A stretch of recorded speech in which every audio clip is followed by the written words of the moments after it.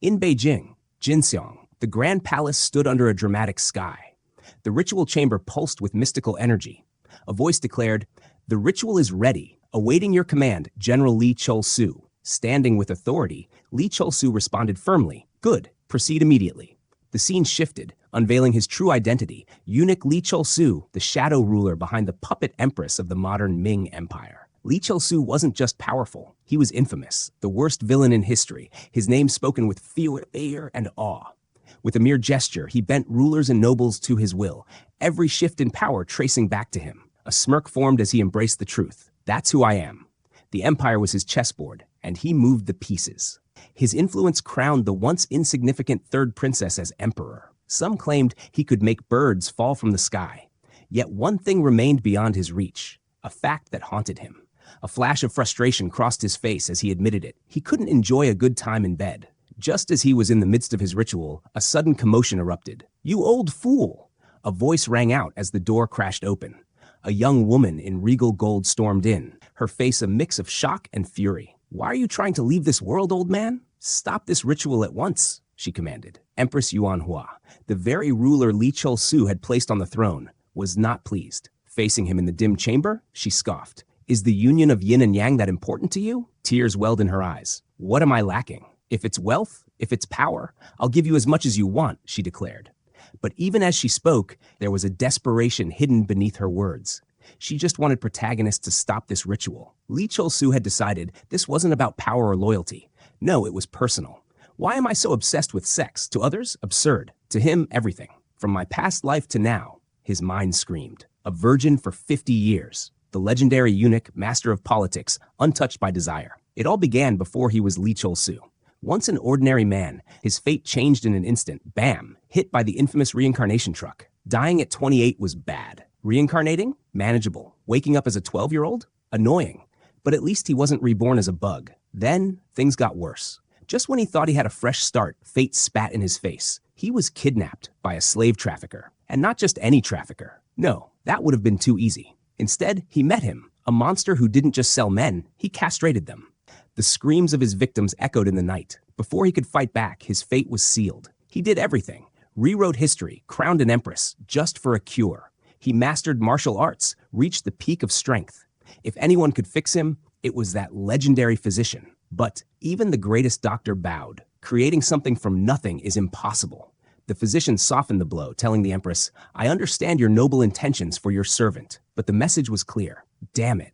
What was the point of power, wealth, or strength if he could never reclaim what was lost? That's why he made his final decision. He would reincarnate. A new body, free from fate's cruelty. Countless wives, endless indulgence. Only the most stunning beauties. His eyes gleamed. "If it's not that, I won't be satisfied." But just as the ritual peaked, "Old man!" Empress Yuanhua's furious voice shattered the moment. She stormed in, eyes burning.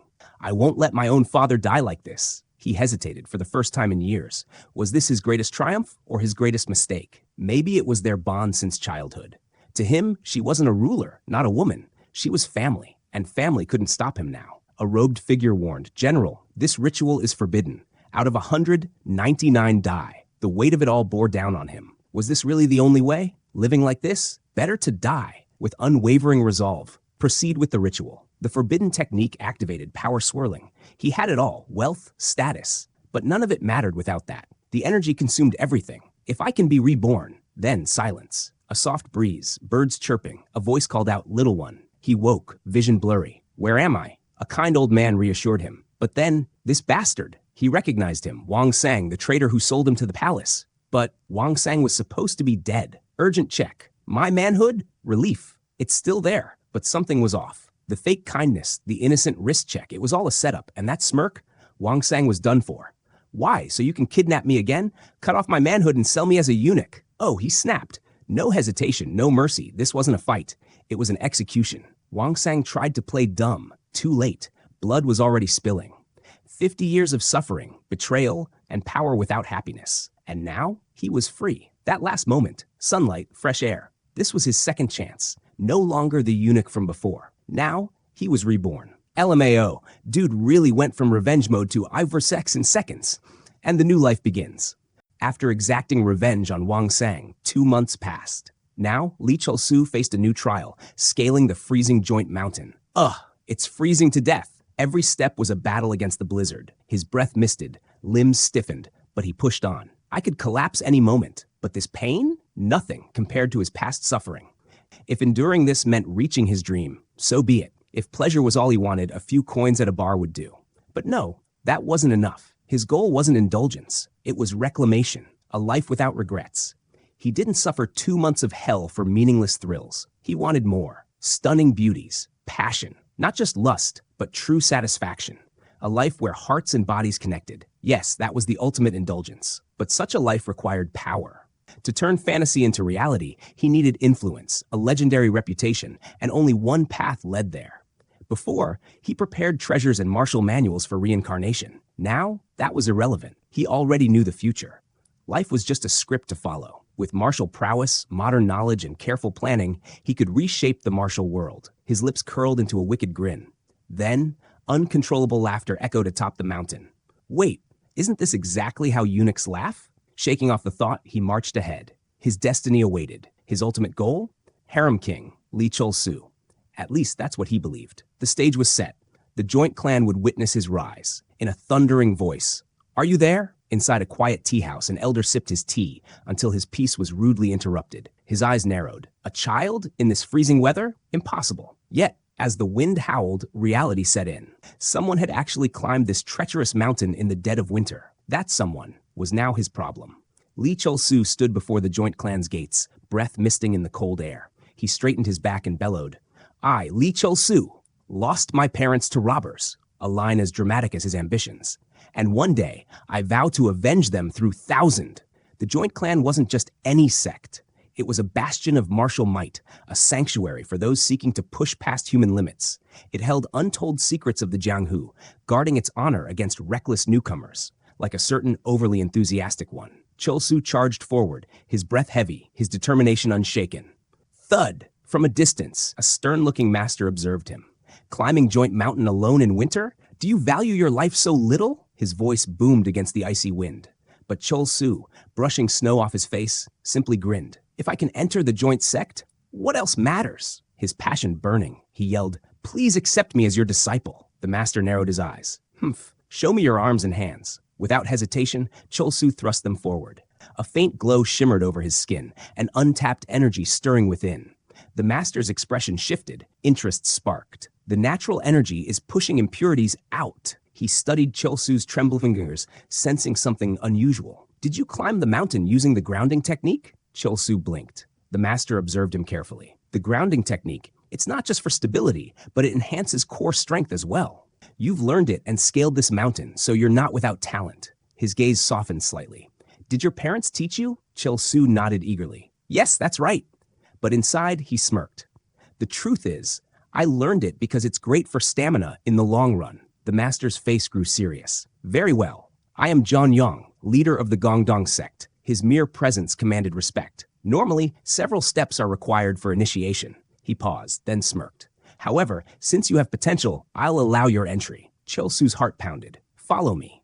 As he stepped forward, a victorious thought flashed through his mind. It's all going according to plan. The Gongdong sect was on the brink of collapse. They had no reason to refuse a disciple. With a determined grin, he clenched his fists. "But I won't let my guard down." He followed Master John Yong into the sect's courtyard, taking in the sight. This is excessive. The sect was larger than expected, but many buildings lay in ruins. A battered sect, a true dark horse, just waiting to rise again. He chuckled inwardly. "Not bad. If history holds, this could be the perfect storm for me." The master halted, snapping Chol-su from his thoughts. "Before we begin, there's someone you should meet." A figure approached. "She is the senior disciple of our sect." Chol-su's smirk widened. "The more chaotic this sect is, the better for me." He tightened his scarf, concealing his excitement. "I'll rise to prominence before anyone notices." His mind raced, wielding a legendary blade, standing above all challengers. But before he could indulge further, Huya, a figure stepped forward. "From today, he is your fellow disciple, Li Chol-su." A sudden gust swept through the courtyard. Whoosh! Chol-su shielded his face. "Ugh, what a snowstorm!" The wind howled. A shadowy figure emerged, radiating an icy presence. Tap! Their footsteps echoed. Chol-su swallowed hard. This person! Before him stood a youth with radiant features. Blue eyes shimmered, his presence almost glowing. Nice to meet you, fellow disciple. His past life flashed before him. He knew this guy, but he was completely different in reality. Panic gripped his heart. The dazzling disciple tilted his head. You don't look well. Are you sick? Chilsu snapped back, pale and sweating. No, I'm fine. But deep inside, things were not fine. The disciple smiled warmly. That's a relief. Let's get along like brothers. A chill ran down Chilsu's spine.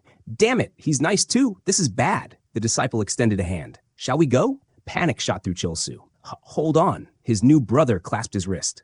There's so much to show you. The world spun. Huh? Whoosh! A powerful force yanked him off the ground. Wind roared past. His arms flailed. Stop! Terror twisted his face. I don't want to be touched by you! He flailed desperately. Please let go, Hung. The older disciple blinked. Oh? Silence.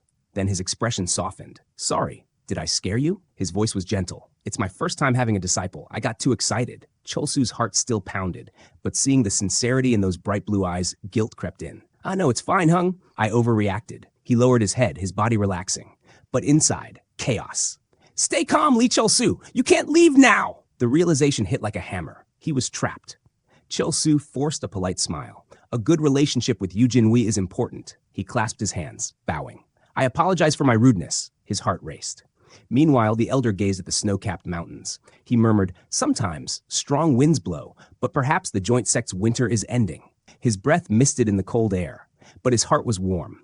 I hope Cholsu and Jinhui become friends. A memory surfaced. 10 years ago. A shivering orphan, eyes filled with hunger, and an unbreakable spirit. It was around this time when I picked up Jinhui. The elder's gaze softened. A lost child who became a warrior. But fate had bigger plans. In these frozen mountains, a single hope remained. Jinhui is the key to reviving the joint sect. The road ahead was perilous. To restore the sect, Jinhui must enter the martial world. He will face warriors, forge alliances. But there was a secret, one that could change everything. As cherry blossoms swayed in the wind, the truth was revealed. Jinhui was not a he. Beneath the warrior's mask stood a woman. Through Cholsu, she must learn to guard her secret. A life of deception, a fate bound to secrecy. Would the world ever know the real Jinhui? Protagonist lay restless, thoughts churning over the day's events. His first day in the joint sect weighed on him, but Jinhui's presence bothered him most. Hours earlier, they had exchanged formalities, accepting their new roles. Jinhui had introduced him to the fallen sect, his sincerity clashing with Protagonist's irritation. He guided Protagonist through the ruins, sharing the sect's tragic history. The Red Demon sect's sudden attack had left chaos, yet the sect endured. Protagonist's irritation faded as he sensed Jinhui's deep connection to this place. These ruins weren't just history, they were resilience. Now, he understood why Jinhui wanted to share it. Acknowledging Jinhui's words, Protagonist hesitated, uneasy with their closeness. Jinhui noticed and held back, sensing it wasn't the right time. Despite the awkwardness, Protagonist brushed it off, saying mistakes weren't a big deal. He showed real interest in the sect's history, especially when Jinhui told it. Jinhui saw the shift. A bridge could form between them, but patience was key. Things seemed smooth. Jinhui reassured him, and tension eased. But Protagonist underestimated Jinhui's enthusiasm. An arm suddenly draped over his shoulder. His face burned red, mind spiraling into panic. Instinct took over. He screamed. Jinhui, startled, quickly apologized. Protagonist was shaken. Physical contact was for grand moments, with beautiful women. Had years of discipline nearly crumbled? Collecting himself, his thoughts turned to Jinhui. A prodigy, the pride of the joint sect, praised across the martial world. Yet, despite his fame, Jinhui treated women like mere stones on his path. Rumors spoke of it, but now, feeling his overwhelming presence, Protagonist finally understood. His mind raced. Could it be? Was Jinhui truly uninterested in women? Is he gay? Whispers resurfaced. Rumors of palace days, castration, and strange desires. Protagonist shook his head violently. No, that can't be true. But I'm not gay, he internally screamed, as much to himself as to the world. His eyes drifted to a tool. Curiosity gnawed at him. I kind of want to use this, he muttered, frustration creeping in. He glanced down. Why does my little buddy look so defeated? Fists clenched. Kegels aren't enough. Is it time for jelking? Desperation took hold. Jinhui, I'm sorry, but I'm destined to be a stamina king. You won't get my ass. Silence. Kya! The night shattered with a scream, and madness continued. Under the serene moonlight, a frustrated sigh broke the silence. Ha! It's frustrating. A young woman sat outside, her arms crossed as she muttered to herself. Why am I like this? Her mind replayed the events of the day. I've committed 2 rudenesses to a newly arrived disciple today. She smiled wryly, exhaling to steady herself. I was just happy to have a new family. Maybe too happy. Even if I can't be a good example. A voice interrupted her thoughts. If you tell me the history of the joint sect, I'd love to hear it too. She turned to see a familiar figure in the courtyard, his gaze warm and curious. The knight's tension eased as she recalled the kindness she'd received. You must have been surprised and troubled, she whispered, meeting his gaze. Yet you still chose your words carefully for my sake. She clenched her robe slightly, lost in thought. I want to get a little closer to Cheol-su. Is this what it feels like to have a brother? A gentle breeze carried the scent of cherry blossoms as she smiled, warmth filling her heart. Next time, I hope we can be close enough to embrace without hesitation. As the night passed, a new day dawned, bringing a shift in atmosphere. Yay! The young man cheered, hoisting a pot. Cleaning's done. Life carried on, but an unspoken bond had formed. The young man sighed, surveying the kitchen. I expected this, but it's painfully poor. Shelves creaked under dust and neglect. It felt ready to collapse. What am I even doing here? He shook off his doubts, determination taking hold. To become a martial hero and make my name, I must impress the master and senior. His eyes burned with resolve. If it's come to this, even scrubbing a single grain of rice or vegetable will be done with my utmost effort. With a dramatic stance, he raised his hands. Today, we salute the great master of obstetrics, Arnold Kegel Sr. The door burst open. A voice roared, Junior, what are you doing in the kitchen? Caught off guard, he screamed. As the senior entered, the young man straightened up in a panic. Did you arrive, senior? He stammered, hastily adjusting himself. The senior strode in, glancing around. Did you prepare everything for breakfast yourself? I came just in case, the young man muttered, still nervous. A pause. Then a nod of approval. Yes, the youngest should take initiative in such tasks, he declared, gripping the rice basket, struggling to maintain his composure. The senior smiled warmly. Seriously, I've never seen anyone as quick and capable as you. How commendable. The young man, flustered yet proud, suddenly found his thoughts drifting. Wow, even in this situation, he looks that good. Damn, he's really handsome. Frustration flared. If I were even half as handsome, I wouldn't be suffering like this. Shaking it off, he spoke. Losing my parents forced me to grow up fast. Sorry if acting alone bothered you. His own vulnerability caught him off guard. No, I wasn't being sarcastic, the senior replied, flustered. I'm also an orphan. I just felt a sense of camaraderie. I meant your maturity is admirable. Why has this guy been apologizing so much since yesterday? He thought to himself. Is he planning to advertise himself as a pushover? Yes, he responded awkwardly. To his surprise, the senior stepped forward. I'll help. I have some experience with vegetables. Huh? The young man blinked. What kind of senior actually helps their junior? Looking at him, the young man thought, this guy is really attached to his sister. After all, the legendary Jin Hui originally had a sister, not a brother. The young man's thoughts drifted as he recalled a legendary beauty. The beauty that would one day be called the best in the world. He dismissed the thought. That sister was a distant future. Right now, Jiwi was his only peer. Smirking, he reconsidered.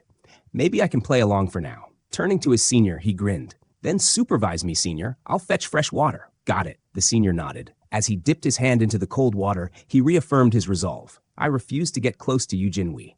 His true desire lay elsewhere. What I want is only the name of the senior who will become famous in the distant future. His ambition burned. I'll seduce every woman drawn to his name and make them fall for me instead. Lost in thought, he lost focus. A loud creaking sound echoed through the room as a heavy object lost balance.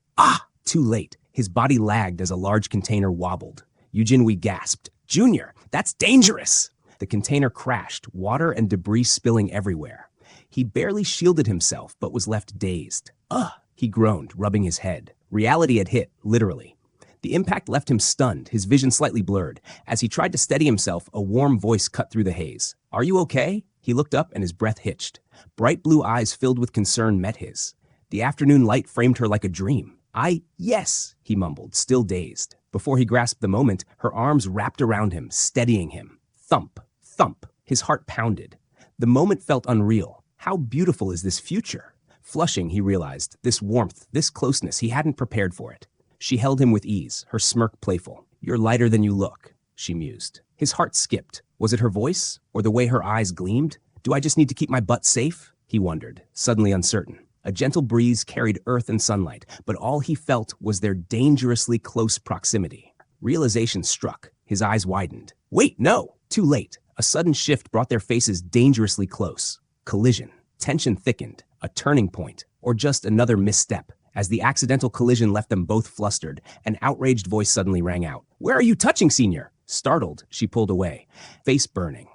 I'm sorry, Junior. I wasn't trying anything. Don't misunderstand, she pleaded, panicked. Misunderstand what? He snapped, glaring, his face just as red. Stop blushing. You're making this even weirder. Desperate to change the topic, she blurted, I'll make the meal. Just rest. Before he could respond, she fled, leaving him stunned. He narrowed his eyes, watching her exaggerated retreat. Is she trying to assassinate me or what? He muttered, scowling. Yet, despite his frustration, the warmth of that moment refused to fade. A senior sect member, having witnessed the chaos, nearly fainted. If our master sees this, he gasped, his face pale, his mind spun with terrifying outcomes. He'll scold me. No, he might make me meditate for days. Sighing dramatically, he accepted his fate. 2 months later, the scene shifted to the Grand Martial Hall of the joint sect. A voice echoed through the hall. What do you think is the true strength of martial arts?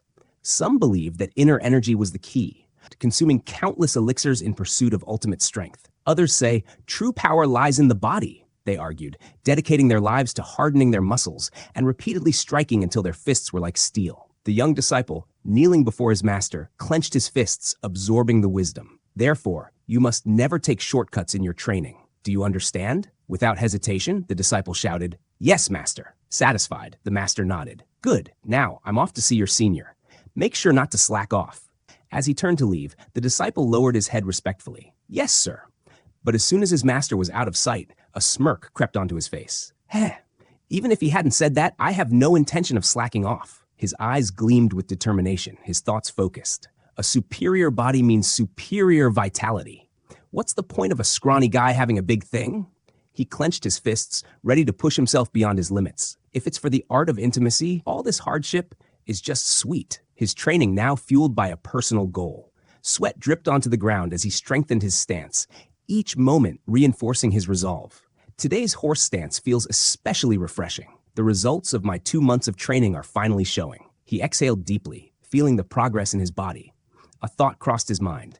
Was this what gym junkies felt like when they increased their dumbbell weights? Just then, a booming voice interrupted his thoughts. Memories surfaced. Back when he was a eunuch, no amount of training could erase that androgynous feeling. But now, he was different. This time, he would surpass those limits. The protagonist reflects on his past struggles. It was all because of that cursed eunuch martial art. He recalls the Guihua treasure technique, which he had mastered.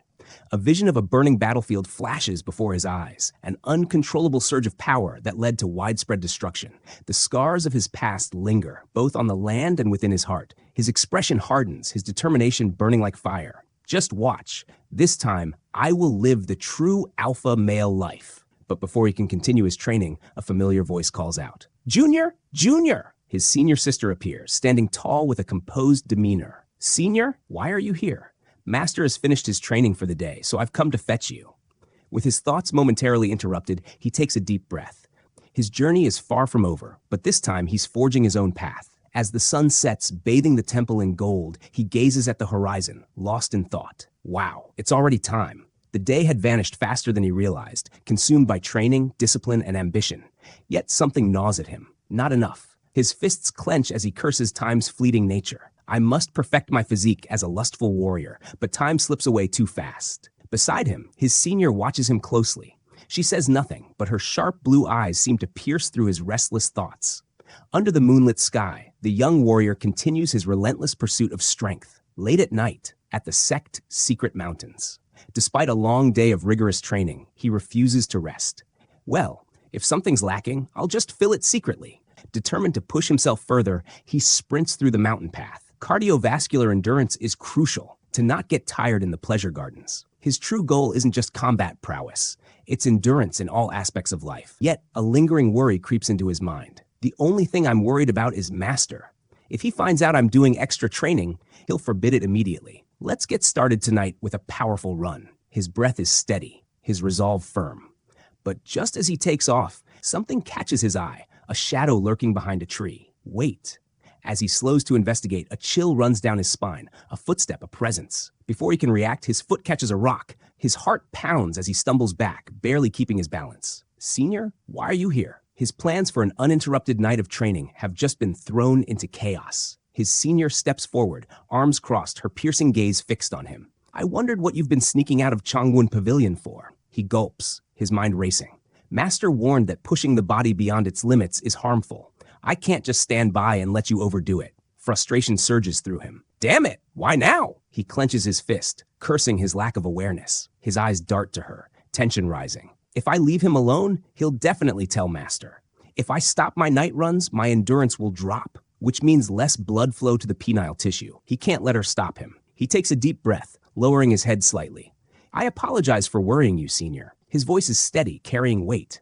But I have my reasons for this extra training. His senior looks at him, puzzled by his determination. You and I are different. The moon casts a glow over the silent night, emphasizing the contrast between them. While you grasp 10 concepts when taught one, his hand clenches into a fist. I'm a fool who forgets the one I'm taught. The frustration in his voice is clear. He isn't gifted like her. I hate being left behind. His grip tightens. And I hate knowing that if I don't push myself to the limit, I won't even reach your feet, let alone stand beside you. His senior watches him, her expression unreadable. Have you ever heard, the early bird catches the worm, Yi Jinhui? She steps closer, and he tenses. You so upright to your core?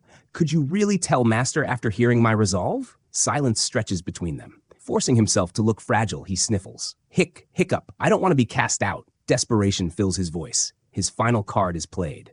As his voice trembles with feigned distress, his senior suddenly pulls him into a tight embrace. Tears glisten in her eyes as she whispers, I'm sorry, Junior. I didn't know you were struggling with this much. His eyes widen in shock. What? His mind races as she pulls him closer, her warmth pressing against him. Ugh! He groans, feeling her crushing grip. Shh! Don't cry, she soothes. But inside, he's screaming. Let go, you crazy man! Are your arms made of steel? His carefully planned act has gone horribly wrong. He struggles, but her grip is unyielding, trapping him in despair. Under the moonlit sky, he stands with clenched fists, frustration clear on his face. Damn it, he mutters, staring at the serene waterfall before him. But then, squish, his eyes widen in shock. Squishy! His mind freezes, caught between confusion and a staggering realization as he's enveloped in an unfamiliar softness.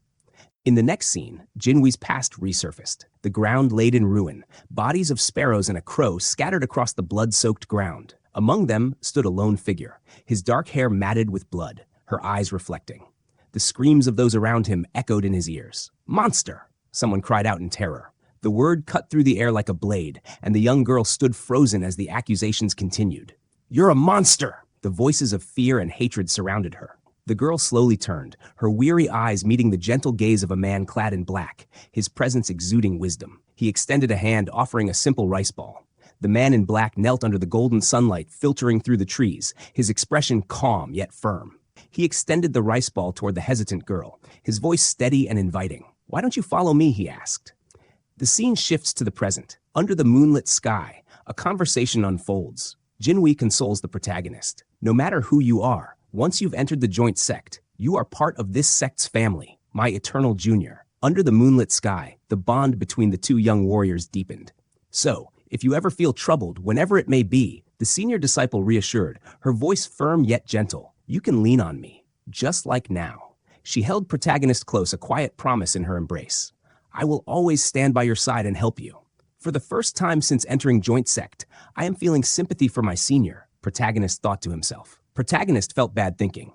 Yu Jinhui, who not only masters all martial arts in harmony, but can also perfectly imitate any technique after seeing it once, turns out to have gynecomastia. His face twisted in shock. Oh man, who's gonna tell him those are real? The protagonist's mind raced. A woman might call it a chest, but with a 99% accuracy rate, Master already confirmed Yu Jinhui is a man. He reassured himself. No way Yu Jinhui is a woman. The scene shifts to the next day at the training field.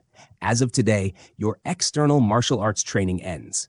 Master's words rang with finality. Yu Jinhui and protagonist, listening intently. You've worked hard until now, Master says. The Master continued, Cheol Sul, your foundational bones and physique are well developed. So let's reduce your external training and start internal martial arts. From the side, Jinhui spoke excitedly. Congratulations, Junior. Yes, the protagonist replied, but a thought surfaced. What's wrong with him? Despite the excitement of stepping into the realm of internal martial arts, a frustration that refused to subside. I'm happy to start internal martial arts, but I can't stand how annoying Yu Jinhui is. Just then, a voice broke his thoughts. You don't look well. His master was watching him with a keen gaze. He forced a quick, dismissive response. "Ah, it's nothing. Let's not dwell on useless thoughts," he reassured himself.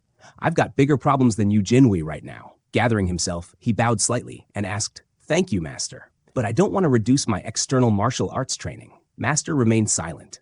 The master isn't wrong, though. Most who began internal martial arts kept external training minimal, just enough to maintain their physique. Their focus shifted, cultivating energy, mastering swordsmanship, refining footwork. But the protagonist couldn't accept that. He bit his lip, torn between logic and desire. Tradition urged one path, but his heart insisted. External training was the key to the ultimate physique that would captivate women. But even as he reassured himself, reality struck. No excuse could hide the truth. He was still worse than Jinhui. The master regarded him thoughtfully. "You refuse to reduce your external training?" His calm, probing voice tested the depths of his resolve. "Tell me your reasoning." The young man took a deep breath, his chance to be understood. "Despite what my talent suggests, I'm actually slow." His steady gaze held no delusion. "To support my seniors and rebuild the sect, I must work harder than anyone, master." Doubt lingered, but he clenched his fists. "Even if it's inefficient, I can make it work." Even with the same technique, greater strength wins. His vision sharpened. On the battlefield, his sword cut through all in its path. This was the future he had to claim, no matter the cost. The image of success burned in his mind, the respect of his peers, the acknowledgement of his efforts. He would get there. Determined, he stepped forward. "Please allow it, master." His voice carried his conviction. His master studied him, eyes narrowing slightly. "Is that truly a child's gaze I see?" No hesitation, only determination. He's not like the others. His disciple forged his own path, so his efforts must be just as unique. The young man stood firm, awaiting his answer. The master's gaze lingered. Does Qianso truly understand that his talent is merely average? There was a time when skill and talent alone dictated success, where the gifted soared while others struggled. But that era was long gone. Now, everything has turned to dust. Qianso's path cannot be measured by ordinary standards. His stance remained firm, resolve unwavering. Training for pure talent must go beyond the common way. The master exhaled and reached into his sleeve, pulling out a small package. "Take this. It's the formula for foundational internal martial arts. No side effects." Protagonist's eyes lit up as he bowed respectfully. "Thank you." The martial world was unforgiving. The martial world is ruthless to those without talent. However, his master's voice rang out, firm and resolute. "For those who dare to challenge, all paths are open." The master continued, "I will grant you permission for additional external training. Furthermore, I will now pass on the So-Yang symbiote to you. So memorize the formula for the internal martial art that the elder gave you." Protagonist's expression hardened in determination. "Yes," the master nodded, stepping forward. "I will begin the Jin Go Do now. Are you ready?" Jin Go Do, the infusion of energy into a practitioner's body. Protagonist's heart pounded in anticipation. "Yes," he responded without hesitation. Hands moving with precision, master placed a firm palm on protagonist's back. "I will infuse internal energy into your body and guide it as per the formula. Memorize the flow carefully." Protagonist closed his eyes, bracing himself as an unfamiliar sensation washed over him. A warm energy coursed through his frame, unlike the icy chill he once knew. "Hard energy flows through my fibers, a sensation I've never felt before." Unlike the suffocating cold many described, this energy was different. It flowed warmly, expanding within him like a steady pulse of life. Golden light enveloped his body. A surge of power rippled through protagonist's body as the energy settled within him. The warm golden force radiated outward, stirring the very air around him. He gasped, eyes widening. This is Yang Qi. For the first time, true internal energy flowed within him. The transformation was undeniable. The master observed him with calm satisfaction. "Congratulations on entering the realm of internal energy, Chil-Su." The protagonist's body tingled with newfound strength. For so long, he was defined by his limits. Now he was something more. "You're no longer a eunuch." A bright smile spread across his face, his heart soaring with excitement. "At this moment, I have truly been reborn as a real master." His journey had only just begun. So exulted in his newfound strength, with a triumphant leap, energy surged through him. The weak eunuch was gone, reborn into true mastery. From the sidelines, a figure watched him closely. Yu Jinhui, her eyes glimmering with a quiet determination. As night fell, the atmosphere shifted. Beneath the cool glow of the moon, a serious conversation unfolded between Master and Jinhui at a wooden table. "What do you mean by that?" the Master asked. "Are you saying you want to continue your external training, Jinhui?" Jinhui exhaled, gripping her cup. "Yes." Her grip on the teacup tightened slightly, the air shifting with unspoken depth. As a senior, Jinwei spoke with steady conviction. I want to lead my master. The master's lips curled into a rare, amused smile. Taking a slow sip of tea, he nodded knowingly. You've truly learned the art of camaraderie, haven't you? He mused. After a moment, he set his cup down and gestured lightly. Go ahead and do what you want. The night deepened, snowflakes drifting lazily as the grand structure stood under the moonlight. The journey ahead was uncertain, but one thing was clear. Jinwei, every step is a lesson. As the master stood by the window, his gaze softened. The cold night air brushed against his face, but his heart felt warm. Protagonist and Jinwei, so young, yet so sincere about rebuilding the clan and martial arts. He sighed deeply, the weight of history and responsibility pressing upon him. Yet, for the first time in years, he felt lighter. Now, I can finally fulfill the previous master's wishes. A new journey was about to begin. The silent night was broken by the faint rustling of leaves. 2 deer were brutally killed in forest.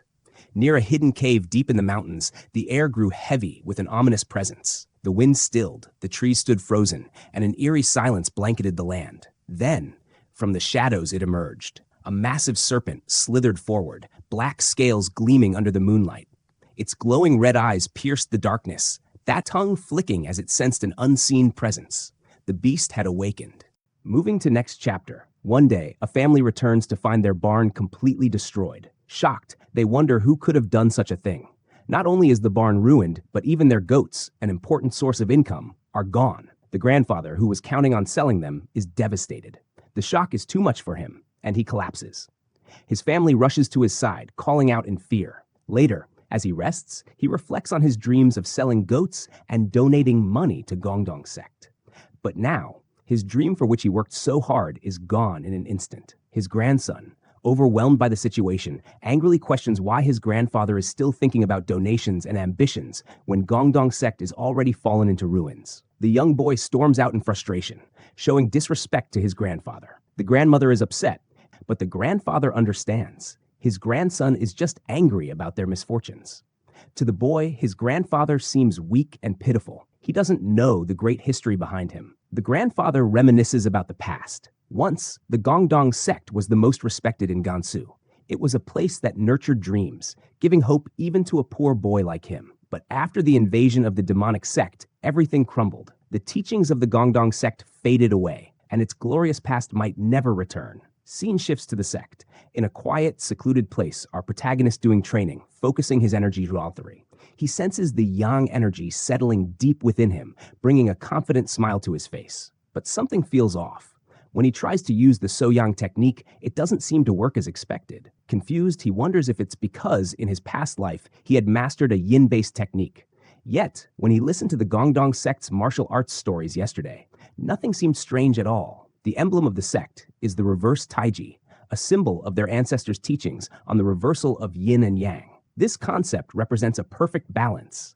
Yin and yang reversal means water flowing upward and fire burning downward, achieving the highest form of life. Because of this, many people think these resembles demonic arts. But unlike the demonic sect, they do not use their skills for selfish or destructive purposes. Their only goal is to eradicate the demonic sect. The master warns protagonists to always remember this distinction and not be misled by rumors. Protagonist reassures himself that joining the Gongdong sect was the right choice. He believes their martial arts exist to slay demons, making it the perfect path for someone seeking strength. Suddenly, he hears a strange sound. Curious, he pauses his training to listen. In a snow-covered region, a desperate young man pounds on the sect's doors, pleading for help. His grandfather is in danger, and he begs the so-called greatest sect in Gansu to prove its worth. If the sect is really the Teetist, surely they can help an old man who has supported them his whole life. Jinwei pauses, ears sharp. Did you hear that? She asks. Protagonist nods, eyes narrowing. Yeah, someone's calling for help. The timing couldn't be worse. Master isn't around. They hesitate, but decide they should investigate. At the sect's entrance, a distressed boy pleads for aid. He begs the disciples to catch the culprit. The disciples exchange glances. This seems odd. Usually, theft is a matter for the local authorities. The boy explains his predicament. The destruction of the barn didn't seem like an ordinary theft. Who would go so far as to break the structure itself? It made no sense. He recounts how his grandfather has always admired the Gongdong sect, contributing whatever little he could to support its growth. But now, with their livelihood in ruins, they had nowhere else to turn. Lowering his head, he pleads with the disciples. He knows it's shameless to ask for help without offering anything in return. But for his grandfather's sake, someone who had dedicated his life to believing in the sect, could they not make an exception? The disciples exchange glances. Protagonist considers the situation carefully, tapping his chin in thought. After a moment, he speaks. The fact that this child came all this way for help is admirable. Shall we at least take a look?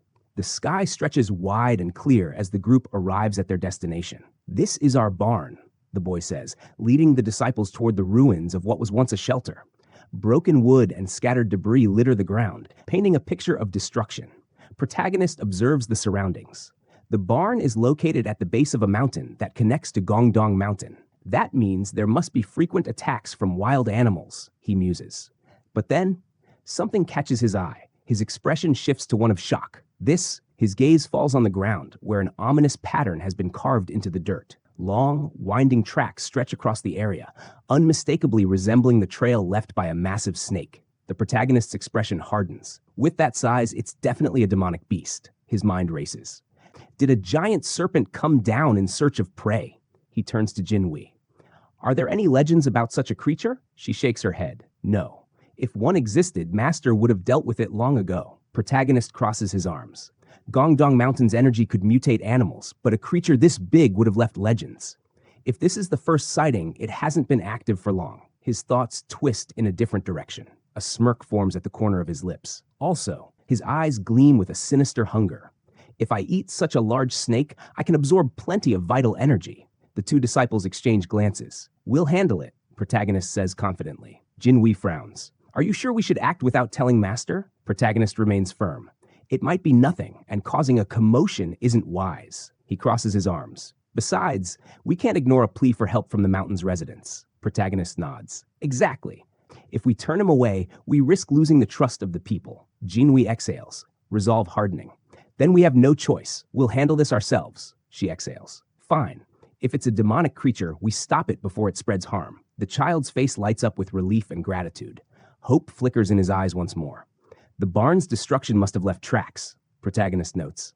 Let's send the child back and investigate. I'll take him, Jinhui says as the trembling child clings to her. Protagonist scans the area, sharp eyes searching for clues. Suddenly, he spots something unusual. His heart pounds as he dashes forward.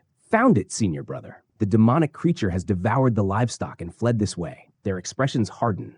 There is no time to waste. We have to catch it! They sprint along the massive trail, ready to face whatever awaits. The disciples sprint through the forest, their footsteps light as they follow the massive trail. Arrows of webbing stretch between the trees, a warning that something unnatural has passed through. Junior. Jinhui hesitates, casting a glance at protagonist. Are you sure it's okay to act without telling Master? Protagonist doesn't slow down. Aren't we helping commoners? He smirks slightly, eyes focused ahead. Of course, Jinhui replies, sighing. As a righteous disciple, you're so kind. For now, we track it carefully, he says. They weave through the trees, mindful not to lose their way. Just then, the younger disciple's eyes widen in shock. Something feels off. A chilling presence looms ahead, hidden just beyond their sight. The disciples come to an abrupt halt as they notice something unusual. Wait, why did the tracks suddenly stop? Protagonist mutters, scanning the ground with a frown. Before he can react, his senior shouts in alarm. Junior, look out! A massive form erupts from the shadows of the trees, its scales glistening in the light. The monstrous serpent, its mouth gaping wide with razor-sharp fangs, lunges toward them with terrifying speed. Protagonist barely has time to move before the creature strikes, its enormous body crashing through the trees. He leaps to evade, but the serpent's powerful tail sweeps him off his feet. Junior! The senior disciple yells as he watches his companion get flung through the air, spiraling toward the ground. The monstrous serpent coils, its menacing eyes locked onto its target. As the disciple is thrown through the air, a vision flashes through protagonist's mind, a glimpse of the past, or perhaps the future. He spots the revered sword saint who once wandered the world, only to lose his way on Gongdong Mountain, where he discovered the legendary Guangxiang Daniel, a place of immense power. The vision shifts, revealing a golden elixir, part of the secret techniques of the Gongdong sect, left behind as a legacy of his ancestors, and Sword Saint rediscovered a portion of this and consumed an elixir there, gaining incredible power. The realization dawns upon protagonist. For an ordinary beast to become a demonic creature, it must have absorbed a vast amount of spiritual energy. His mind races. If such energy exists here, this must be the place. If the snake absorbed its power, that explains its mutation. The battle is far from over. The disciple, gripping his fang tightly, feels the weight of the battle pressing down on him. If I survive this, determination burned in his eyes. I can restore my vitality and reclaim the sex-lost techniques. He readied himself to strike. Yu Jinhui's blade flashes as she leaps, striking swiftly through the serpent's defense. Meanwhile, the poisoned protagonist clenches his teeth, barely holding on as venom courses through his veins. If I delay any longer, his life will be in danger. The blade descends, aiming for the serpent's weak point. Yu Jinhui's strike lands, but her eyes widen in shock. Her sword barely leaves a scratch. The scales are too tough. Before she can react, the serpent lashes out, sending her flying across the battlefield. The junior, battling poison, shouts, "Yu Jinhui, don't just stand there." His voice pierces the chaos. "Stay calm, no matter what." Protagonist steadies himself, gripping a sturdy wooden branch. Honestly, he thinks, frustration evident in his expression. With a fierce resolve, he lunges forward, forcefully driving wooden branch into the serpent's gaping mouth. There's still a long way to go. The serpent roars in fury, thrashing violently, its massive body coiling and striking the ground.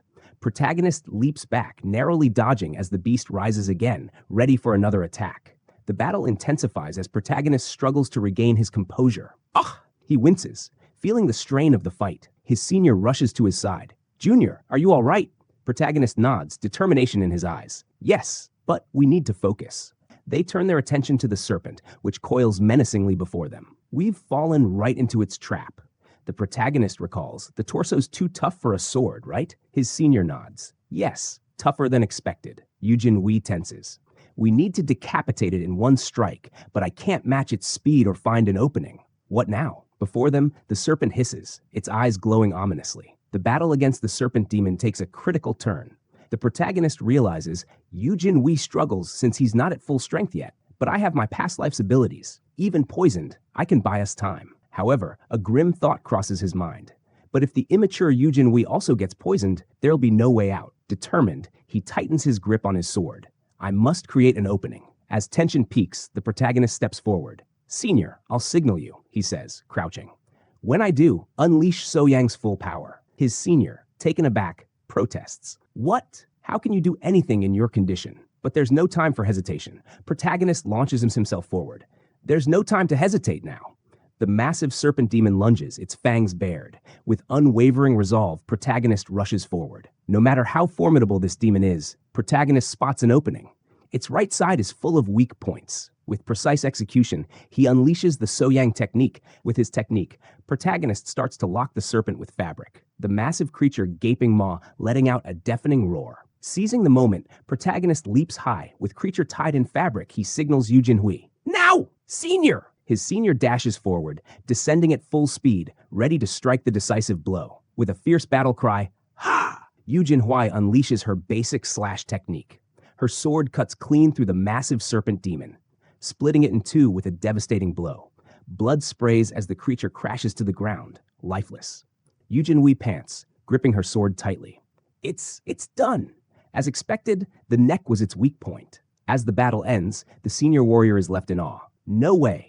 Did the junior foresee this and guide me so that I could decapitate it? Realization dawns on her as she looks toward her fallen companion. "Junior!" she shouts, rushing toward protagonist.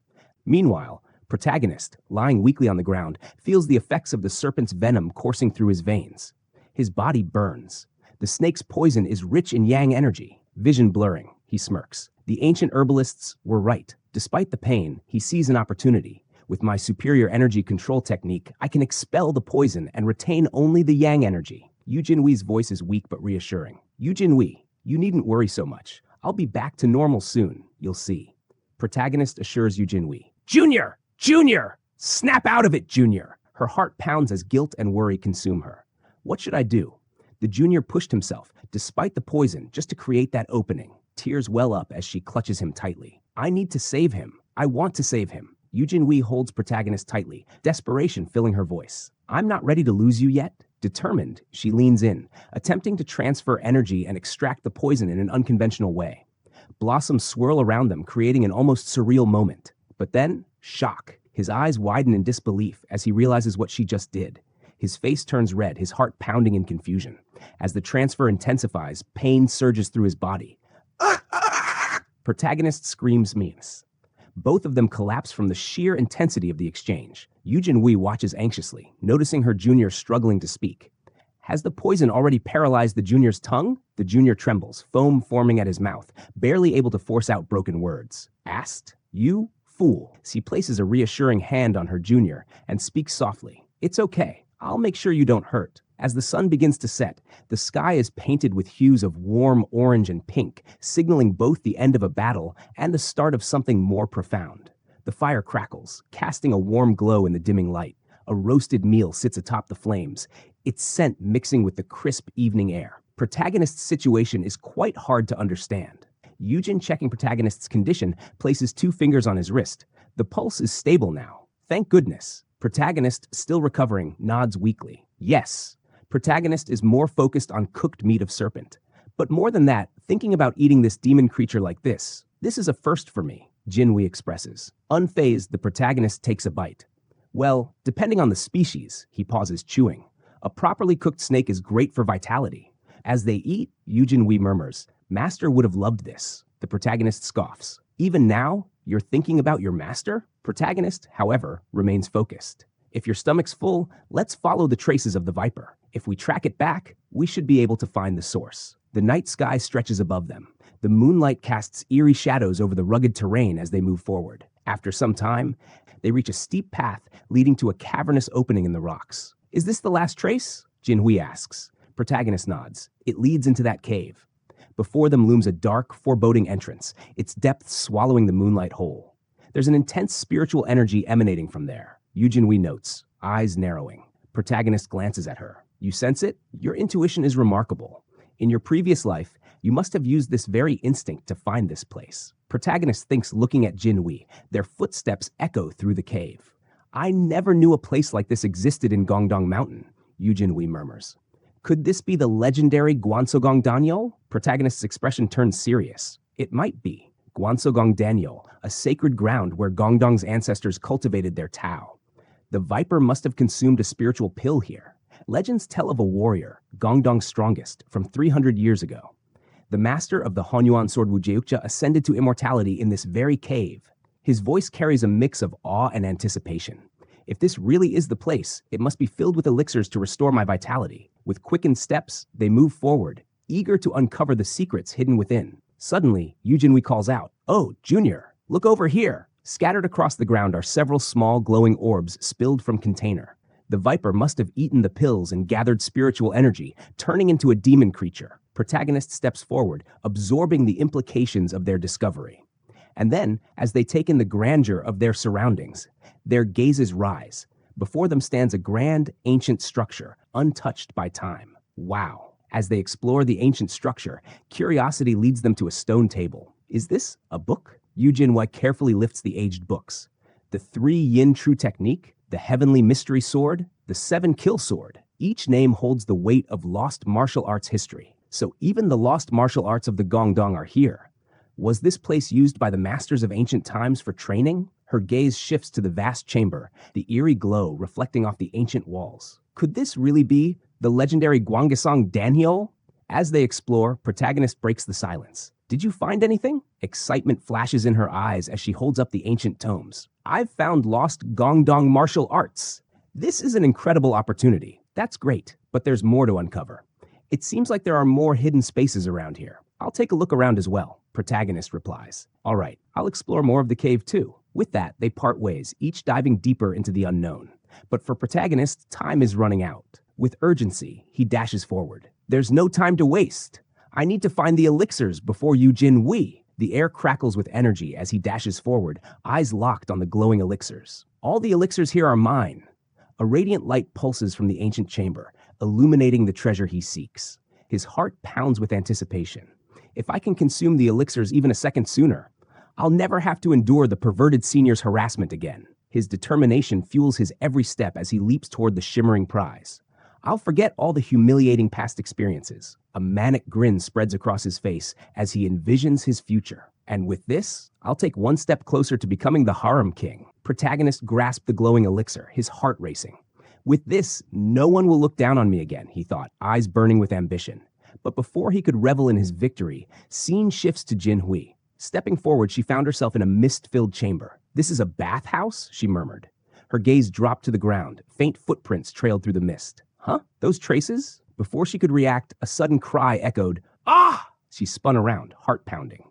She starts to run towards Protagonist. "Junior, what's going on?" Inside cave, Protagonist's attention snapped by the glowing elixir. The air around it twisted, forming a spiraling current of energy. Jin Hui gasped. "That's..." The swirling energy intensified, and the name left her lips in shock. "Mita Sung Su." Protagonist's face twisted in shock. Mita Sung Su, an elixir formed over 1,000 years, absorbing extreme yin energy.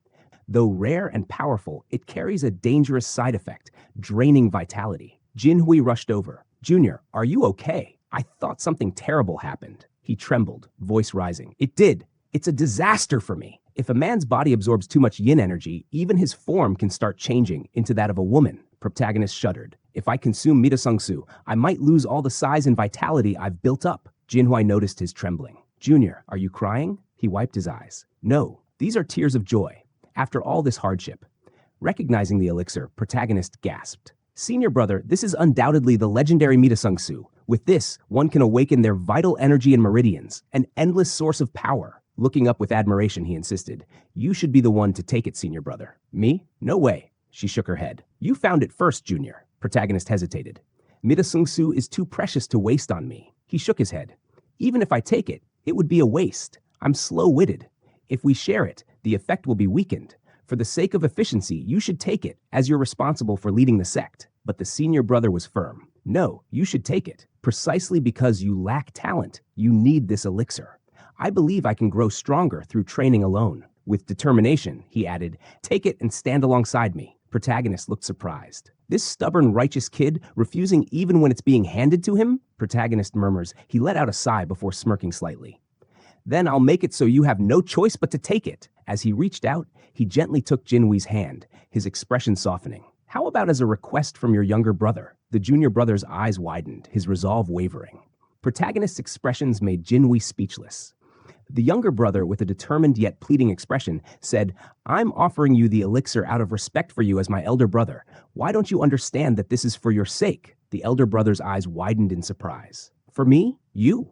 Her junior's sincerity struck her deeply. With a sigh of resignation, she finally relented. "Then, fine, I'll take it." Now focused on the next step, the younger brother explained, "Since Mitai Sung Su is a yin elixir, you'll need to use its internal energy along with the yin element."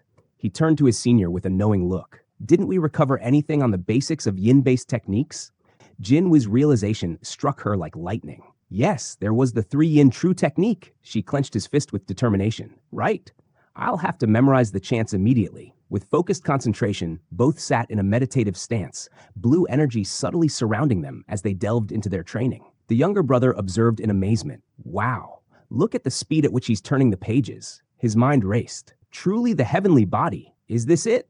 As he watched Jin Hui absorb the knowledge at an astonishing pace, another thought surfaced. At this level, he'll be able to absorb the elixir even without much help. Jin Hui's voice was filled with confidence. "Good, I've memorized it all." Protagonist looked at him in disbelief. "Already?" Before he could respond, energy surged through the cave. Jin Hui started wrapping her hands, focused on a glowing blue force. And in next moment, she got elixir in her hands. Jin Hui's thoughts raced. "The Mita Sung Su that Junior generously gave up for me." She stared at the radiant energy, her determination solidifying. "No matter what, I want to make it mine." The moment that she attempted to absorb the power, something went wrong. Her body trembled as she clutched her chest. "Ah! It feels like my heart is freezing." Protagonist's eyes widened in alarm. "Senior brother." Before he could react, Jin Hui collapsed, her body convulsing as the energy raged inside her. "The energy is rampaging wildly inside my body." "Bad if this continues," she murmurs in troubled voice. "I won't be able to control the energy." And Pupin. The situation worsened as the energy surged out of control. Sharp energy burst from the ground, responding to the violent clash of forces within him. Ugh! His body trembled as the force of the Mita Sung Su clashed violently with his own internal energy. Could it be that the yin energy is too strong to control? Jin Hui's breath turned ragged. Cold, unrelenting power spread through her veins. The signs are really bad. As the world spun around her, her body seemed to fade into the abyss, swallowed by the overwhelming energy. It seems like she has entered a spiritual realm due to the overwhelming energy surge. Is this inside my mind? Floating in the golden void, she recalled a crucial moment. Right. I just consumed the elixir that Junior gave up for me. Understanding the urgency, she focused. I have to make this energy mine quickly. As she reaches out, the swirling energy reacts, pulling her deeper. Suddenly she is submerged, sinking into an endless ocean of power. The struggle for control has truly begun. The scene shifts to a desolate, reddish-brown landscape, where a lone figure walks forward. The past resurfaces, a moment of brutal justice, or perhaps something darker. That crow killed the entire family of sparrows, so I just killed it too. A justification, yet the world seems to pass judgment. Why are you blaming me? The wind howls, carrying memories of whispers, accusations, and fear. Do you know why people called you a monster? The realization dawns, reflected in widened eyes. But is it truth or just another illusion? The intensity escalates as Jin Hui struggles against an overwhelming force. The inner demon, lurking in the depths of the mind, seizes a moment of weakness and launches an attack. Damn it. Even with the heavenly body technique, is he still lacking in energy compared to Mitsusango's force? Protagonist says. Doubt creeps in, shaking his confidence. Even someone as talented as Yujin is not immune to the battle within. I can't believe even the great Yujin had an inner demon. Yet, hesitation is not an option. Protagonist sprints towards Yujin Hui, even though he hates unnecessary contacts. The tension reaches its peak as Yujin finds himself on the verge of losing control. Struggling to contain the overwhelming energy within, she hears a familiar voice cutting through the chaos. That voice! Her junior calls out, urging him to stay focused. You must rule over the elixir's energy right now. But the inner demon, she screams. The battle is no longer just external, it's a war within.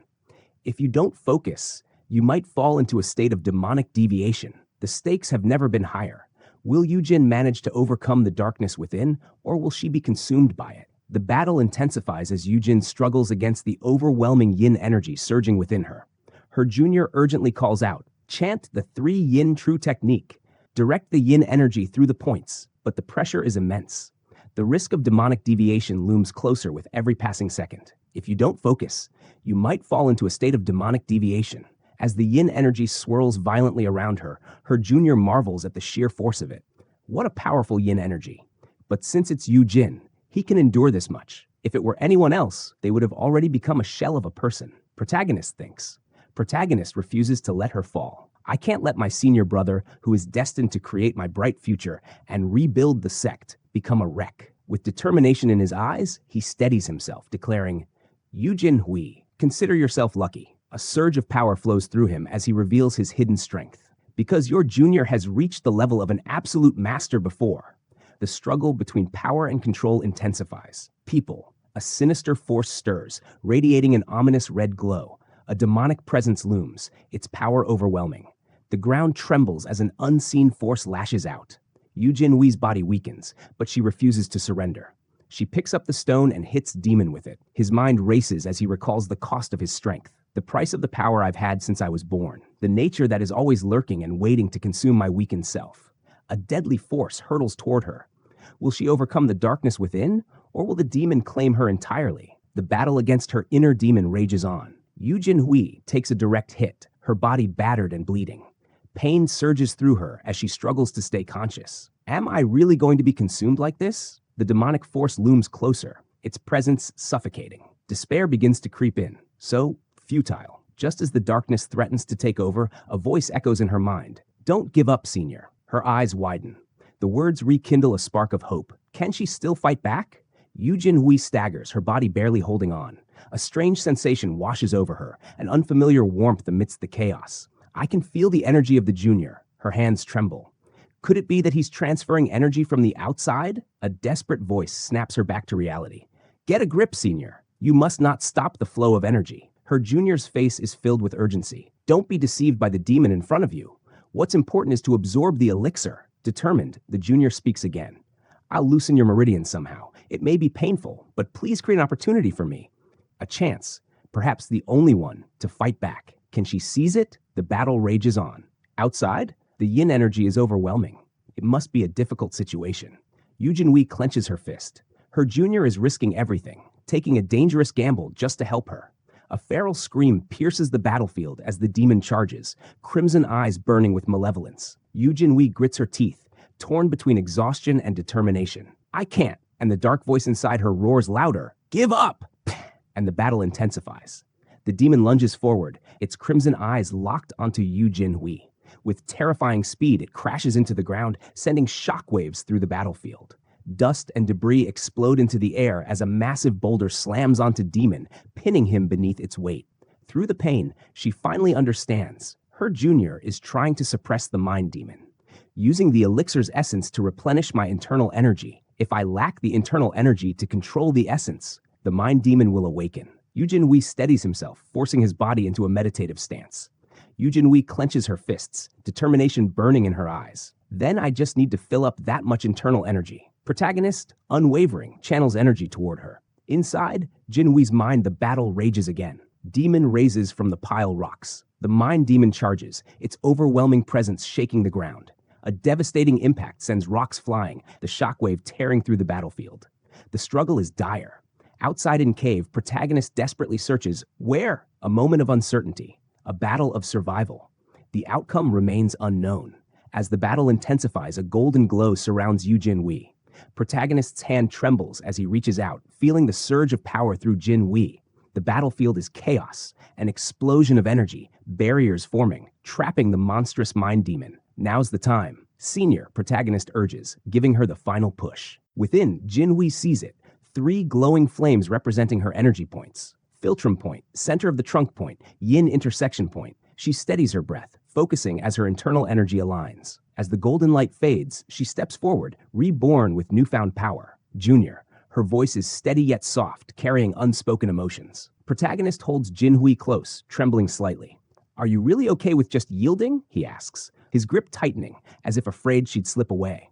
She closes her eyes for a moment, feeling the warmth of his presence. Not anymore, she whispers. You've always been there. The voice wavers, filled with unspoken gratitude and sorrow. Pushing yourself for me, sacrificing without hesitation. The flickering warmth of nostalgia is overshadowed by the cold reality of their situation. But this time, a determined grip tightens.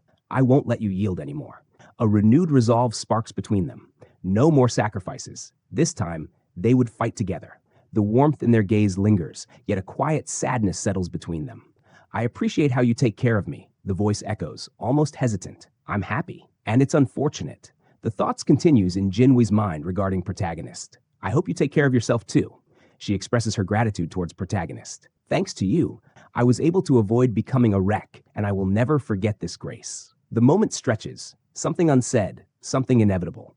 She really wanted to repay this grace. Even if the whole world is your enemy, I will always be on your side, she declares in her mind. In the outer world, inside cave, protagonist is focused on Yu Jinhui. Oh, so you're already performing the 3 yin true technique.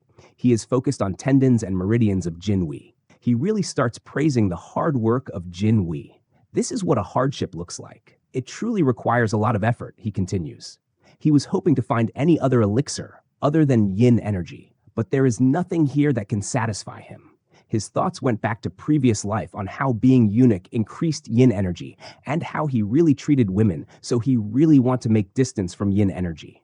Looking at the elixir stones, he murmurs, I am feeling bad for putting myself through all thus trouble, as he got nothing from this much efforts. Suddenly he notices something. Huh? The protagonist stumbles upon a patch of moss, surprised that it can survive in such dense yin energy. Examining it closely, he initially dismisses it as a mere weed, but something feels off. As he concentrates, he senses a faint yang energy radiating from the moss, making it unusual. Observing its vibrant growth and vitality, he realizes it isn't ordinary.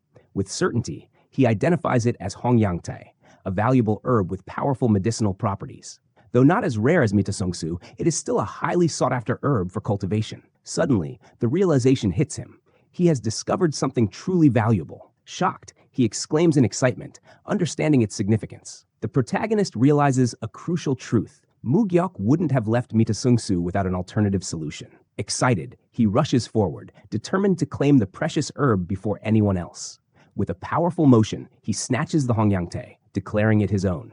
His face lights up with excitement, his grip firm on the herb. This is it, he exclaims, his heart racing with triumph. With a victorious smirk, he boldly declares, This is how you monopolize after reincarnation. Now that he has secured his prize, he sits down, preparing himself for what's next. Now, shall I start my luck journey too? He takes a deep breath, knowing that this is only the beginning of his path to power. A fiery red energy swirls around, filling the space with intense power. As the energy circulates within him, his body reacts. He clenches his fists tightly, feeling the power course through his veins. A surge of determination flashes across his face as he boldly commands, "Come forth, energy of a man." Beads of sweat form on his face as he gasps, overwhelmed by the pure energy surging through him. The protagonist sits in deep meditation, surrounded by a glowing red aura. He opens his eyes, assessing his condition. It's not as strong as Mita Sungsu, but now, I've gained a body that doesn't get sick. He slowly rises to his feet, feeling the stable flow of energy within him. The transformation is complete. Suddenly, he notices something.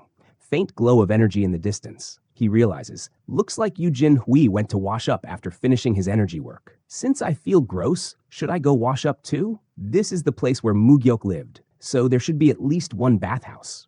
Jin Hui relaxes in the warm spring, enjoying a rare moment of peace. Suddenly, a voice calls out, startling them. "Senior brother, are you taking a bath?" Panic sets in as they quickly warn, "Yeah! Junior, you can't come in!" Outside, the junior awkwardly nods, gripping his sword. Yeah, I'll be waiting." As he paused at the bath's entrance, Jin Hui felt relaxed Kodo. Inside, she hugged herself, cheeks flushed. "I can't let you see me like this," she murmured, heart racing. She exhaled, heart still racing. "I almost got caught." A lifetime of disguise weighed on her. The martial world was cruel. Living as a man had been her only choice. Still, the elixir was a stroke of luck. Without her junior, she might not have survived at all. Her junior was someone truly rare, selfless and kind, never looking down on her despite her lack of martial talent. He had given her a precious elixir without hesitation, expecting nothing in return. Thinking of his unwavering support, she felt a warmth beyond the hot spring's embrace. For the first time, she wanted to give back, to stand by him, just as he had done for her. Her heart raced. Why was she feeling this way? Just thinking about him stirred emotions she hadn't faced before. She wanted to stay by his side, to support him through every challenge, to ease his burdens. A vision of them together, walking forward as equals, flashed in her mind. The thought alone left her flustered, yet it felt right. As she stood in the water, a wave of conflicting emotions washed over her. She scolded herself. What was she thinking? This was madness. Junior was like a sibling, nothing more. She couldn't allow herself to feel beyond that. Could she? She gripped her clothes tightly, forcing herself to suppress the emotions rising within her. These feelings, they're just brotherly affection, nothing more. She shook her head. This foolishness had to stop. There was no place for such thoughts.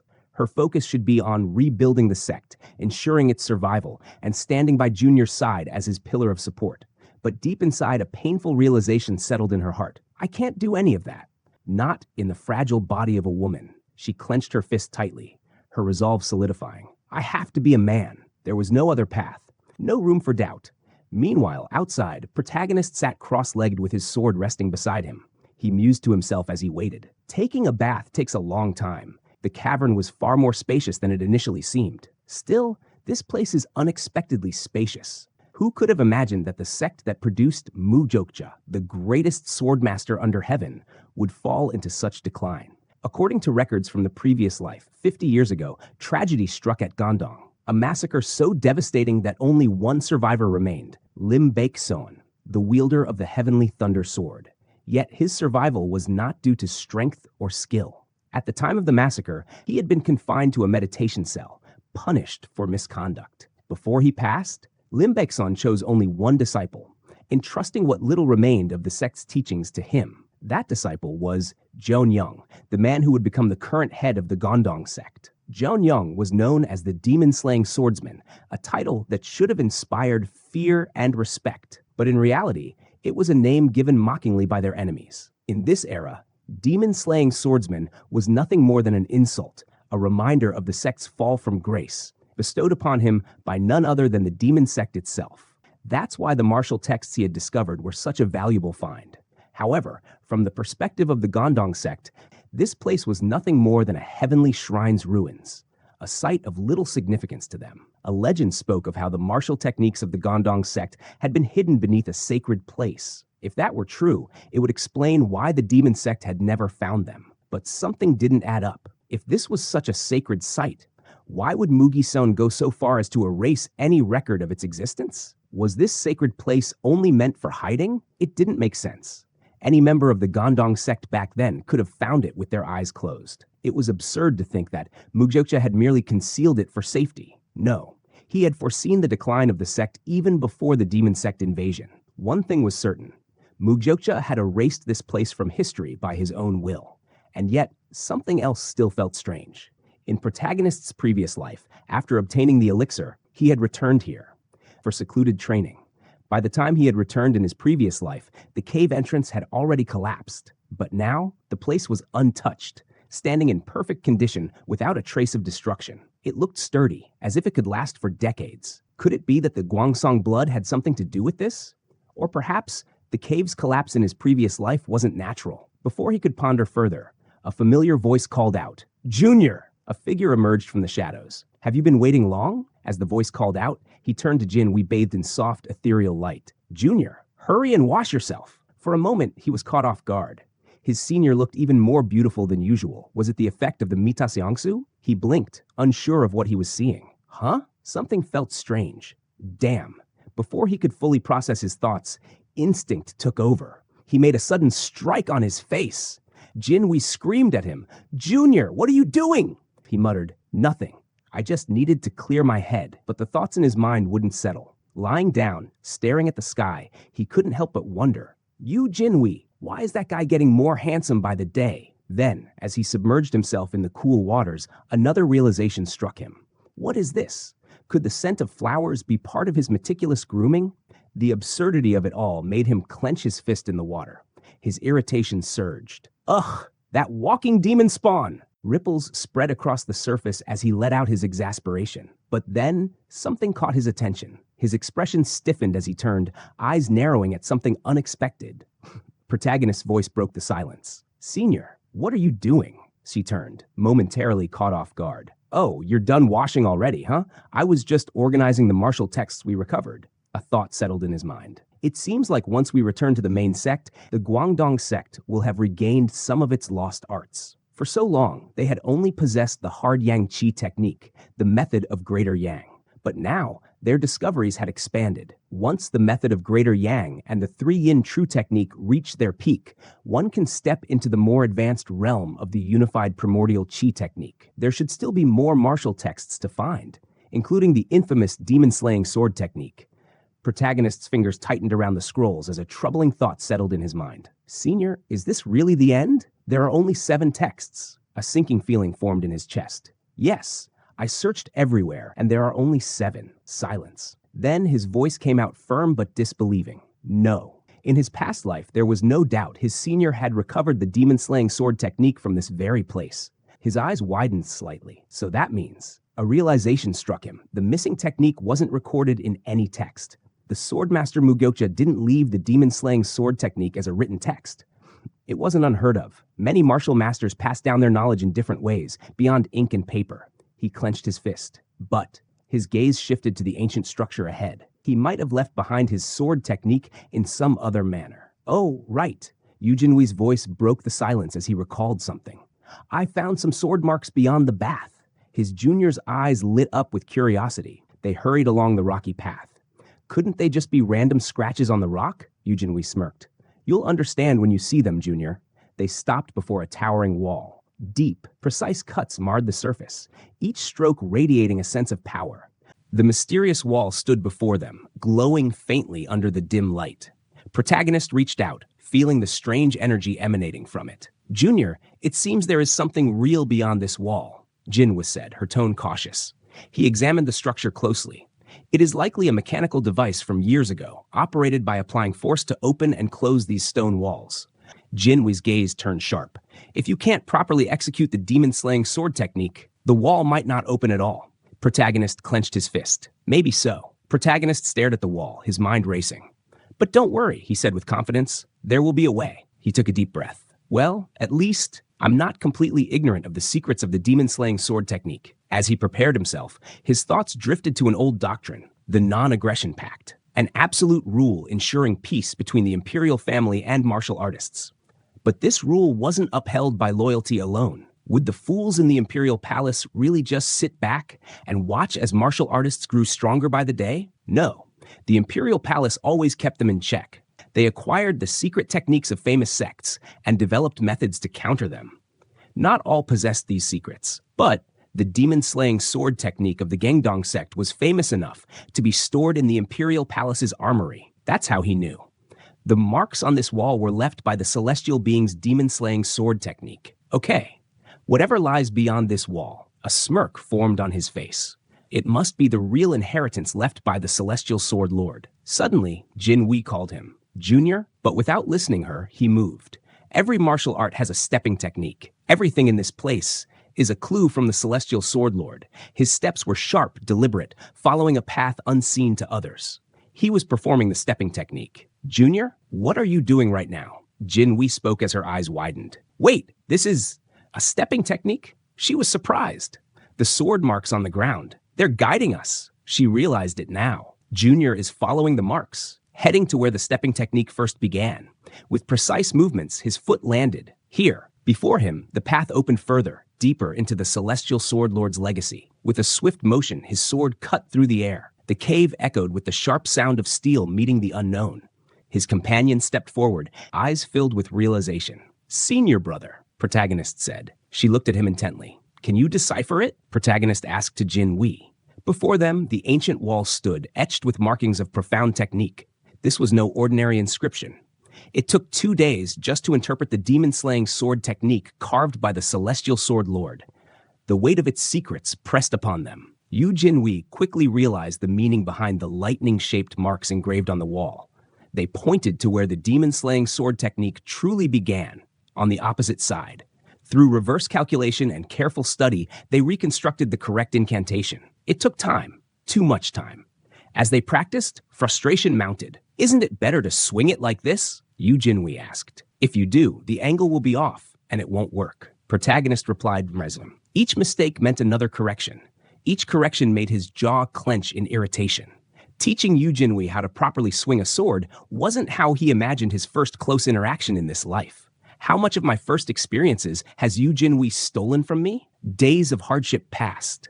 When hunger gnawed at them, they relied on what little chi pills they had left. Through sheer determination, they finally succeeded in reverse calculating the demon-slaying sword technique. But there was no time to dwell on embarrassment. This madness ends today. With firm resolve, they stood on the path laid before them, the very sword marks guiding their way. Now, all that's left is using the demon-slaying sword technique on the stone wall engraved with lightning, right? Yu Jinwei asked. Yes, this is something only you can do, senior brother, protagonist replied. The weight of responsibility settled upon Jinwei. Yu Jinwei hesitated before admitting. To be honest, I'm not confident since I can't use the celestial force art. Well, this won't work, probably. Protagonist answered Divin. His casual remark made his senior freeze. What? Protagonist remained calm, gazing at the ancient sword marks on the stone wall. It probably wasn't meant for us. But then, he turned back to his senior brother with conviction. If you weren't born with the celestial martial body, senior brother, restoring the demon-slaying sword technique would have been impossible. The path ahead remained uncertain. Don't worry, senior brother. Protagonist reassured her. It's not like there's only one way to open the wall. His eyes glinted with certainty. He had once been called the Peerless Mechanism Grandmaster, a genius when it came to manipulating mechanical devices. I'm second to none in the world. As his fingers traced the ancient mechanisms, an idea sparked in his mind. Assuming the technology is old, the mechanism itself can't possibly still be perfect after so many years, right? Then a realization. By using this, I can open the door without fully mastering the demon-slaying sword technique. The ancient locks began to shift. The path ahead was finally within reach. With a determined expression, protagonist turned to Jinwei. It's done, senior brother. The mechanisms had been unlocked. The way forward was clear. The senior brother nodded, gripping his sword. Let's go. As they stepped forward, a silent resolve settled between them. Each had their strengths. Each had their role. What Yu Jinwei can't do, I will. The young warrior's eyes burned with determination. What I can't do, Yu Jinwei will do. Side by side, they moved forward, ready to face whatever lay ahead. As they moved forward, protagonist smirked confidently. Don't worry, Yu Jinwei. You are different from the past versions of yourself now. As he was watching, she humped forward towards wall. A glowing light shot skyward, illuminating the cavern in an overwhelming brilliance. Jin Wei landed gracefully, standing tall amidst the cascading energy. The heavy stone groaned as it slid open, revealing a hidden path bathed in an eerie glow. Yu Jinwee's eyes widened in amazement. "Junior, the stone wall has opened," she turned to Protagonist. "What on earth did you do?" Before Protagonist could process it, Jinwei grabbed him enthusiastically, shaking him with joy. "Junior, you're amazing!" As the dust settled, Yu Jinwee's eyes sparkled with realization. The fact that the wall opened proves that the restored demon-slaying sword technique was correct. The ancient secrets of the Gongdong sect were no longer lost to time. She turned to her junior, gratitude filling his expression. "Thank you so much, Junior." But Protagonist remained cautious, his expression serious. But it's too early to celebrate. The weight of their discovery hadn't yet sunk in. We still need to see what the Celestial Sword Lord has left behind. With that, the two stepped forward, their hearts steady, ready to face whatever lay beyond the open gate. As they took their first step forward, a sudden darkness engulfed them. A faint thudding echoed in the void. Then, silence. His eyes shot open. Huh? In very next moment, his eyes opened. The cave, the secret techniques, gone. Instead, he stood in a wooden room. When did I fall asleep? His gaze darted upward. This ceiling, it looks familiar. Before he could make sense of his surroundings, voices murmured nearby. Two men watched him with curiosity. "How much will we get if we sell him to the palace?" The old man chuckled, his expression dripping with amusement. "Oh, you've come to your senses, child." The bastard who sold him to Palace and Palace Broker was standing in front of him. He had suspected something was off, but now it was clear. "I see." His gaze hardened. "So that's it." He focused, feeling the weight of realization settle in. As soon as I opened the door, the hallucination struck. To show me such a vivid hallucination, a dark aura crackled around him, his eyes gleaming with cold fury. "How far do you intend to push me, Celestial Sword Lord?" Protagonist stood frozen, pale and breathless from the recent clash. In a hall, an older man Wangsum watched him with a smug smile. Chuckling, he mocked the warrior's fate, suggesting life within the palace will be better than dying in a foreign land. With a sly grin, he hinted at a future, not as a warrior, but as a eunuch wielding courtly influence. The warrior flinched, fists clenched, yet he couldn't deny the bitter truth in the words. A flood of memories surged through the young warrior's mind.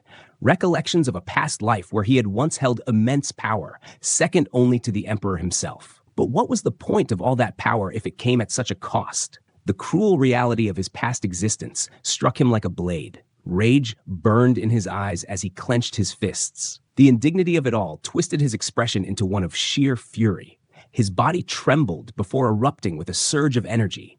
With a scream of resentment, he lashed out, sending shockwaves through those around him. Beneath his rage, he knew his body was no longer the same. Time had rewound, stripping him of internal energy. Yet his mind remained sharp. Though weaker, his knowledge and instincts endured. As his captors watched in shock, he shattered his restraints with uncanny precision. The stunned guards couldn't fathom how he smirked. His foundation remained intact. His power was lost, but his mastery, experience, and will endured. And with that, he would rise again. With a swift motion, he unleashed his first technique, Frozen Heart. Ice spread across the ground, locking the surroundings in a chilling stillness. But something was wrong. He clenched his fists, refusing to be swayed. This was nothing more than a trick. He had already killed this person. Did they truly expect him to fall for such a cheap illusion? Then, the scenery shifted. A gentle voice reached him, filled with admiration. A woman, her presence soft yet compelling, praised his power. The world around him transformed, bathed in golden hues of serenity, with figures welcoming him into their embrace. But he knew better. This was not real. It was a test, one he would not fail. The illusion tried to ensnare him once more. Soft whispers, affectionate touches, and a warmth that beckoned him to surrender. A loving embrace, a gentle voice calling him dear. For a brief moment, the sensation felt real, but he knew better. With a grunt, he clenched his fist, shaking off the illusion's grip. Before him, the ice-covered battlefield returned. The intricate illusion array had been carefully crafted, designed to tempt and deceive. But he scoffed. Did they truly think lustful fantasies could break him?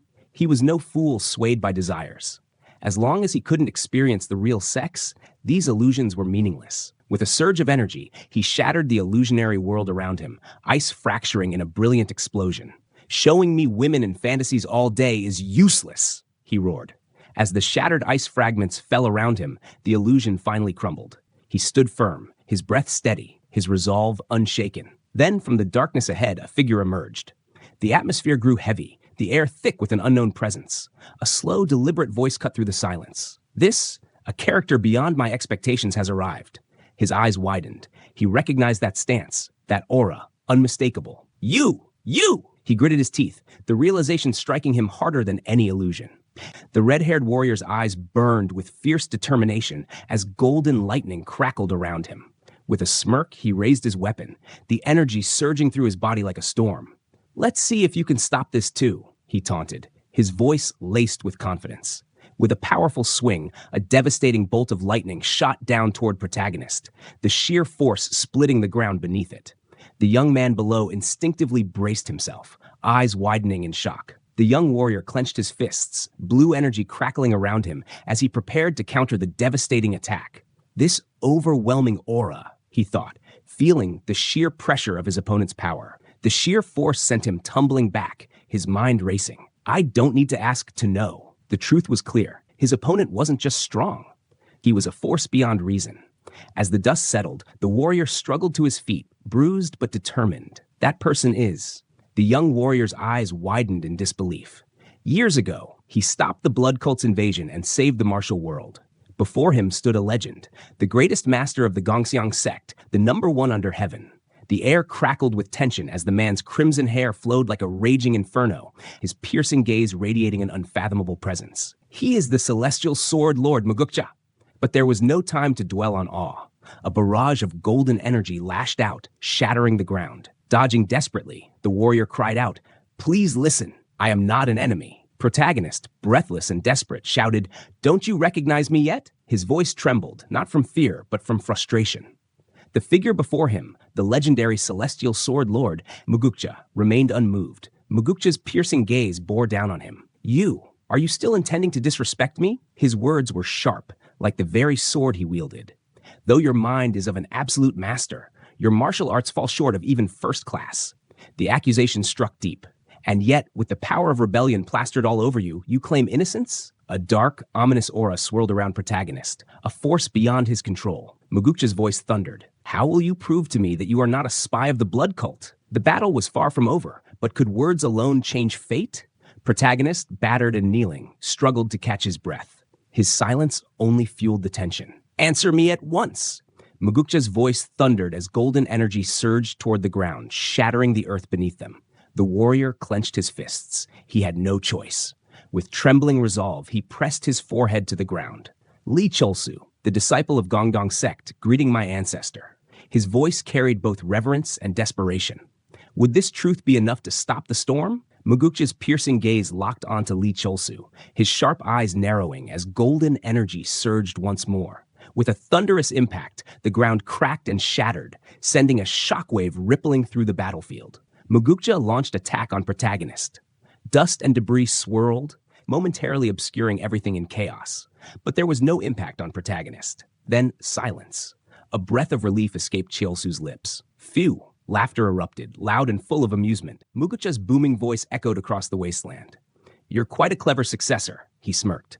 "To overcome your fear and utilize the method of Greater Yang at the last moment." His words hung in the air. Li Cholsu steadied himself, his breath still ragged from the intense battle. "This confirms you as one of our disciples." His voice carried both relief and determination. "Shall I end the test here?" Mugukja's eyes gleamed with curiosity. "I am the celestial sword lord Mugukja, the remaining consciousness of him from years ago." His gaze sharpened. "This is a first for me to see. A disciple with both the reversal path and the path of immortality." Cholsu, unwavering, responded, "Is there a problem with that?" A pause. "Even if I've touched the reversal path, I am undoubtedly a disciple of Gongdong." His conviction was unshakable. Mugukja chuckled, his expression unreadable. "Well, I guess a problem." His eyes darkened. "Fighting fire with fire. Could this be heaven's will?" Protagonist contemplates using fire to fight fire, but questions its meaning. He recalls attempting an incarnation technique to regain his manhood, only to return to where he started. But moving forward, facing Celestial Sword Lord, he asks about his legacy that he left behind. Since he and his senior have already divided 2 techniques found in cave, he wonders, could the last remaining piece be martial arts? The Celestial Sword Lord paused, studying Cholsu's unexpected request. Further, instead of claiming the martial art for himself, Cholsu wished for his senior. Yu Jinhui, to inherit it, choosing the future of the Gongdong sect over personal gain. He had given it much thought. The Gongdong sect and Yu Jinhui. Now, the decision rested with the Celestial Sword Lord. Chielsu knew that mastering the Celestial Sword Lord's techniques would grant him immense power, almost absolute. Yet, he had no desire to lead. That role belonged to Yu Jinhui, the one meant to rebuild the Gongdong sect. His ambition was different. He sought neither fame nor hardship, only a secure place as the ultimate second-in-command, content with mastering the sect's restored martial arts. The red-haired warrior scoffed at Chielsu's naivety, dismissing the idea of fate. He saw through the illusion. Chielsu had not come here by chance. A creeping unease gripped Chielsu as the Sword Lord's words sank in. Before he could respond, a chilling realization dawned. The true threat was yet to come. A bolt of crimson lightning split the sky, illuminating a blood-soaked battlefield. The reversal path's disaster was inevitable, and no amount of clever thinking could change that. Sword Lord explains. Chielsu's heart pounded. The disaster of the reversal path? What could it mean? Memories of the Blood Cult's invasion years ago resurfaced. Weren't they destroyed by the Great Mugukja? But as the Celestial Sword Lord's gaze darkened, a terrifying thought crept in. Could they still exist? Chielsu's breath hitched. No way. Chielsu's blood ran cold. The Blood Cult will return? The monstrous figure loomed before him, its glowing red eyes filled with malice. The nightmare of history was not over. It was only beginning again. When pressed for answers, the Celestial Sword Lord admitted he was bound by a higher power, unable to speak further. Frustration surged in the warrior as the weight of the unknown pressed down on him. Gritting his teeth, he could only curse, powerless against fate's cruel design. A surge of dread washed over him. What was this nightmare? The Blood Cult, a ruthless faction born from the fanatics of the Heavenly Demon Sect, had once terrorized the land. Images of crimson-clad warriors with glowing eyes filled his mind, their allegiance bound to chaos and destruction. If they were returning, then a new era of bloodshed was inevitable. 3 centuries ago, the Blood Cult, led by the ruthless Blood Demon, plunged the Central Plains into chaos. Villages burned, rivers ran red, and the mountains of Guangdong became a graveyard. Even the mighty Yuan dynasty was forced to flee before their wrath. If they were truly returning, the world was on the brink of another dark era. Before the Blood Cult could seize the Central Plains, the Celestial Sword Lord of the United Sword led the Muram Alliance into battle. On Lake Poyang, a legendary clash unfolded between him and the Blood Demon. The Muram Alliance emerged victorious, paving the way for the Ming Dynasty's rise, the place where protagonist ruled in his previous life. As a reward, the Muram Alliance received the Non-Interference Covenant, granting them autonomy from imperial rule. The protagonist realizes the situation is worse than expected. In the previous era, the Blood Cult remained dormant, but will that hold true now? Determined, he acknowledges he is no longer the same person he once was. If the worst happens, both the Blood Cult and the Heavenly Demon Sect could strike together on Central Plains. He had hoped to leave the peace to Yu Jinhui's hands and step back, but that may no longer be an option. The protagonist now faces not one, but 2 major concerns, as war casts a shadow over the land. The turmoil of battle spreads anxiety and uncertainty, affecting everyone, regardless of gender. Protagonist thinks about consequences. If my wives, who should be sharing love with me in peace, grow weak body and mind due to war, who will take responsibility? Protagonist's imaginary wife confesses her distress. The thought of her lord dying in battle makes her unable to eat or drink. And in next second, he seems to bow in front of her wife's grave. What sad picture to imagine. This kind of future is completely unacceptable for him. And his expression shows the same. Protagonist imagination flies high. He wants his paradise, free from worries. An utopia without worries and sorrow. He realizes his selection by a sword lord over Jinhui holds meaning. With newfound determination, he embraces the journey to strengthen himself. Protagonist stands resolute, his eyes burning with determination. He knows this opportunity is one he cannot afford to miss. Yet, despite his resolve, doubts linger. Clenching his fist, he acknowledges that he isn't aiming to be a hero. Not yet. A question gnaws at him. Why should he even care? But he remembers Empress, whom he treated as his sibling in previous life, and she must be still a child in this new timeline. His hesitation wavers as he considers the looming chaos. If powerful sects plunge the world into turmoil, can he truly remain a bystander? Resolve hardens within him. He won't stand idly by. Observing his shift in demeanor, Sword Lord acknowledges his readiness. The challenge is set. Is he prepared to learn the unified sword? Sword Lord asks. With confidence, he dismisses the need for preparation, believing himself more than ready. But his arrogance is met with scorn. A fiery sword lord mocks him, questioning his intent. Is he truly worthy, or just another deceiver, wasting sacred techniques on indulgence? His certainty wavers for the first time. He stands firm, undeterred by the accusations. My intentions are pure, he declares. The harmony of yin and yang is nature's law, not indulgence. His gaze sharpens. I am not a demon, enslaved by desire. Even the celestial sword lord saw my resolve. I was not swayed by illusions. Doubt lingers in the air, but his conviction remains unshaken. With unwavering resolve, protagonist speaks his truth. I simply wish to express my desires in a righteous way, he declares, extending his hand. Seeking enlightenment through the harmony of male and female, this is the ultimate path. His voice softens. For me, women are pure devotion, love, and desire. I want to make them as happy as possible, yet his passion turns into defiance. How can this be the same as treating women as mere playthings like some vile sect? His determination burns brighter than ever. Sword Lord scoffs, shaking his head. What a strange philosophy you have, he mutters, eyes narrowing. What crime have these women, who would be entangled with you, committed? But protagonist stands firm. That will never happen. His gaze is unwavering. If I couldn't take responsibility, I wouldn't start in the first place. A tense silence. Then laughter, loud and unrestrained. The Sword Lord throws his head back, amusement glinting in his eyes. Well, fine. Sword Lord speaks with a serious tone. If you're going to learn my martial arts, you may need to discard the mental foundation you've built up so far. His gaze sharpens. Are you still willing? Protagonist doesn't hesitate. It's fine if I never use this lesser martial art again. His eyes burn with determination. In fact, I despise it.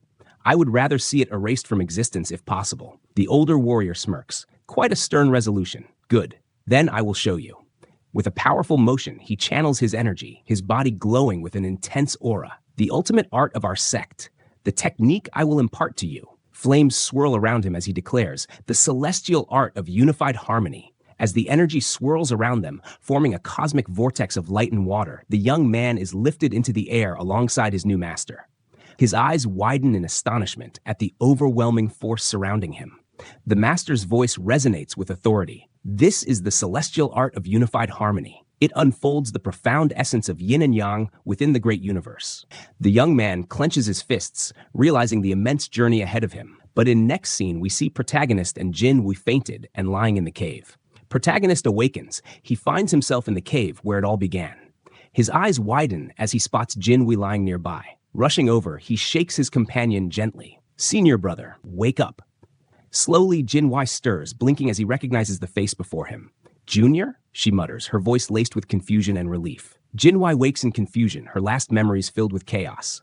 Protagonist explains, you were caught in an illusion left by the celestial sword.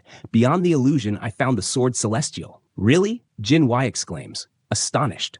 Before them stands an ancient pedestal, bathed in ethereal light. The cave starts trembling, rock falling on ground. Realizing the urgency, they rush toward it. They have to take the dual harmony technique and escape. Because the sword celestial lord's power is gone now, and this place will soon collapse. Protagonist snatches the ancient tome from the pedestal, securing the legacy of the sword celestial lord. The ground beneath them quakes violently, massive chunks of stone collapsing into the abyss. Over there, Jin Wei shouts, spotting an escape path.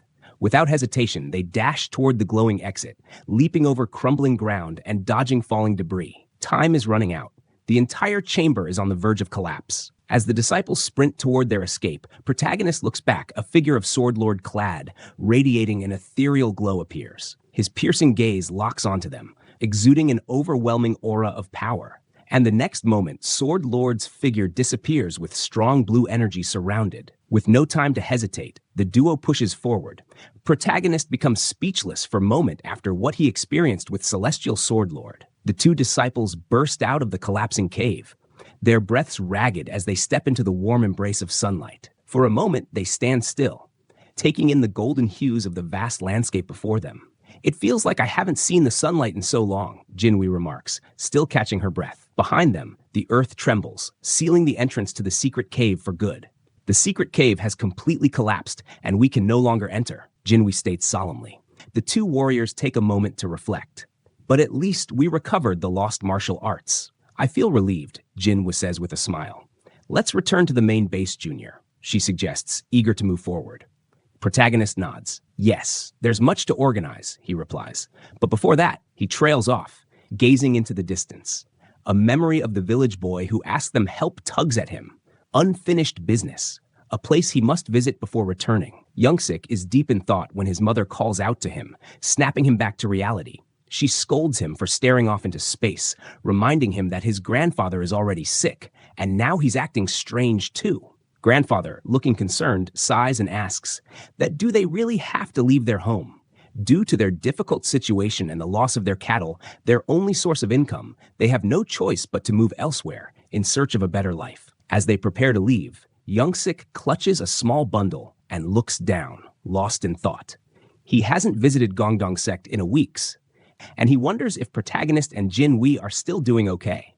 Youngsik is overwhelmed with worry, tears welling in his eyes as he wonders if something terrible happened because of him. He feels guilty, struggling with his emotions. Suddenly, a knock on the door interrupts his thoughts. Someone is outside. Youngsik's mother, confused, turns to see two strangers approaching their home. Protagonist steps forward and introduces himself as Lee Cholsu, the disciple of the Gongdong sect. Beside him stands his senior, Yu Jinwei. Their sudden arrival raises questions. Who are they, and why have they come? Yu Jinwei reveals that Youngsik had asked them to investigate who destroyed their cattle shed. Now, after solving the case, they have returned with answers.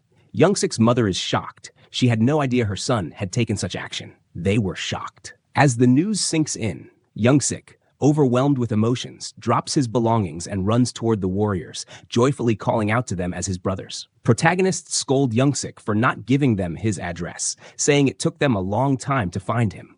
They reveal that the culprit behind the destruction of the cattle shed was a serpent that had turned into a demon. Grateful for Youngsik's report, they explain that it helped prevent further damage. As a token of appreciation, they hand him a glowing core from the serpent's body, instructing him to brew it and give it to his sick grandfather. Protagonist explained that if the grandfather fully absorbs the core, his health will recover quickly. Youngsik, holding the glowing core, remains silent for a moment before breaking into a bright smile, overjoyed by the hope it brings. Youngsik's grandfather and mother gather, showing gratitude to the warriors for their help. A warm farewell follows as the heroes prepare to leave. Under the peaceful sky, Youngsik and his mother makes final greetings, holding on to the precious gift that may change their family's fate, and they disappear, leaving the place. As the two warriors stand in silence, a thought crosses one of their minds. Jin Hui reflect on their strength, wondering if they were just a bit stronger. Could they properly show their gratitude to those who truly care about the Gongdong sect? With a determined expression, one of them declares, "Let's head back to the main sect." With no time for distractions, they know that rebuilding the sect is their priority. Without hesitation, they leap into action, vanishing into the distance, driven by their goal. With the guidance of a boy and the serpent, we've gained a great opportunity. But as the memories of their past struggles resurface, so does the weight of their situation. A dark vision of destruction looms in their minds. But it also placed a great responsibility on us. A monstrous shadow lurks in the background, hinting at the dangers yet to come. The narration unfolds a revelation about the past life cycles. Yu Jinwei from the first cycle never managed to devise the fusion divine technique, and she never met Swordmaster. A connection is drawn between past and present cycles. Just like us, in a previous cycle, someone other than Yu Jinwei reached the end of the martial pill. A sinister figure looms in the shadows, glowing red eyes piercing through the darkness. What if that person was a descendant of the Blood Demon sect? A powerful scene emerges, showing destruction. The story builds tension as an unseen force stirs in the background. A hidden enmity is moving. Protagonist looks ahead, aware of the looming threat. Now that I think about it, though we joyfully received the fortune, a realization dawns upon them. Their secretive actions may have serious consequences. Their concerns are immediately justified as they return, only to be confronted. Hui, is Cholsu with you? Master screams. Caught off guard, their expressions shift to panic. Mama, Master.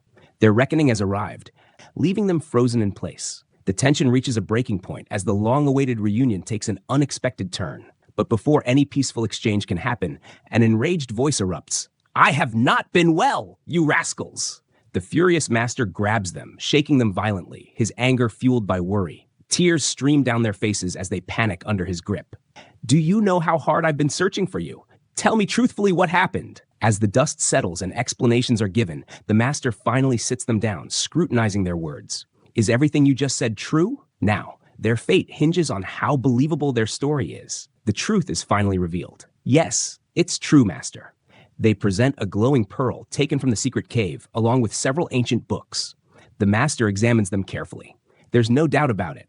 All these secret books are genuine. Tears well up in his eyes as he realizes the significance of their discovery. You truly acquired the arrangements left by the honored sword ancestor and carried out his will. He reflects on their fortune. Our sect's ancestor must have blessed and guided you. However, his expression darkens as he places his hand firmly on the table. But your unauthorized departure was a clear fault. Despite their mistake, the master acknowledges the significance of their discovery. However, there is also merit in retrieving our school's lost techniques. With a decisive motion, he continues, therefore I will not pursue your wrongdoing further. His tone softens slightly. Although I'm not holding you accountable, make sure both of you don't let this happen again. The master whispers warmly, welcome back, Hui, Chol-su. The long-lost Bakma sword technique has finally returned, marking a historic moment for the school. This concludes the creation of the secret manuals, the master declares. With excitement, another he adds, to think the Bakma sword technique has returned, truly a blessing for our school. The luminous pearl, now in their possession, is recognized as another valuable asset. The luminous pearl you brought will also be of great help. Now, at least, we won't need to worry about going hungry, Master relived. However, a moment of hesitation follows as protagonist speaks up. Master, I have something to say, he voices a concern. Would it be better not to reveal the fusion divine technique and luminous pearl to the public for now? The master contemplates the situation. If we sell the luminous pearl for funding, it will inevitably become known. Concerned about the potential consequences, he asks, are you saying we should wait for a while? Protagonist nods. Yes. As the scene shifts, a mysterious symbol is revealed. The Star of Rebellion. Whatever its nature may be, it's certain that it symbolizes the blood cult. A flashback follows, in the past when Sword Lord explained blood cult to protagonist. The reincarnation technique I used in a previous life was a forbidden sorcery. The narration deepens the mystery, linking it to an ominous lineage. The protagonist reflects on the ominous past. The trace of rebellion that the Hanwhan Sword Emperor saw back then must have been a mark of that sorcery. The memory reveals the terrifying extent of the blood cult's influence. The blood cult was thoroughly eradicated on a national level. Even in his previous life, he was unaware of them. Realizing the threat they pose, he contemplates the danger ahead. Determined, he resolves to prepare for the inevitable. If we are to face them, we must quickly build our strength on our side as well. Protagonist speaks up. Master. The master acknowledges the difficult road ahead. Our sect's reconstruction is only just beginning. Chol-su voices his concerns about the luminous pearl. A treasure. Without the power to protect it, it may bring disaster. The luminous pearl is a precious mineral, and many will be after it. If it becomes known that there's a treasure in Gongdong sect, I believe it may bring trouble instead. His master acknowledges his reasoning. You're not entirely wrong, Chol-su, but a more pressing threat looms. Lately, the Shadow Society, they have been rampant all over Gansu province. Jinwei asks in confusion, the Shadow Society, you say? In the past, it was merely a gathering of hooligans, but their power has surged. Recently, its influence has risen sharply. Chol-su's concerns are validated. You're right, Chol-su. It seems it's not yet time to dispose of the luminous pearl. With their course set, they prepare to move. Good, then let's head out now. A lock clicks open. The master calls for his disciples. Jinwei, Chol-su, follow me. Jinwei, puzzled, asks, Master, where are you going? With a knowing smile, the master replies, I can't just ignore the meritorious deeds you've done. Let's go out for a meal. Their destination is revealed. To the Gongdong Inn. Chol-su's eyes widen in excitement. The Gongdong Inn. A mischievous grin spreads across his face.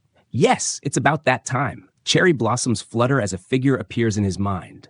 The lone flower of the White Path Martial Forest. It's time to meet the most beautiful Lao Tseo harem. As the journey continues, the group arrives at a quiet, desolate area. People seems to be lost in thought, sits alone, gazing at the ground, deep in contemplation. Protagonist glances around, eyes scanning the surroundings with skepticism. He can't help but question, is there really a restaurant to dine out here? Seriously. The barren scenery does little to ease his doubts. The master, leading the way, catches onto protagonist's hesitation. With a slight smirk, he asks, surprised at how shabby it is. Ah, no, it's not that, protagonist stammers. But his confusion is evident. The master sighs, his expression turning somber as he explains, "As our Gongdong sect has weakened, the business district of Huajing County has changed a lot from the past." He recalls a time when their sect was strong and respected, when merchants and travelers would flock to their grounds. But now, as they approach their destination, the contrast is stark. The once thriving area has faded, leaving behind only traces of its former glory. The street's atmosphere shifts, becoming notably rougher. A loud scuffle erupts in the distance, a group of ruffians harassing merchants. The scene is unsettling. Ever since the Hokkdobang faction, Shadow Society, took control of Huajing County, the master mutters. Jinwee's mind flashes back to his past life. Now that I think about it, even in the future, there were many who coveted Gansu province. His thoughts are interrupted as they reach their destination, the last surviving business tied to their sect. The signboard above the entrance stands tall, albeit a little faded. Gongdong Inn. Yes, even if everything else collapses, this place needs to remain intact. Turning to his master, he speaks with newfound conviction. "Master, I believe that for the first dine-out with our sect members, there is no place as meaningful as Gongdong Inn. Inside Gongdong Inn, the place is bustling despite the town's poor state. As soon as they enter, cheerful innkeeper Seo Wangguang warmly greets them, calling them hero, and guiding them to a comfortable spot. As the delicious aroma of food fills the air, the group settles in. The innkeeper engages in friendly conversation, then curiously inquires about a new face. Master introduces him as Li Cholsu, a newly admitted disciple of the Gongdong sect. So Da-in, the owner of Gongdong Inn and a key figure in the sect's finances, also acknowledges Cholsu. Impressed by his spirit, he remarks that the fame of the Gongdong sect will soon spread across the martial world. Cholsu humbly thanks him, still adjusting to his newfound role in the sect. The protagonist is taken aback by the overly warm welcome, questioning whether his simple greeting warranted such an enthusiastic response. As he contemplates the situation, the scene shifts to a bustling gathering where the arrival of martial artists from the Gongdong sect is the talk of the town.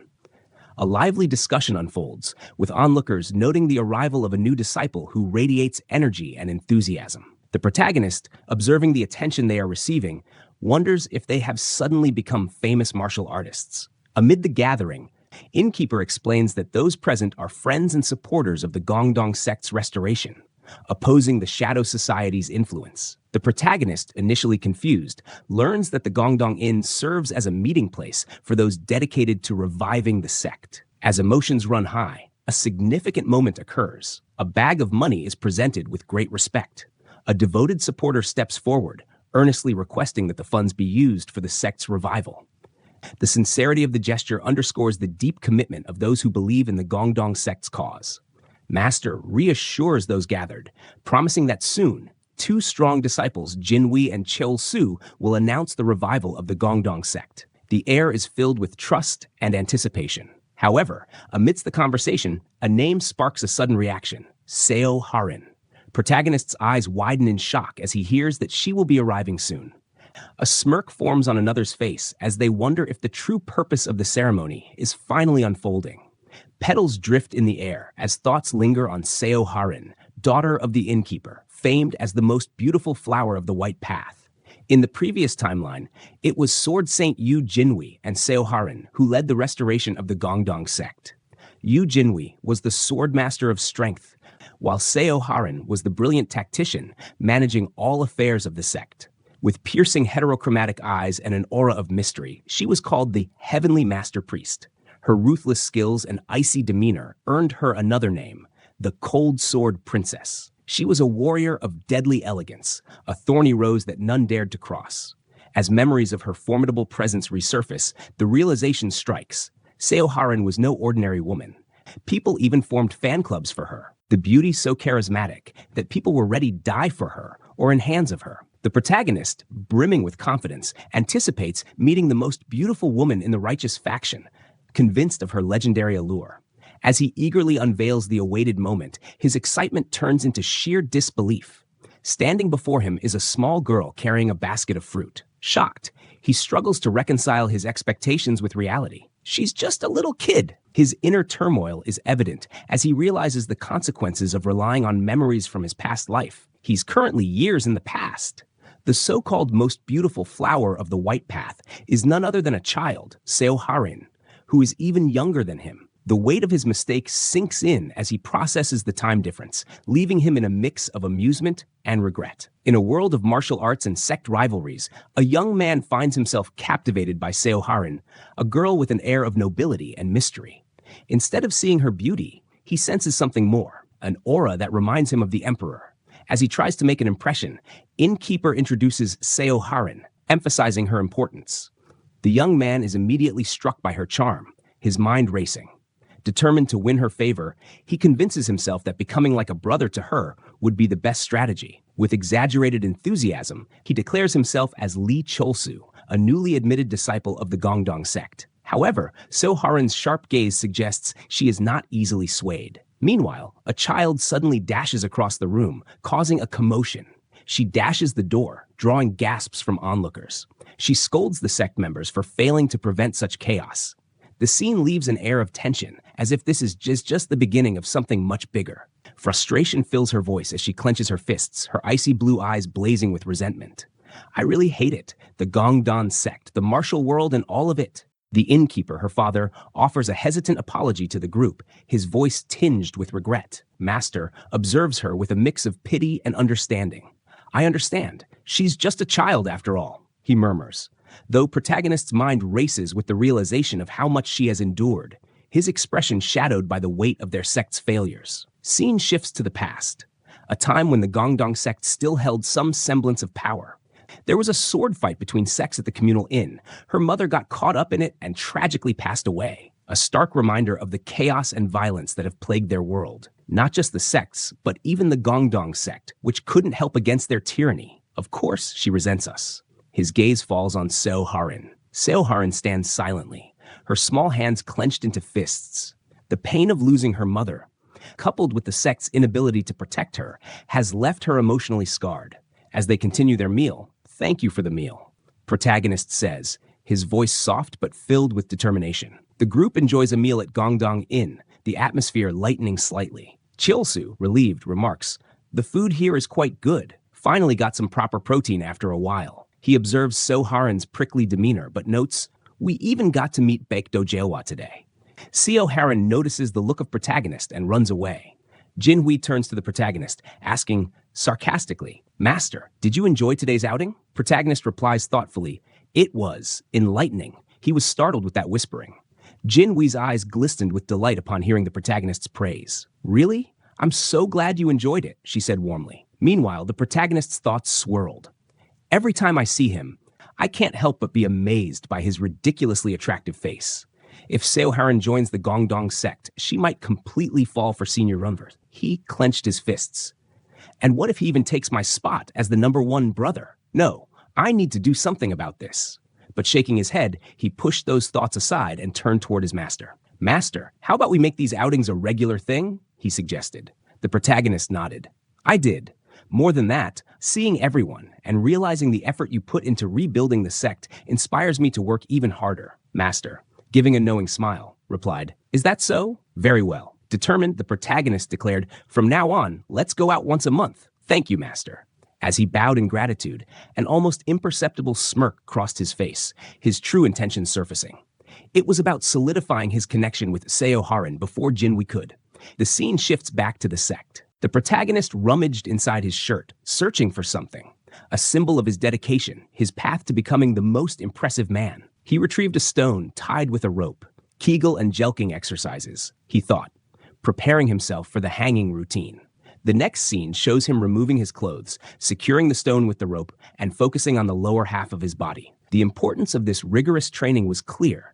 An exercise designed to strengthen the body by bearing weight slowly, enhancing vitality like no other. Now that I've reclaimed the sect's martial arts from the caves, shouldn't my accomplishments reflect in size too? With renewed determination, he began the routine.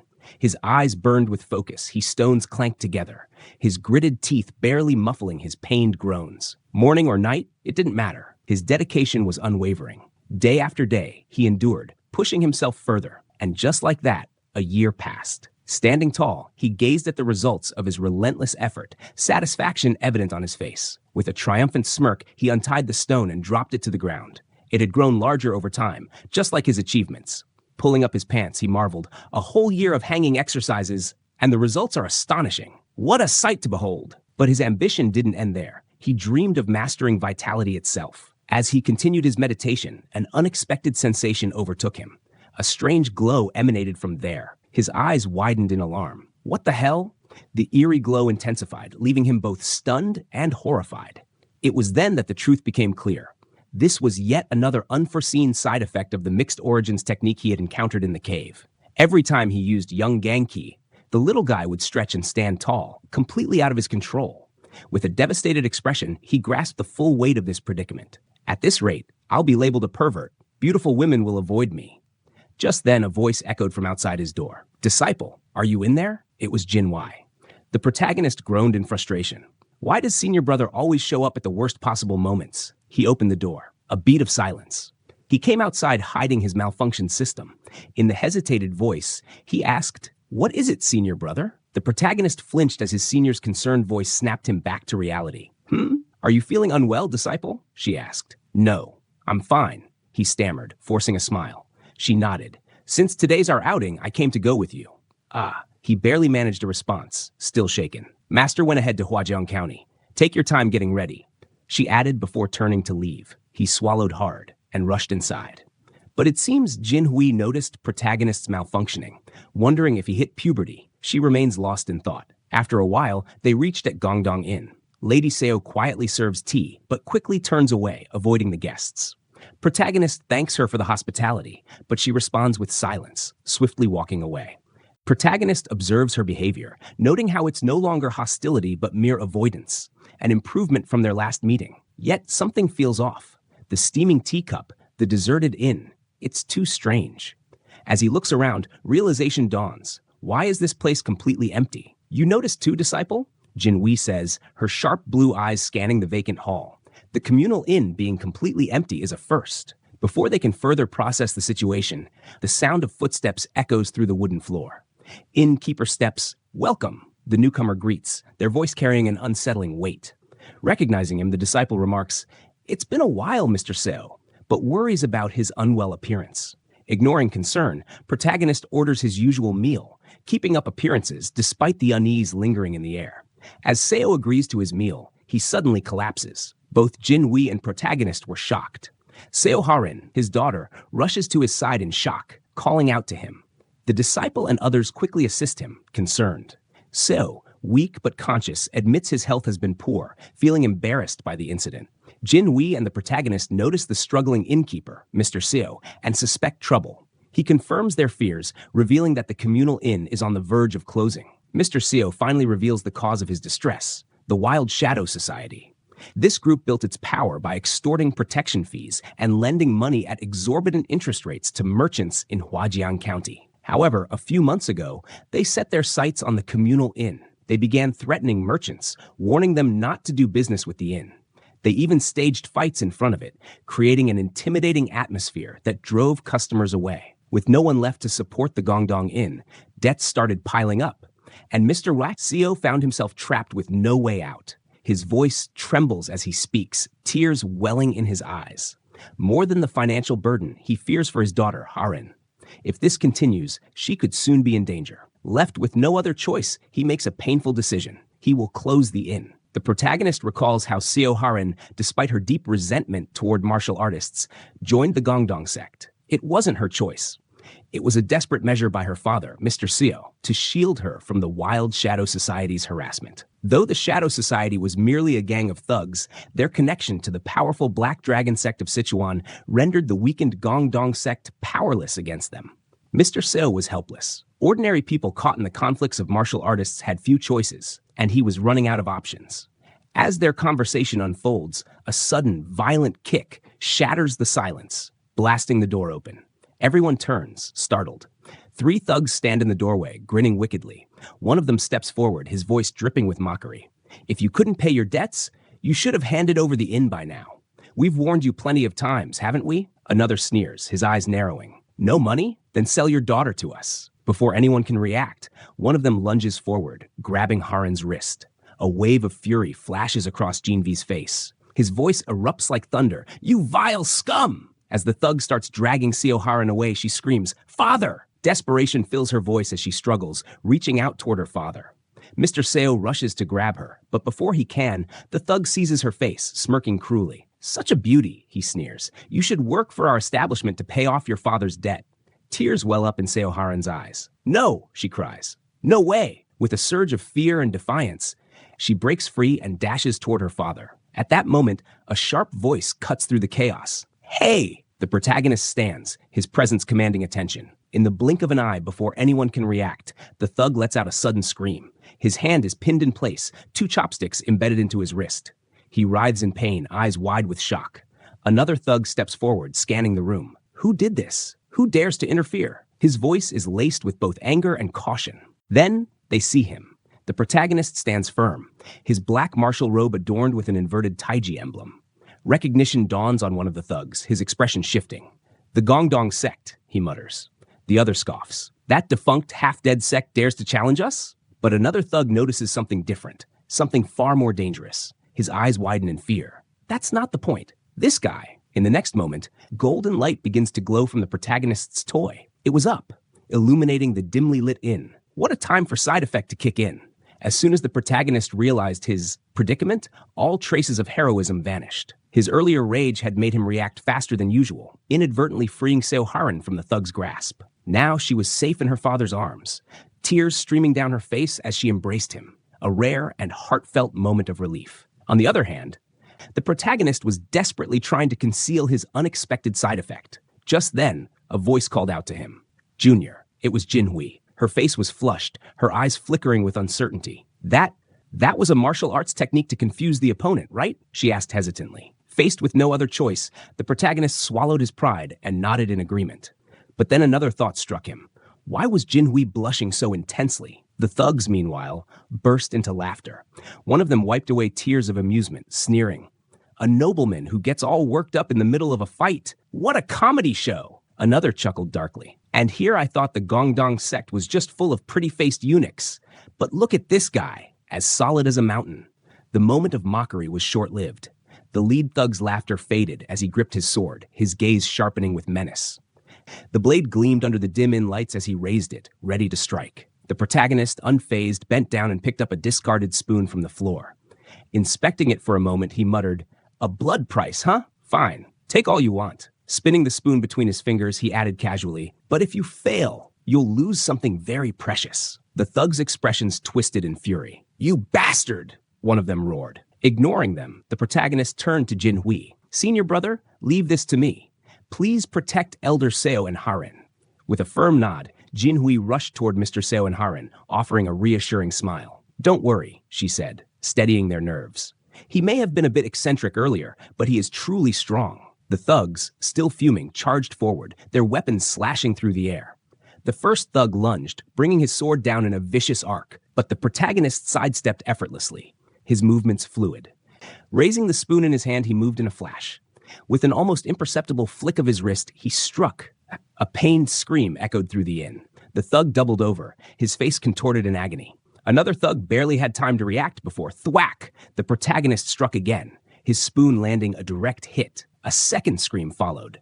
The protagonist dashed forward towards third one. 4 jewels down. The third thug, who had been watching the fight unfold in stunned silence, finally snapped out of his daze. What are you counting?" he stammered. The protagonist smirked, raising his spoon once more. "Smashing 6 eggs with just 1 spoon. That's quite the profit." The third thug paled, realization dawning too late. With a swift, final strike, another crack echoed through the inn. Just as the tension in the room settled, the doors of the Gongdong Inn swung open once more. The sect master strode inside, his voice filled with concern. "Is everyone all right? Sorry I'm late." But as his eyes swept across the scene before him, his expression twisted into sheer confusion. The once rowdy thugs were now curled up on the floor, groaning in agony, the protagonist sitting in anger. Then, his gaze landed on the battered bodies of the thugs, and a new thought struck him. "Wait, I told you to eat. So what on earth did you do with that spoon?" The protagonist bowed respectfully. "I unintentionally caused quite a bit of damage while trying to settle the chaos at the inn." Both the protagonist and Jinhui now bore fresh marks on their foreheads, courtesy of the master's swift disciplinary strikes. The innkeeper chuckled nervously before stepping forward. "It's fine. If it weren't for this young master, we might have lost the inn today. Hearing this, the master's expression darkened. Trying to seize the inn, were they? I will personally go after those scoundrels. But the innkeeper's face paled, and he quickly shook his head. No, please, don't.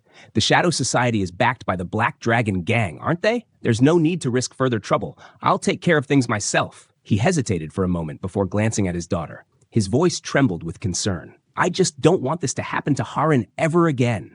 The master let out a quiet sigh, his eyes softening with understanding. I see. Then from now on, Rin will be under the protection of the Gongdong sect. However, before anything was finalized, the protagonist stepped forward. At that moment, the protagonist's thoughts drifted to his past life. If things continued down this path, Harem would inevitably join the sect as a disciple, just as she had before. But from his perspective, that wasn't the best option. Seo Harem was still young.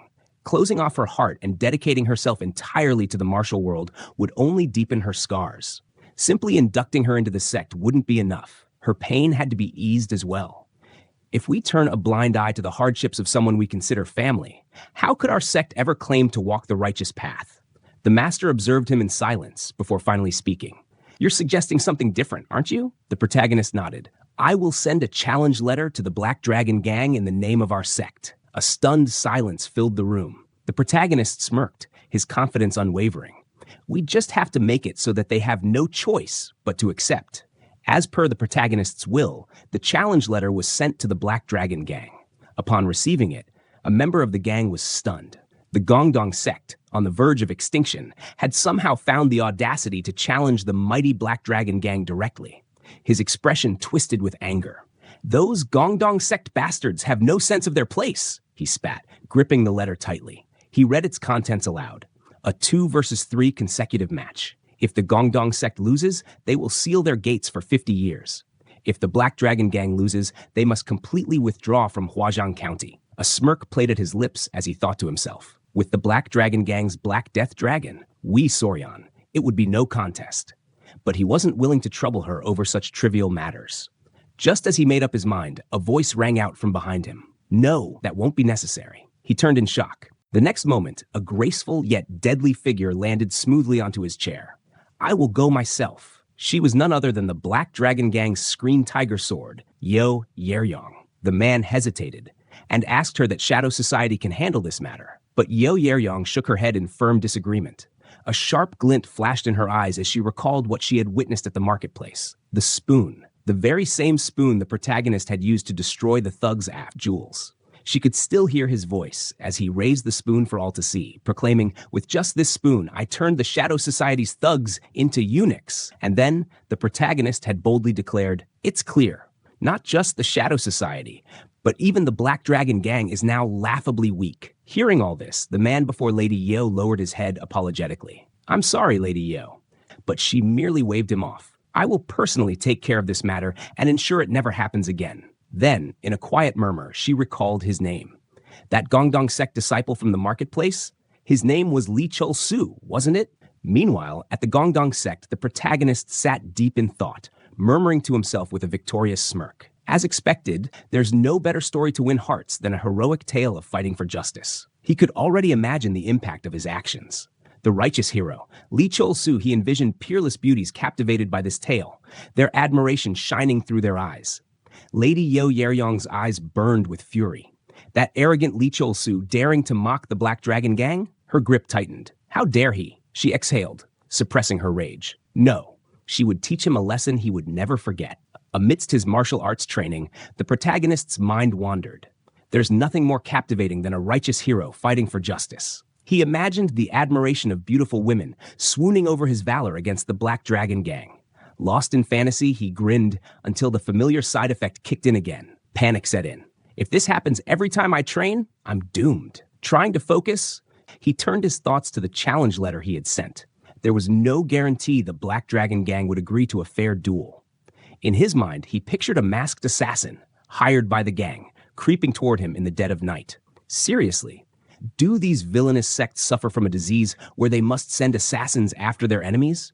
He muttered to himself, staring at the sky. Then he felt it, a presence. His eyes snapped toward the treetops. A woman stood on a branch, her figure striking against the sunlight. A woman? He was startled. In his past life, the common faction had battled the Four Shadows Society 4 years later, but there had been no record of a female expert among them. This was new. Before he could process it, the woman leaped down. She landed gracefully, her piercing gaze locked onto him. "Are you Lee Chol-soo?" she asked. His face flushed. "Yes, that's right." The moment he answered, her sword flashed. Without hesitation, she lunged. "Let's see what gave you the confidence to challenge the Black Dragon Gang." The protagonist barely dodged in time, his heart pounding. "Just like that?" Lady Yo studied the protagonist carefully. Decent skills for his age, but nothing extraordinary. Her eyes narrowed. "Did you send that challenge letter believing in the famous Yu Jin Wee?" Dodging another strike, the protagonist felt the force behind her attacks. She was strong. Stronger than he had anticipated. He counterattacked, only to be left stunned as she soared effortlessly into the sky, evading his strike. Landing gracefully in front of him, her movements were light as a feather. Impressed? He couldn't help but ask, "That's no ordinary skill. Who are you?" She raised her sword, preparing for another attack. Something about her technique felt familiar. Then, recognition struck him like lightning. His past life's memories surfaced. "Wait, Senior Yo-Ye Ryong of the Flower-Faced Tiger Sword?" he blurted. Her lips curled into a smirk. "That's right." His stomach dropped. "Oh no, Yo-Ye Ryong, the Flower-Faced Tiger." A renowned female martial artist feared not just for her combat prowess, but for something even more terrifying. She was infamous for her terrible bet. Rumors told of the disfiguring burns that scorched half her face, hidden beneath her veil. But that wasn't the terrifying part. It was her test. She would ask men a simple question: "Am I beautiful?" If the answer was an insincere compliment, she would see through the lie and turn the man into a eunuch. No one had ever passed. His blood ran cold as she gazed at him expectantly. "Well, now that you've recognized me, it's only fair to begin the test now." She lifted her veil slightly. "Tell me, how does my beauty appear to your eyes?" The protagonist broke into a cold sweat. Damn it. He couldn't just give an ordinary answer. He needed something powerful, something sincere. Then a mischievous, daring thought crossed his mind. With a slow, almost theatrical smile, he whispered to himself, "If sincerity is what she wants, there's only one undeniable way to prove it." The side effect kicked in. A glow. A rise. He stood tall, voice steady with conviction. "Senior Yo-Ye Ryong of the Flower-Faced Tiger Sword, you are truly beautiful." Her eyes flicked downward and widened. A moment of silence. Then, "This is outrageous," she shrieked, stumbling back. "What on earth did you just raise? You're insane." With a calm and suspiciously smug expression, the protagonist replied, "But Senior, didn't you ask me yourself?" Her mind spun. His words echoed in her ears. "Your clear eyes, your silky soft hair, your graceful figure like the moon and flowers, all beautiful." She was stunned. No man had ever spoken with such sincerity. She clenched her sword, trying to collect herself. "I am 60 years old," she stammered. "I've posed this challenge countless times, but this level of sincerity, this is the first." She hesitated. Is this what men are truly like? Her truth-seeking eye, a technique that detects deception, confirmed it. His words were genuine. The protagonist smirked. His plan, and that side effect, had worked better than expected. But it wasn't just about the moment. There was something deeper here. For Yo-Ye Ryong to create such a test, there had to be a reason, he thought. While the world knew Yo-Ye Ryong as a distinguished martial master of the Black Dragon clan, her real identity was none other than Jok Sawol, the thousand-faced demon king of Yeom, the absolute master of Yeomjeong, the top figure in the evil sect. Sawol's abilities were legendary. She could become anyone thanks to her Hundred Faces technique, creating alter egos and meddling in the martial world for amusement. One such persona, the very woman now before him, Yo-Ye Ryong, the flower-faced sword lady. From a young age, Sawol had been too beautiful for her own good. Men constantly surrounded her, driven by ulterior motives. They didn't care about her, only her appearance. And so she developed a quirk. This infamous beauty test was nothing more than a reflection of her trauma, a way to judge whether men saw her beyond the surface. And now, this perverted lunatic standing before her had broken the test. The confess and get colded strategy, a method that had terrified countless men, had completely backfired. Sawol had always wondered if someone could truly look beyond her looks. And even with her truth-seeking eyes, which could detect any lie, his words still rang true. Her mind reeled. No way. This can't be right. Every man I've met only lusted after my appearance. They all tried to conquer me, possess me. But this guy, she swallowed hard, staring at him in disbelief. To think my heart would flutter for this absolute madman who just surrendered himself to me. The protagonist, sensing victory, took a step forward. Senior, I know that if I pass the test, you must grant me a wish. Lady Yeo took one look at him and his proof of sincerity and leaped back in terror. Stay back, you madman, she shrieked, brandishing her sword. Do not come near me with that thing. She stared at him, eyes filled with disbelief. Does he truly see me as beautiful? For the first time in decades, Yeo Ye Ryong, the mighty flower-faced tiger, was at a complete loss. Lady Yeo's instincts screamed at her. This was dangerous. She could feel it. He had one wish, and given the absurdity of this entire situation, she dreaded what it might be. As the protagonist leaned in, his expression full of anticipation, she stiffened. Her fingers gripped her sword tighter. Why is he getting closer? Why does he look so hopeful? A heavy silence settled between them. Then, with the utmost sincerity, he asked, Is it possible? Lady Yeo blinked, her mind racing. Possible? Possible for what? He took a breath and made his wish. The next moment, You bastard! She roared, her voice shaking the treetops. Her entire face burned with rage, and maybe just a hint of mortification. On a moonlit night, the protagonist leaned in close, whispering into Lady Yeo's ear, My wish is. He set the scene. A night like this, the two of them under the same roof, engaging in a deep discussion about the Tao of yin and yang. But just as the moment seemed to take a romantic turn, he abruptly halted. I cannot. Lady Yeo blinked in confusion. What? What do you mean you can't? Why not? He was a disciple of an orthodox sect.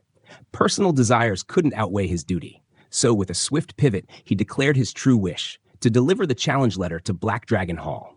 Lady Yeo's expression darkened. Clearly, she had imagined a different outcome. Her disappointment boiled over into a scream so powerful that the protagonist's sword shattered on the spot. Before he could even process what had happened, he was sent flying, blood splattering from his body, the lion's roar. Dazed and confused, he struggled to understand. He had passed her test, so why the sudden attack? Had she expected something else? As he lay there, questioning his life choices, Lady Yeo snapped out of it, rushing to his side. Are you okay? I didn't mean to. I just accidentally used internal energy while raising my voice. The protagonist, still trying to keep his insides intact, processed her excuse. So she just yells people to death? But then an idea struck him. With expertly crafted fake tears and a wounded expression, he sighed dramatically. How could you treat a poor junior like this? I heard you show mercy to those you acknowledge. Lady Yeo, already guilt-ridden, hesitated. It was a mistake. He doubled down, feigning pain and emotional distress. Then, with a heavy heart and a heavier act, he delivered the final blow. Then, will you grant my wish? Trapped by her own conscience, Lady Yeo sighed. Fine, I'll grant it, no matter what. Behind his pitiful expression, the protagonist smirked internally. Not a serious injury, but the acting? Flawless. With a sincere apology, Lady Yeo handed the protagonist a clarity pill. Take this, she said before turning to leave. The protagonist, delighted by the unexpected gift, admired the pill. A little compensation never hurt. Just as he pocketed it, a voice called out, Junior brother, are you all right? His heart skipped a beat. Master or senior brother must never find out about this. He quickly composed himself as Jin Wei rushed over, visibly tense.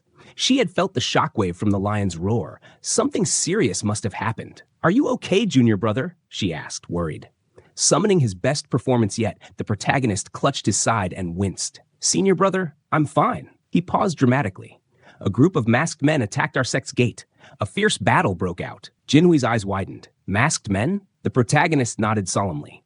I was injured, but I fought bravely to defend the sect. Jinwee's expression darkened. This is serious. Inside, the protagonist smirked. Flawless. As angry as senior brother was, the protagonist knew one thing. This rage would make him unstoppable in the duel. That was a win in his book. Meanwhile, Jinwee was still worried.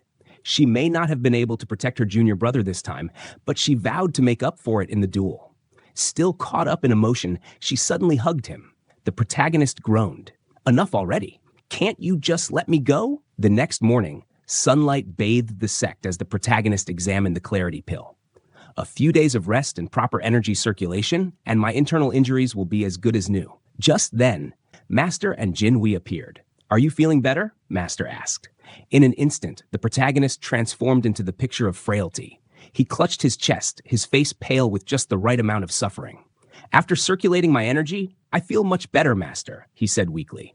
Jinwee sighed in relief. That's good. To speed up your recovery, you should eat something nourishing. Is there anything you'd like? The protagonist's eyes gleamed. A golden opportunity. Ah, he sighed dramatically. I've been eating nothing but greens in this sect. Perhaps now would be a good time for something beneficial for stamina. Suddenly, Jinwei grabbed the protagonist's hand, her eyes brimming with tears. Whatever junior brother wants, I will provide. Just ask. The protagonist sensed the golden opportunity. With a perfectly pained expression, he sighed. Well, if you insist, I'd love some pork, boiled pork, and maybe some pig liver. Jinwei nodded without hesitation. I'll get it for you. He wasn't done. I've always loved oysters too, but they're quite expensive. Given the sect's financial situation, pork is the most reasonable choice. What a performance.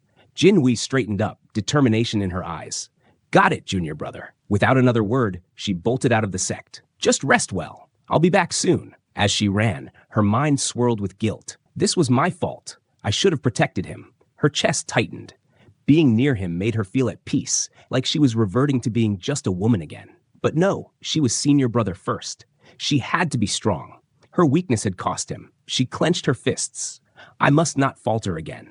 Lost in thought, Jinwei suddenly found herself standing before the Guangdong Inn. The next moment, she was seated in front of Mr. Seo and harem, recounting everything. The lion's roar, the black-masked men, and the protagonist's supposed injuries. Mr. Seo stroked his beard. So, you've come to ask for pork for your injured junior brother, haven't you? Jinwei hesitated but nodded. Swallowing her pride, she made the request. With a warm smile, Mr. Seo agreed. Of course. That disciple got hurt protecting me and harem. It's the least I can do. Just as Jinwei felt relieved, harem spoke up. Wouldn't it be better if he recovered at our main house? I can take care of him there. Jinwei frowned. Why go through all that trouble? I can take care of him myself. Before she could question it, harem added casually, well, as his future wife, isn't it only natural that I do so? The air froze. Jinwei blinked. Future what? A quick turn indeed. The past resurfaces as Mr. Seo, visibly drunk, sits at a table, cursing the Shadow Society. Just then, Lady Heron approaches. In his inebriated state, Mr. Seo slurs out a question. Was she all right? Harem, noticing the deep worry in her father's eyes, asks him what's troubling him. After all, the Guangdong sect is supporting them, so why the concern? For a moment, Mr. Seo is speechless. Then, with a heavy sigh, he confesses, he's worried about the upcoming duel between the Guangdong sect and the Black Dragon Gang. If we lose, our family will. He stops himself, but harem already has tears in her eyes. Switching gears, Mr. Seo abruptly asks, more importantly, harem, what do you think of that young master? Harem, caught off guard, blinks. As a martial artist, he seems decent. She hesitates, then adds, the way he stood up to the Shadow Society scoundrel was rather brave. Mr. Seo nods, suddenly looking quite satisfied. In his drunken wisdom, he has come to a decision. This young master is a dependable man, the perfect husband for harem. Harem, realizing where this conversation is heading, turns red. Her face betrays a mix of embarrassment and panic, but she ultimately agrees to whatever her father decides.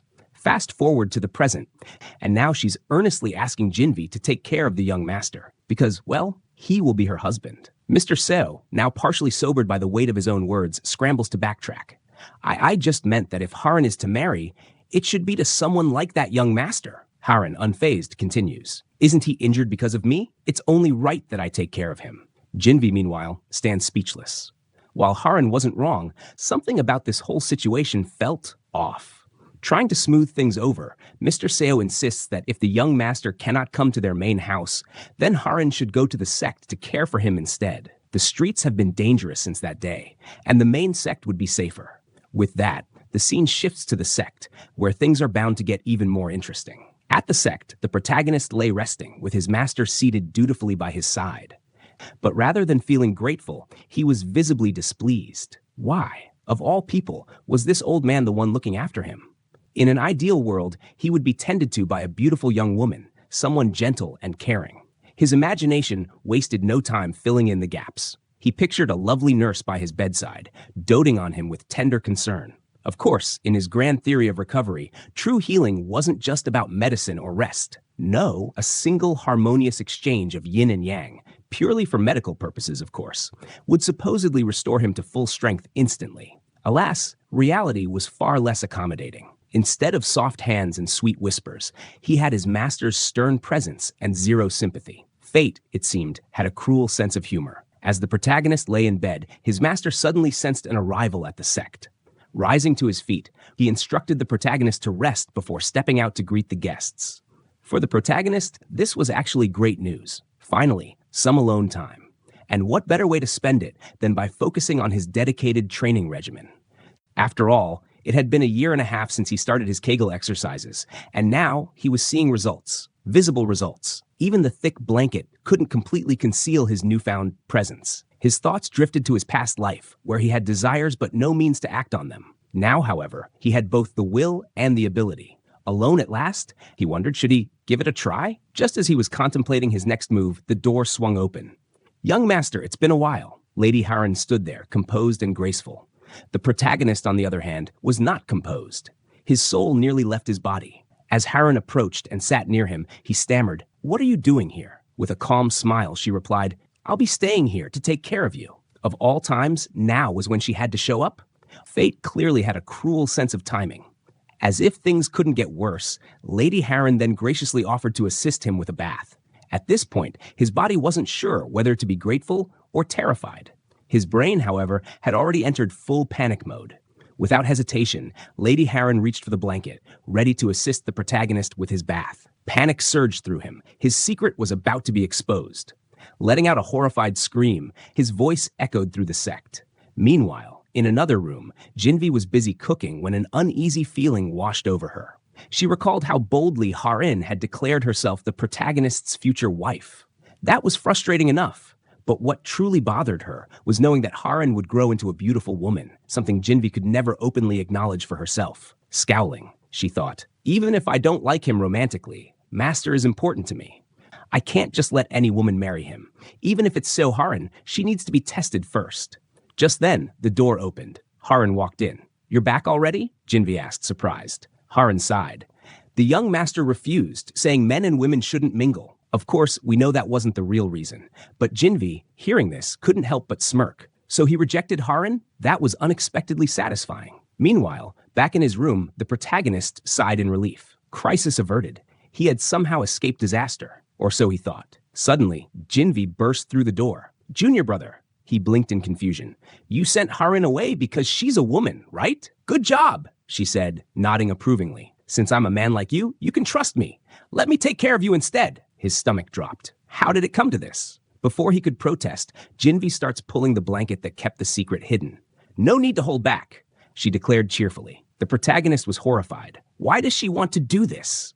He tried desperately to resist, but Jinvi was determined. "Relax, I'll even loosen your tense muscles," she said, rolling up her sleeves. And just like that, she started rubbing his back, her first ever massage for him. Against all odds, it was actually working. His muscles did feel less tense, lying there in mild despair, but also undeniable relief. He muttered through teary eyes, "It's all because of that lady, yo." But deep down, he couldn't deny, this felt kinda nice. At the Black Dragon sect, Lady Yo sat deep in thought, her mind drifting to him. "Chulsu, he isn't seriously injured, is he?" she muttered. "Surely he didn't just collapse and never get up again?" The memory of him lying on the ground flashed in her mind. Her brows furrowed. "Wait, am I actually worried?" She scoffed at herself. "Me, the supreme master of martial arts? The number one in the evil sect. The most beautiful woman envied by men and feared by women across the Central Plains. Worried about some mere boy from the Gongdong sect? Ridiculous." Shaking off the thought, she called for her subordinate. "I'm taking a quick trip to the Black Dragon Gang's main base. While I'm gone, don't cause any trouble." As she ran, she kept reassuring herself. "I'm only doing this because I made a promise. That's all." But then, his face popped into her mind. She clenched her fists. "No way. There is no way I have feelings for someone like Chulsu." Still, the more she tried to deny it, the more that face lingered in her thoughts. Was she lying to herself? Was she really falling for him? Jinwi leaned back, wiping her hands after an intense massage. "Feeling better now, or should I continue?" The protagonist, however, was frozen, his expression vacant, clearly not thrilled about a man's hands all over him. But before he could protest further, a voice chimed in. "That's a relief." Jinwi's enthusiasm was unshaken. "I'll do this pressure point therapy every day from now on." The protagonist's eyes widened in horror. Every day? Once was already too much. But Jinwi was resolute. "No, I'll do it. If it helps you recover faster, I'll do anything." She strode off to fetch water, leaving the protagonist gritting his teeth. Why is she so happy about this? Annoying as it was, he had to admit, he did feel better. But that didn't mean he wanted a daily torture session. Pushing the thought aside, he shifted his focus to the upcoming duel between the Gongdong sect and the Black Dragon sect. The duel needed an official witness, someone to ensure legitimacy and announce the results. Unfortunately, the fallen Gongdong sect had no representatives left in the capital. Their only hope lay in the Zhang clan, who took over Gansu province after Gongdong sect fell. The Seoman Sega from Zhang clan was only option for referee, but he was rude, and there was no way this clan will support this duel. Once I recover, I need to track Soman's movements, he thought, lost in strategy until Jinhui's voice snapped him back. I got your water. As he drank, he eyed her suspiciously. Senior, don't you have anything better to do? Why are you just taking care of me? And suddenly thought crossed his mind. Oh, now that you mention it, who's cooking while I'm here? Of course, she said cheerfully. Miss Seo is handling it. The water shot out of his mouth. Seo Haran is cooking? No, he screams out loud in frustration. The scene shifts to the Black Dragon sect, where Lady Yo stands before the sect leader, presenting a letter. The Gongdong sect has challenged us to settle the Sayong incident through a traditional martial arts duel, she states. The leader's expression darkens. A challenge? From the ruined Gongdong sect? Ridiculous. His frustration flares, and he glares at Lady Yuo. Why are you bothering me with this nonsense? You should have handled it yourself, he snaps, hurling the scroll back at her with inner force. Lady Yo catches it effortlessly. The leader's eyes widen in shock. She caught it? Before he can react, a voice echoes through the chamber. My dear. A chill runs down his spine. Lady Yo removes her mask, revealing a familiar face. Jack Saval, the most feared figure in the sect. Since when were you allowed to act so rudely in front of me? She asks coldly. The leader stiffens, his anger replaced by sheer terror. Madame, he drops to his knees. My apologies, Madam Leader. What brings you here, Madam Leader? He asks, his voice unsteady. She exhales sharply, clearly irritated. I had to reveal myself because of that bastard, Chol Su. But a promise is a promise. Her tone hardens. Accept the Gongdong sect's duel proposal. The leader hesitates, but there's no gain in accepting their challenge. You're so short-sighted, she interrupts. Don't forget about the Seoman clan. The weight of her words settles in, and the leader's hesitation falters. The duel was no longer just about Gongdong. It was part of a much bigger game. The scene shifts to the Seoman clan, a group known for their cunning and patience. For centuries, Gansu province had been Gongdong sect's stronghold. If the sect were to rise again, it would only be a matter of time before the Seoman clan was pushed out. That's why they had kept their distance from the Sayong society, allowing the Black Dragon gang to benefit from Gongdong's fall. But if Gongdong were permanently erased, Seoman would have the perfect excuse to challenge the Black Dragon gang directly, an opportunity to seize power and solidify their status as Gansu's dominant sect. Lady Jack Sovol smirked. However, if the Black Dragon gang officially defeats the Gongdong sect in a formal duel, there will be no room for the Seoman clan to interfere. The leader's eyes gleamed with excitement. Then we must win. No, not just win, we'll annihilate them. We'll destroy their base and erase them completely. But Lady Jack's expression darkened. No, the leader blinked in confusion. What? Her gaze was sharp, but a flicker of something else, something personal, passed through her mind. They'll need a home. Until Lee Chol-su comes of age, won't they? It shows. She had soft spot for protagonist. Back at the Gongdong sect, chaos erupted. The protagonist, upon hearing the horrifying revelation that Seo Haran was in charge of the kitchen, bolted toward it. What fool thought it was a good idea to let Haran cook? He knew all too well. This wasn't just a bad decision. It was a catastrophic one. In his past life, there had been reports, not of poison, not of malicious intent, but of sheer culinary devastation. People had been left teetering on the edge of death after consuming Seo Haran's food. And the worst part? She had no idea. As the protagonist reached the kitchen, his heart nearly stopped. It wasn't just the pork. It was the entire kitchen that was burning. Flames licked at the walls, smoke billowed into the air, and chaos reigned. Jinhui, ever the helpful one, quickly volunteered. I'll get some water. But a sudden thought struck the protagonist. Wait, if the kitchen is like this, his eyes widened in panic. Where's Seo Haran? Inside the inferno, Seo Haran stood amidst the growing flames, staring at the charred remains of what was once a meal. I just wanted to grill some meat for the young master, she muttered, dazed. Then her head tilted. Did I put in too much firewood? The fire crackled ominously. At this rate, even the dining hall will be at risk, she realized. I can't cause any more damage to the Gongdong sect. Determined, she looked around and spotted a bucket of water.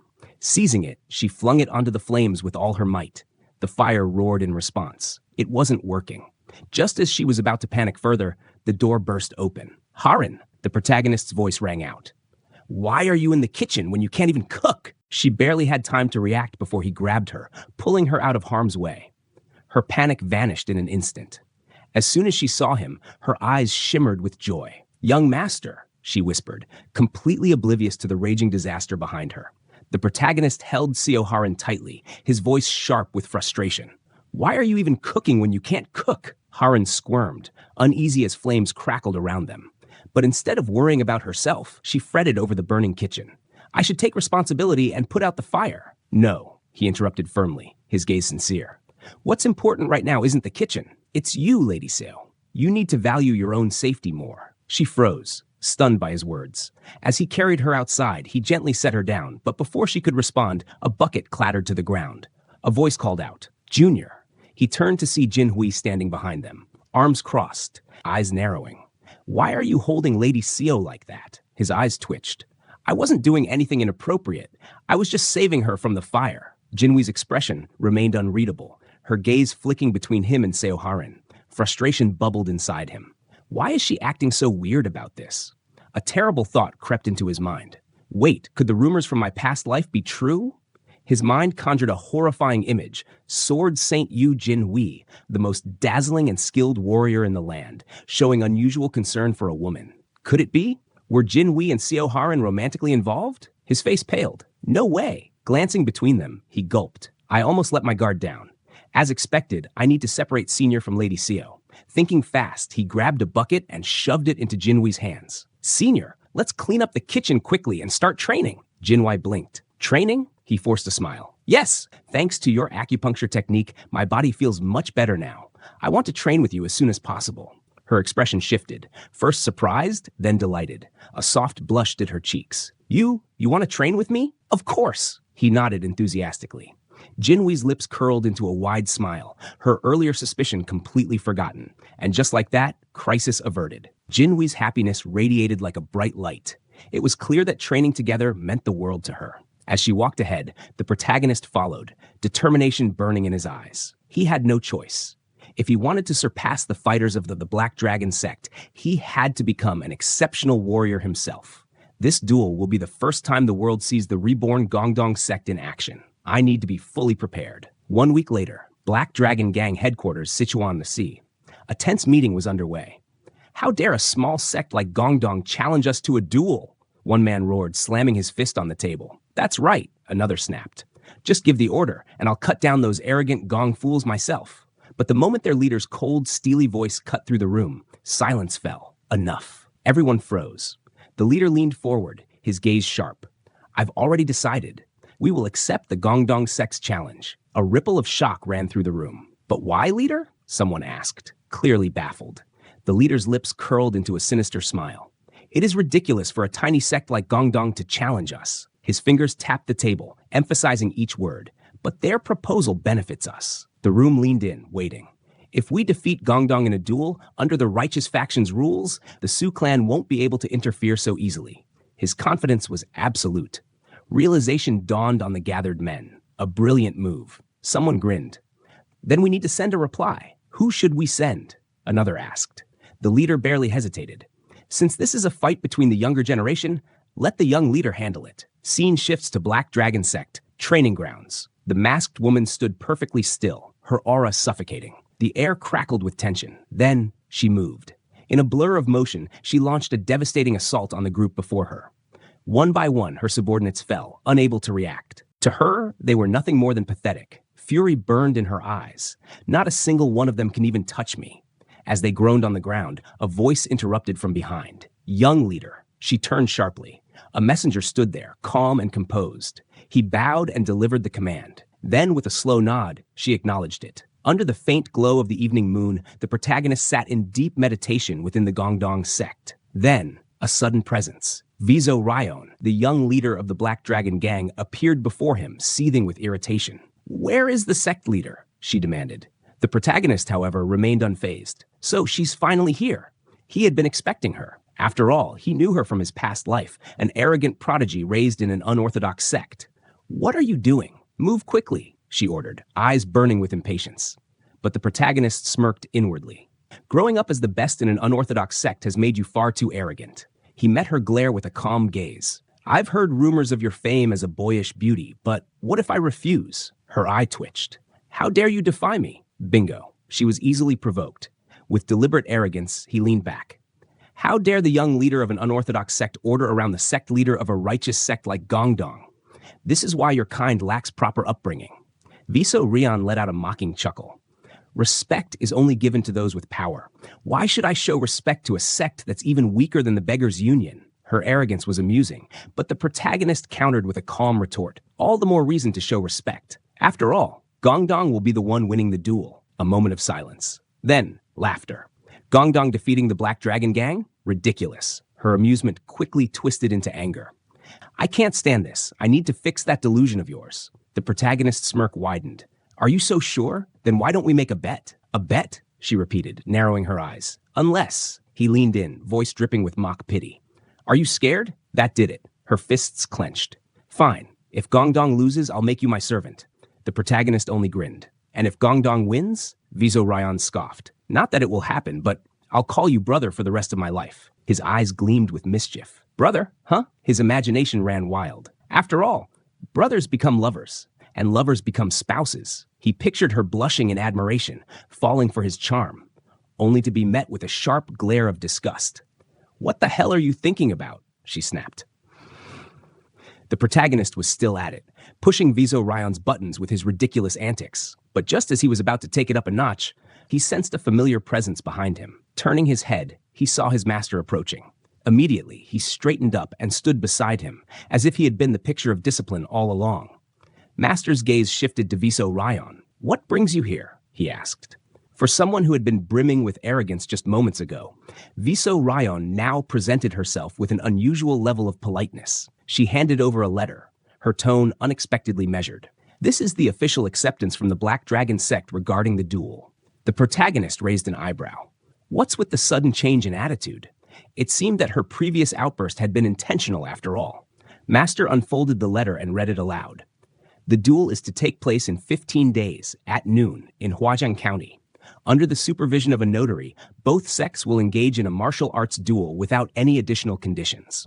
Master's eyes gleamed with excitement. The Black Dragon sect had officially accepted the challenge. Viso Ryan nodded. That's correct. The notary for the Black Dragon sect will be from the Hao Mun clan.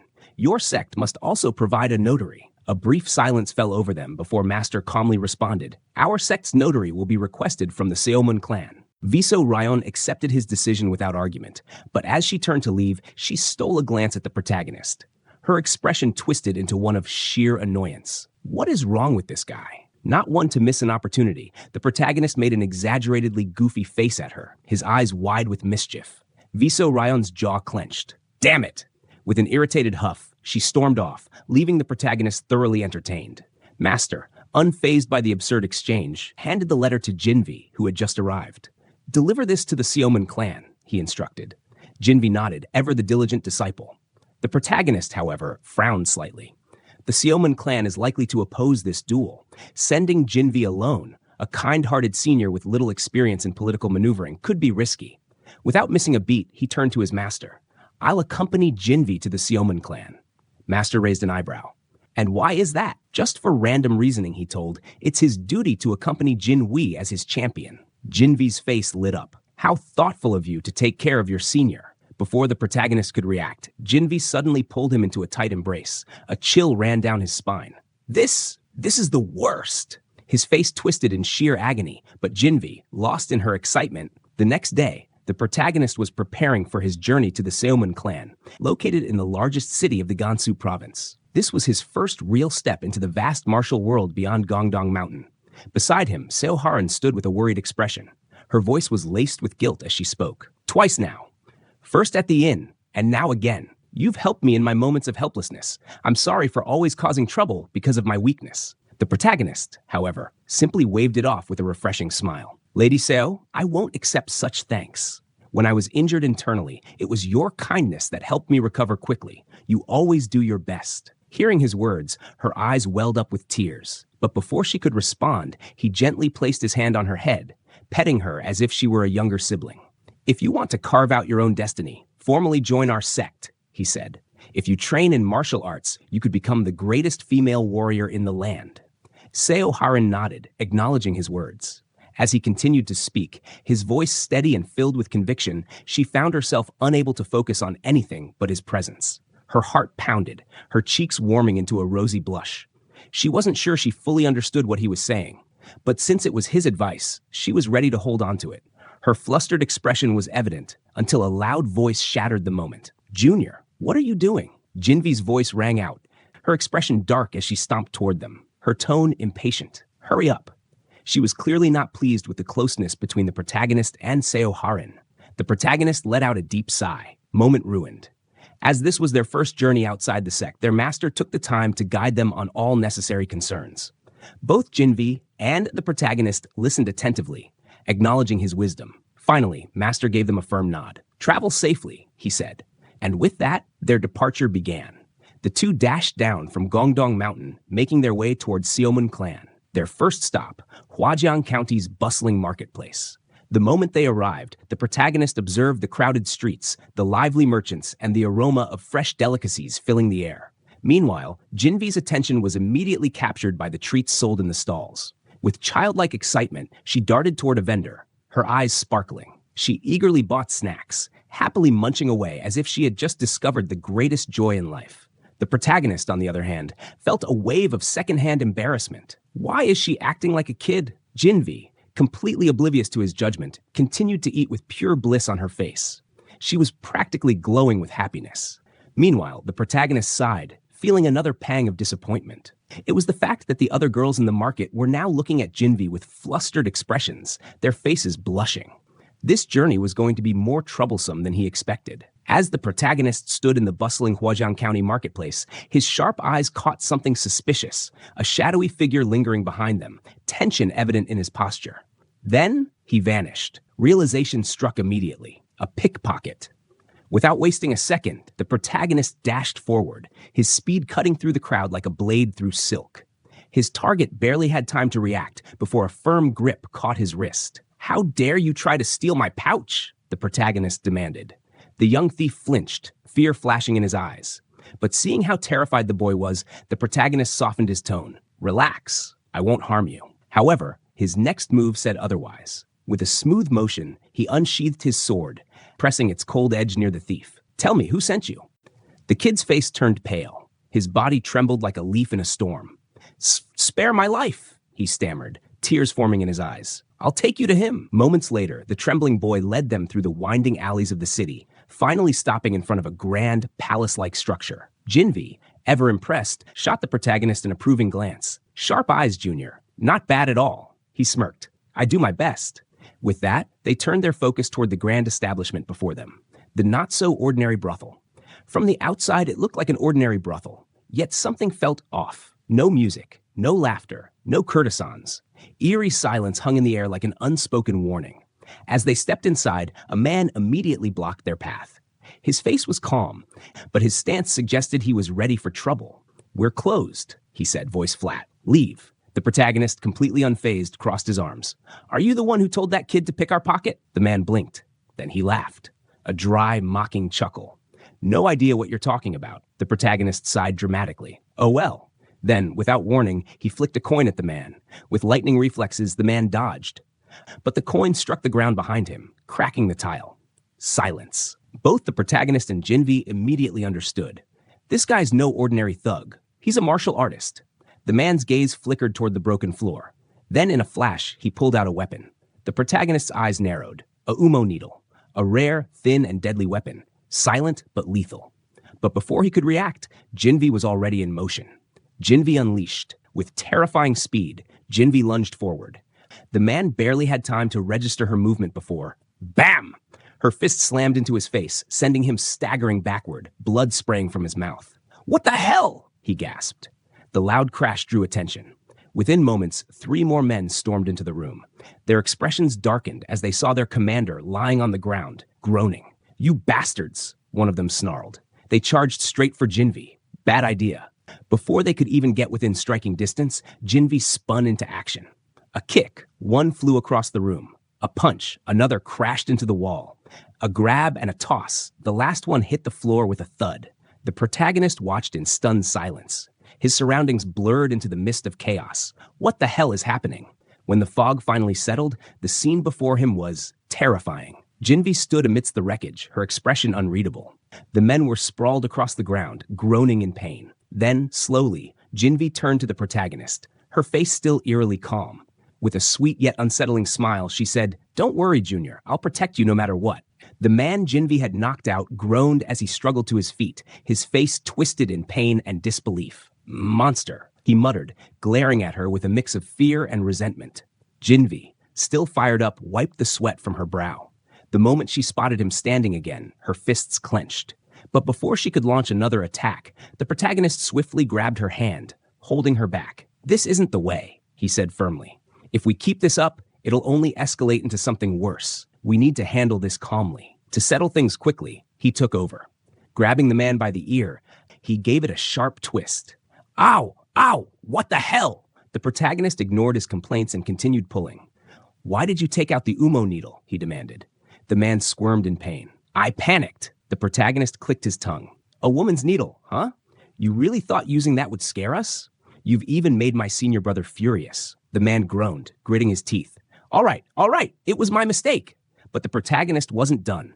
With another tug on the ear, he leaned in. Before the protagonist could press him further, something unexpected happened. A voice echoed in his ears. "Young hero." His eyes widened. The voice wasn't coming from anyone in the room. It was inside his mind. A moment later, the voice returned, smooth and playful. "Stop tormenting the poor chief official. Instead, how about spending a cozy time with me alone? Second floor. Private room." The protagonist's gaze immediately snapped upwards. On the second floor, a shadowy figure stood, watching him intently. An expert capable of sound transmission? In a rural place like Huajiang County? He frowned. "And they called me instead of senior brother. Who will do such thing?" His mind raced through possibilities, but before he could make a decision, Jinvi's voice snapped him out of it. "What is it, brother?" she asked, noticing his distraction. He turned to her. "I received a sound transmission from someone on the second floor. They're requesting a private meeting." The second he said, "private meeting," Jinvi's expression immediately changed. "No way," she barked. "Absolutely not. You can't do this. It could be dangerous." Jinvi narrowed her eyes. "Think about it, brother. This could be a trap." The protagonist, however, remained unfazed.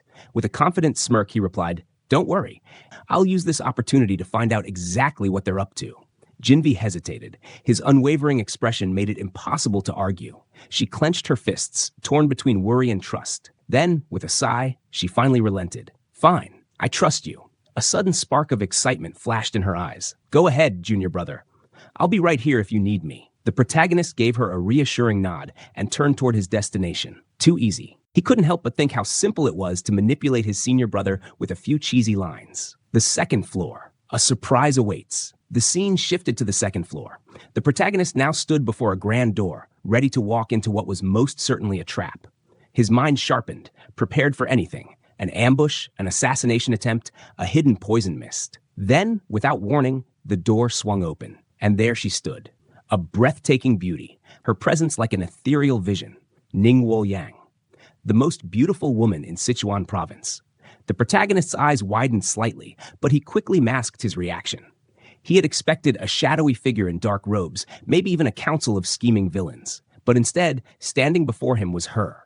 The famous courtesan of legend, the woman for whom nobles and warriors alike traveled across the land just to share a drink. Ningguo Yang, the top courtesan, known for her mesmerizing performances of jumong and calligraphy, a woman so sought after that men from distant regions paid fortunes just for a moment of her company. But the protagonist knew something that others didn't. He had seen through the mask, her true identity. She was Jake Sowell's second alternate persona, just like Lady Yeo was the first. This was no mere courtesan. This was a woman hiding behind layers of deception. And now, she had invited him in. His eyes sharpened. Ningguo Yang's smile was warm and inviting, but the protagonist was anything but amused. Again with this alter ego nonsense, Jake Sowell's endless identity shifts were beginning to feel more like an elaborate obsession than a calculated scheme. Meanwhile, she was lost in thought, her gaze fixed on him with an almost mischievous glint. "Li Chul-su, you're caught red-handed." She crossed her arms, smirking internally.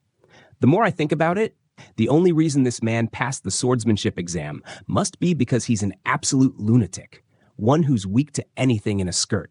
Her mind drifted, picturing their past encounters, especially her first test when she had disguised herself as Lady Yeo. Now, here she was, testing him again, watching him under this second disguise. Ning Wolyang had made up her mind. If Lee Chol-soo fell for her charms, she would personally hold him accountable for stirring her heart. She then offered him tea. He raised an eyebrow at her sudden politeness, but accepted the cup nonetheless. As she poured tea into his cup, she masked her true intentions with a delicate smile. Now, let's see how you handle this. A faint yet intoxicating fragrance wafted toward him. The unmistakable mark of charm art, a high-level martial technique designed to cloud judgment and manipulate the senses. Unlike those third-rate seduction techniques, my charm art directly interferes with the mind, she mused, watching closely. Even a first-rate martial artist will struggle against it. As the art took effect, the protagonist's face began to flush. His breathing grew heavier, and beads of sweat formed on his brow. Ning Wolyang smirked. Perfect. He's completely under my spell. It was time for the final blow. She reached forward, gently taking his hand in hers. Young hero, what brings you here? She asked, her voice dripping with honeyed sweetness. He hesitated for a moment before answering. Well? His voice was soft, uncertain. Her eyes gleamed with satisfaction. Gotcha. But snap. He suddenly yanked his hand away. What? Ning Wolyang blinked, completely thrown off. Lee Chol-soo straightened up, his expression serious. Looting a Gongdong sect disciple this much? Isn't that rather discourteous of the Hao sect, especially before such a crucial duel? His eyes narrowed. Are you planning to sell our information to the Black Dragon Gang? Her smug expression faltered. What? Undeterred, he continued. If the Black Dragon Gang gets intelligence from the Hao sect, they might send Silent Blade assassins to eliminate us before the duel even happens. He leaned in slightly. That would ensure the Gongdong sect is removed without a fight, wouldn't it? Silence. Ning Wolyang was speechless. How? He should be completely under my spell. But instead of a love-struck fool, she was facing a cold, calculating opponent. For the first time in a long while, she felt like she had lost. A thought crossed Lee Chol-soo's mind, a simple yet undeniable truth. No matter how powerful Jake Sewell's charm art was, it would never work on him. Why? Because even though his body had grown younger upon reincarnation, his mind remained at the level of the heavenly realm he had achieved in his previous life. If she had approached him in her true persona as Jake Sewell, perhaps she might have stood a chance. But as the mere courtesan Ning Wolyang, she held no real power over him. No amount of seductive techniques could cloud his judgment. His gaze sharpened. My love life is guided by sincere affection, he stated firmly. I won't fall for cheap hypnotic tricks. For the first time, she was completely thrown off balance. She quickly composed herself and sighed. The duel between the Black Dragon Gang and the Gongdong sect is the hottest topic in the martial world right now, she admitted. As an intelligence network, the Hao sect had to act. She took a deep breath before lowering her head. It was my mistake, she said sincerely. This has nothing to do with the Black Dragon Gang, so please clear up any misunderstandings, sir. And with that, the most beautiful woman in Sichuan bowed before him. A soft blush dusted Ning Wolyang's cheeks as a thought crept into her mind. What kind of man is this? The smarter they were, the easier they usually succumbed to her charm art. But him? He remained utterly unaffected. It was both frustrating and, strangely, intriguing. She closed her eyes, attempting to compose herself. Then, after a brief pause, she raised her head and asked, Don't you find any charm in me as a woman? Lee Chol-soo regarded her with a neutral expression. You are a beauty that could bring nations to ruin, he admitted. Saying you lack charm would be a lie. However, the reason I am unaffected is simple. I have no romantic feelings for you. Her eyes widened. No romantic feelings? That was new. Very new. She stared at him in disbelief, her face growing warmer by the second. So he's not a man controlled by base desires? Still flustered, she bowed her head slightly. I ask for your forgiveness for my rudeness, young hero. Lee Chol-soo, ever composed, simply nodded. Very well. Since your apology seems sincere, I'll forgive you. Then his tone shifted slightly, a smirk creeping onto his face. However, now that I've passed your test, let's talk about the reward. Her eyes flickered with curiosity. Reward? Yes. His expression turned serious. Deliver a proposal to the Grand Elder of the Hao sect. At this, she stiffened. The Grand Elder of the Hao sect was none other than Jake Sewell herself. Of course, she couldn't just admit that, so she feigned ignorance. You mean Lord Jake Sewell? Lee Chol-soo nodded. Yes, she hesitated. And what proposal might that be? His gaze sharpened. It concerns the duel between the Gongdong sect, the Black Dragon Gang, and the Seomun family. Woman family estate. Inside the Jinchon Hall, an elderly figure stood with an air of absolute authority. A man standing behind him spoke respectfully. Master, the Black Dragon Gang has officially accepted the Gongdong sect's dual proposal. The elderly figure remained motionless, his gaze fixed forward. The man hesitated before continuing.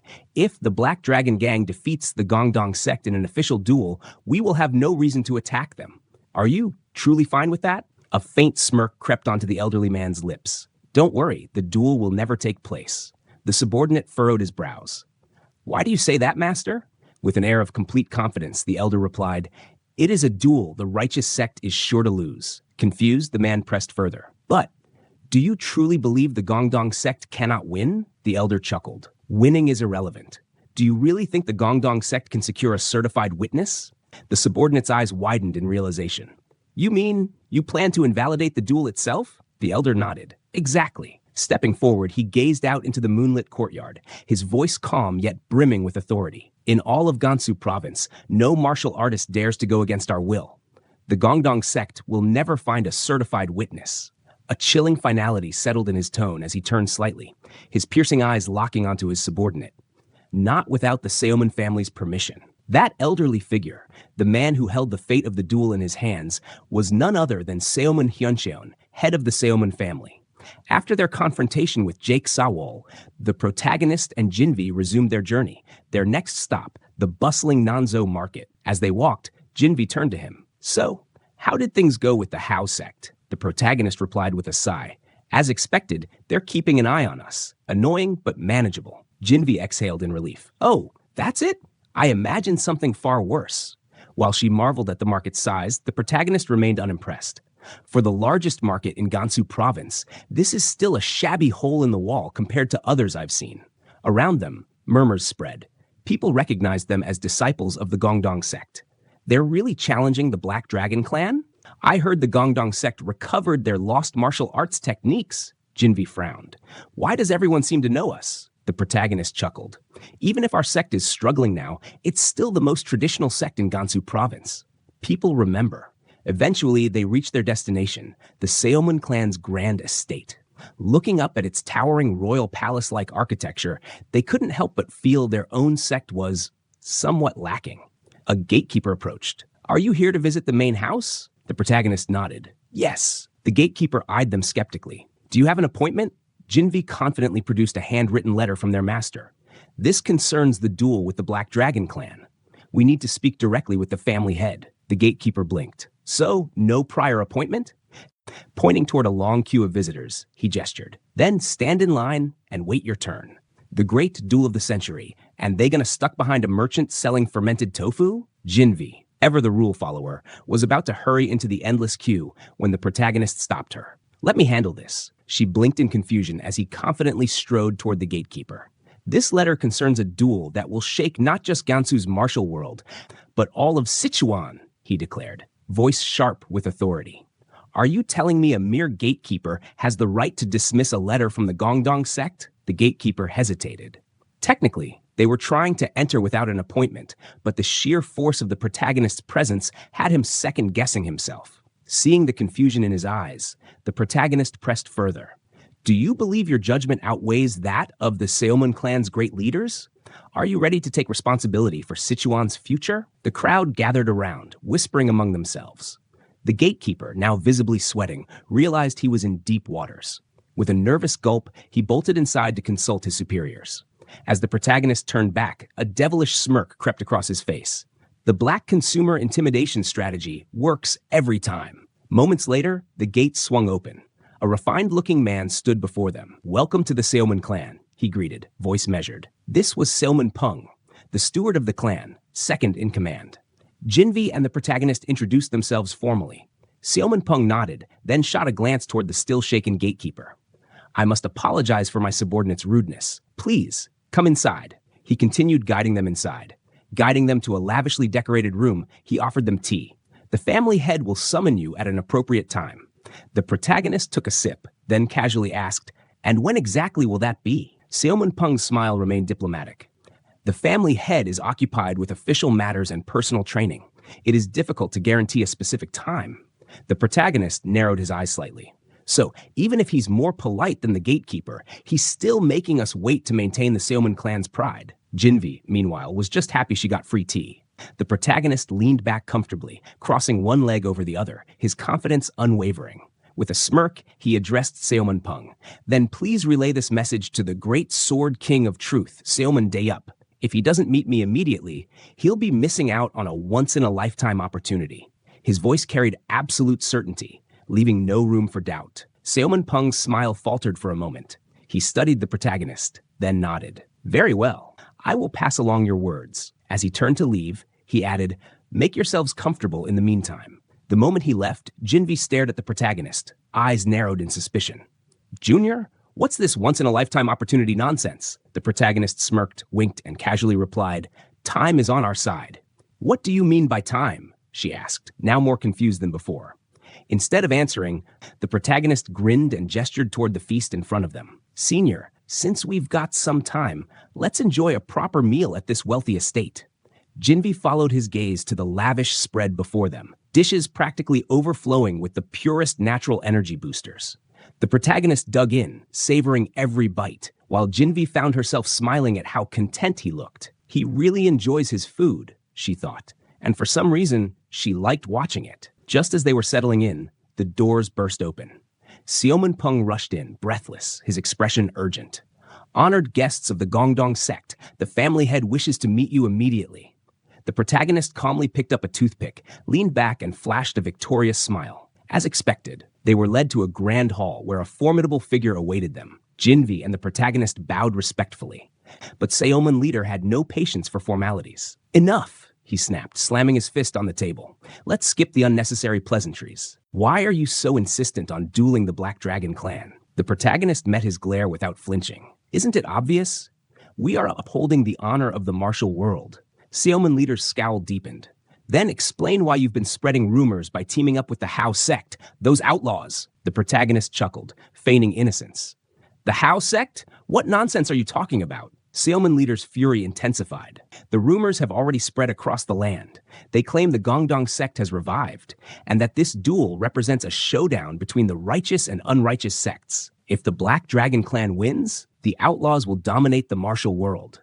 And now, letters have already been sent to the 9 great sects and the 6 great families, inviting them to witness the duel. His eyes burned with anger. Do you understand what you've done? The protagonist remained composed, suppressing a victorious smile. As expected, the Grand Elder Moon Lord, Jake Sawol from the Hao sect, had executed the plan flawlessly. His mind drifted back to their past conversation, the moment when he secured her cooperation. As they discussed his reward, the protagonist had made his request clear. Jake Sawol listened closely, intrigued by his choice of words. I need you to spread news of this duel far and wide. Make sure no one remains unaware. And more importantly, ensure that letters requesting official witnesses reach the 9 great sects and the 6 great families. Jake Sawol smirked. I see. You're trying to create a scenario where the Seoman clan has no choice but to act as witnesses, aren't you? The protagonist gave a slow nod. Exactly. Jake Sawol's amusement didn't fade. A clever idea, but the Hao sect isn't in the habit of making losing deals. Even if I deliver your proposal, the Grand Elder Moonlord won't agree to it so easily. The protagonist's smile vanished. He already anticipated this. Without a word, he reached into his inner robe, a pearl, its surface shimmering with a silver blue glow. He placed it gently before her. Deliver this to the Grand Elder Moonlord as payment for the deal. Jake Sawol's eyebrows lifted. Oh my, it may be small, but this is such a pure moonstone. She rolled it between her fingers, examining its flawless quality. Finally, she nodded. With this, I'd say the deal is fair. His plan had worked perfectly. The Tang sect, Gin Cheng sect, and Ime sect had already agreed to witness the duel. If the Seoman clan declined, it would be utterly humiliating. It's all about winning before the battle even begins, the protagonist thought. That's what real strategy looks like. Seoman leader's fist clenched. If anyone is good at spreading baseless rumors, it's the Hao sect. And yet, the Gongdong sect benefits the most from this nonsense. His glare hardened. Tell me, are the Gongdong sect and the Hao sect truly working together? The protagonist met his gaze with unshakable confidence. Do you have any evidence for such accusations? The Seoman leader fell silent, his expression darkened by frustration. The protagonist hid a knowing smile. The Grand Elder Moonlord herself took care of everything. Why would there be any proof? Seoman leader's fury boiled over. Since your duel has been labeled as a battle of righteousness and unrighteousness, if you lose, it will spell disaster for the Seomun clan and the righteous sect as a whole.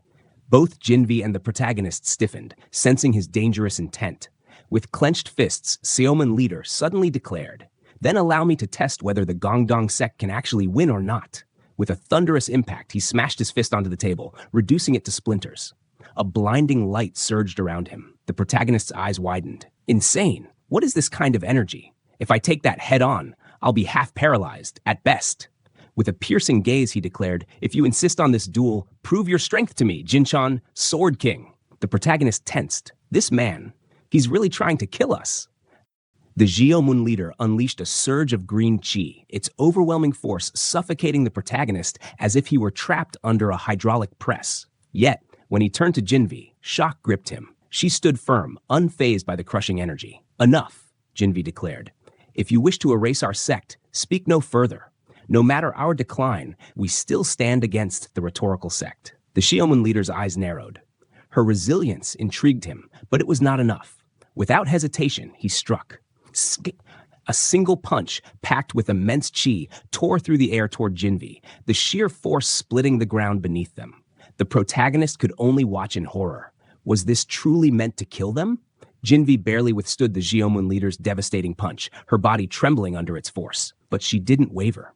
Instead, she focused, analyzing the flow of chi, searching for a way to disperse it. She recalled every martial art she had studied. So young mental technique, 3 yin formation, reverse Rakshasa blood arts, dual convergence arts. Yet none were enough. The leader's voice thundered, "Where has your spirit gone? Stand there blankly, and you will not escape death." But Jinvi's mind raced. "Do not fear. The answer lies in the path I have walked."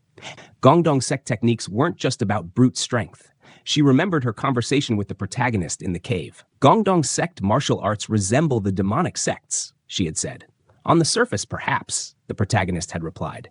"But at its core, it's different. The reverse blood flow technique is merely a means to achieve yin-yang inversion." Jinvi's understanding deepened, strong yet flexible. Her eyes snapped open. That's it. Chi surged within her. If strength alone wasn't enough, she would forge her own path. Merging the essence of dual convergence arts with the reverse blood flow technique, her chi erupted, flowing with destructive force toward the Jeomun leader. His eyes widened in shock. No way. Could this brat be? Before the thought could finish, Jinvi unleashed her chi. "If I can't block it with what I've learned, I will create my own." The protagonist, struggling to stand, was in awe. In mere moments, Jinvi had created a new martial art technique. The Jeomun leader, too, was taken aback. Not only did she withstand my crushing chi, she even redirected and dispersed it. The scene focused on the 3 of them. The master's gaze lingered on Jinvi, his thoughts heavy with realization. Is this what it means to be a heaven-sent genius? Jinvi stepped forward, her voice steady. "Master Jeomun, do you still believe our sect is acting recklessly?" The leader remained silent before breaking into sudden laughter. Both Jinvi and the protagonist tensed in surprise. "Heavenly martial art body. So that's what you call it," he mused, recalling an old rival. "That sly old man, he raised a monstrous tiger cub without anyone noticing." His laughter faded, replaced by a satisfied smile. "The trial is over. With such skill, I have no choice but to approve. I look forward to your match with the Black Dragon Hall." Hearing his approval, Jinvi and the protagonist were overwhelmed with joy, thanking the Master Jeomun. The scene shifted to a secluded balcony. The Jeomun leader stood alone, deep in thought. A disciple of the Gongdong sect achieving the heavenly martial body, it's only a matter of time before he becomes the strongest under heaven. Is this the beginning of the Gongdong sect's revival? His fist clenched. But as the greatest sect in Gansu, the Jeomun clan won't just sit back and watch. We will resist. We will check their growth, no matter what it takes. As the Jeomun leader stood deep in thought, a familiar voice echoed behind him. "Father!" He turned, his strict expression instantly softening into a warm smile. "My dear daughter, what brings you here?" Standing before him was Jeomun Chunga, his youngest daughter. Her eyes sparkled with curiosity. "I heard you met the Gongdong sect disciples. What did you think of them, father?" He let out a thoughtful sigh before answering. "Contrary to my expectations, they were quite resolute. I have approved their match with the Black Dragon Hall." Hearing this, Chunga's face lit up with excitement, just as she had hoped. She had always admired the Gongdong sect. A faint blush crept onto her cheeks as she hesitantly asked, "Have they already left?" Her father shook his head. "No, it's late, so they'll be staying here for the night." Before he could finish, she spun on her heels and dashed off. Aha! Then I'll be on my way. Her father blinked in surprise. Where is she rushing off to? As she ran, her thoughts raced. The disciples of the Gongdong sect, the warriors who stood at the vanguard of justice, who fought the demonic sect and perished in battle. And today, they even won over father's heart. Just how incredible must they be? Her excitement bubbled over, her face a mix of joy and admiration. Meanwhile, on the training grounds, the protagonist stood alone, his sword in hand, practicing under the night sky. Today ended well, thanks to senior brother. If he hadn't stepped up, we would have his grip on his sword tightened. I need to be stronger. I need to train harder. Determination surged through him, and in that moment, a faint glow flickered around his tool, a sign of his resolve strengthening. The side effect kicked in again. But before he could dwell on it, a sound broke the silence. Footsteps. He turned sharply, his instincts kicking in. Who's there? Thinking it was Jinvi, the protagonist panicked and quickly tried to cover his raised-up part. But before he could react further, a loud voice echoed through the night. You pervert! His eyes widened in horror. Standing before him was none other than Xiaomun Chonga, the Xiaomun leader's youngest daughter. Her face was pale, her expression frozen between shock and fear. She took a cautious step back, her voice trembling. Where do you think you're pointing that thing while walking toward me? Her face twisted in fear as she stumbled back, falling to the ground. She pointed at him, her voice shaking. A pervert like this is a disciple of the Gongdong sect? The protagonist, still flustered, tried to salvage the situation. Aren't you Xiaomun Chunga, the youngest daughter of the Xiaomun clan? Before he could continue, she cut him off. To think I'd run into this guy so late at night, what was that indecent act? Struggling to maintain his composure, he hurriedly covered his mountain and sighed. I never thought someone would be spying on my training. As he looked at her, memories from his past life surfaced. Sword Peak Xiaomun Chunga, once hailed as the most beautiful woman in Gansu before Seoharan appeared. A secret admirer of the Gongdong sect, she was obsessed with Yu Jinwei. But when he rejected her, she turned extreme and darkened. She suddenly yelled, practicing martial arts no different from a sex fiend's, and calling it the Gongdong way? How can something so shameful exist? The protagonist blinked. Sex fiend? What was she even talking about? With a confident stance, he met her glare. You better take back what you just said. There is a philosophy behind this. Chunga hesitated, confused. Then first, do something about that obscene thing of yours. A deep embarrassment washed over him again, but he quickly shook it off. Instead, he crossed his arms and confronted her. Spying on someone else's training? Do you not know that this is a clear taboo in the martial world? Her face burned with anger. Calling such a vulgar display training? Absurd. The protagonist scoffed.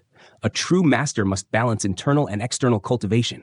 What's wrong with my external training method? Chunga's eyes widened in horror. External. What kind of excuse is that? She clenched her fists. You've shown something inappropriate to a lady. I should hold you accountable right now. His patience snapped. First the father, now the daughter. Was the whole Xiaomun clan here just to test his temper? With a deep sigh, he muttered, yes, this won't do. The Xiaomun clan clearly needs proper education. The protagonist quickly searched for a way out of this awkward situation. Then, an idea struck him. You and I should settle this with a duel. Chunga blinked. A duel? Let's resolve this the martial way and take responsibility accordingly. For a moment, she was confused. Then, excitement flashed in her eyes. Did this idiot really just challenge Sword Peak Xiaomun Chunga to a duel? She smirked. Fine, let's do it. The protagonist explained the rules. Whoever lost would be wrong, and the victor would be proven right. Simple and absolute. Chunga agreed immediately, both of them turning away with fiery expressions. But behind his composed face, the protagonist's lips curled into a smirk. This was his chance. A perfect opportunity to place the Xiaomun clan beneath the Gongdong sect. And besides, having an elegant, cold beauty as a maid wouldn't be so bad. His mind wandered to the image of Xiaomun Chunga serving him, and he couldn't help but chuckle. The next morning arrived, clear and beautiful. As they walked, the protagonist reflected on their trip. The notarization was settled. The duel with Xiaomun Chunga was set. This mission was a success. Beside him, Jinvi watched him closely. Junior brother, what are you thinking about? Her voice snapped him out of his thoughts. He glanced at her, momentarily overwhelmed by her sharp gaze. Just thinking about what happened at the Xiaomun clan, he replied. Jinvi's eyes lit up. Oh, really? She had noticed his faint smile and was curious. Her continued observations frustrated him, but he hid it well. Thanks to your efforts, we secured the notarization. That's a good thing, isn't it? Jinvi's face brightened. She nodded, her excitement evident. Hearing that from you means a lot. Thank you. The protagonist continued. It was only possible because of your heavenly martial physique, senior brother. You even created a new martial technique on the spot. Jinvi smiled. I based it on Hunwan, so I plan to name it Hunwan Gong, but it's still incomplete. I need to refine it further. They discussed the technique as they walked. Then, to his surprise, Jinvi suddenly said, I want to teach you an easier version of it. The protagonist stiffened. You simplified it just for me? His expression remained composed, but inside he was unsettled. What was her intention? Jinvi formed chi energy in her hands, demonstrating the refined technique. The protagonist followed her lead, mirroring her movements. As he practiced, excitement bubbled inside him. Senior brother really simplified it, he thought. It's easy to perform. But beyond its practicality, there was another hidden benefit. This version of the martial art didn't trigger any embarrassing reactions. That alone made it invaluable. At last, they arrived back at Gongdong sect. Seated at the grand table, their master regarded them with pride. You've done well, he said, his voice filled with appreciation. The two disciples bowed deeply. It was only possible thanks to your teachings, master. Master nodded, then continued, while you were at the Shiomun clan, good news kept coming. He revealed that rumors had spread, framing the duel with the Black Dragon Gang as a battle for true justice. More importantly, several major sects had stepped forward to officiate. Tang Clan, Queen Qing sect, Ime sect, and even Mount Heng have sent letters offering to act as notaries. At the mention of Mount Heng, the protagonist's eyes narrowed. Mount Heng? He repeated, suspicion creeping into his voice. The Tang Clan, Queen Qing, and Ime naturally opposed the Black Dragon Gang, so their involvement made sense. But Mount Heng? Did you say Mount Heng will also serve as a notary? He asked. Master nodded. That's right. Quite unexpected, isn't it? Unexpected was an understatement. Mount Heng had replaced the Gongdong sect as one of the 9 great sects. Their long-standing grudge ran deep. For them to suddenly offer neutrality in this duel, something wasn't right. The protagonist's expression darkened. Master, by any chance, is Sword Queen Yun Xiaolan attending? Master confirmed with a nod. Yes, she will personally oversee the duel as a notary. For a brief moment, the protagonist's face twisted strangely. It was an opportunity. His mind raced. Finally, I'll see her. To him, Sword Queen Yun Xiaolan was more than just a sect leader. She was the first candidate for his official wife. Shanxi Province, Mount Heng. A young woman stood on stage, addressing an eager crowd. This happened when Sword Queen Yun Xiaolan was only 16, she said, her voice brimming with excitement. The audience listened intently as she continued. At the Dragon Phoenix Gathering, where the finest young martial artists competed, she made an astonishing declaration. The woman's eyes gleamed. She proclaimed that she would only marry a man who could defeat her. Anyone from a righteous sect could challenge her if they dared. The crowd erupted in admiration, a woman choosing her own fate, defying tradition, truly revolutionary. And yet, the speaker's voice grew stronger. Even after decades, no one has ever defeated the Sword Queen. Her next words were filled with pride. Because of her, Matsi Heng has risen to the pinnacle of the 9 great sects. That is why we must always be grateful to the Sword Queen. At that moment, firm footsteps echoed. A calm yet commanding voice cut through the air. That's enough idle talk. The crowd immediately turned silent. She had arrived. Sword Queen Yun Xiaolan, the indomitable leader of Mount Heng. Yun Xiaolan turned to her attendant. Prepare for departure. We must attend the Gongdong sect's duel. The woman hesitated. Master, do you truly need to go? Compared to us, the Gongdong sect and the Black Dragon Gang are merely small factions. Xiaolan's gaze remained firm. That may be true, but this is a battle of justice. As the strongest among the 9 great sects, it is our duty to uphold the honor of the righteous faction. She paused before adding, and for the sake of Mount Heng as well. Her words carried a deeper meaning, one only she understood. The crowd, unaware of her true intentions, erupted in cheers. Their queen was upholding justice once more.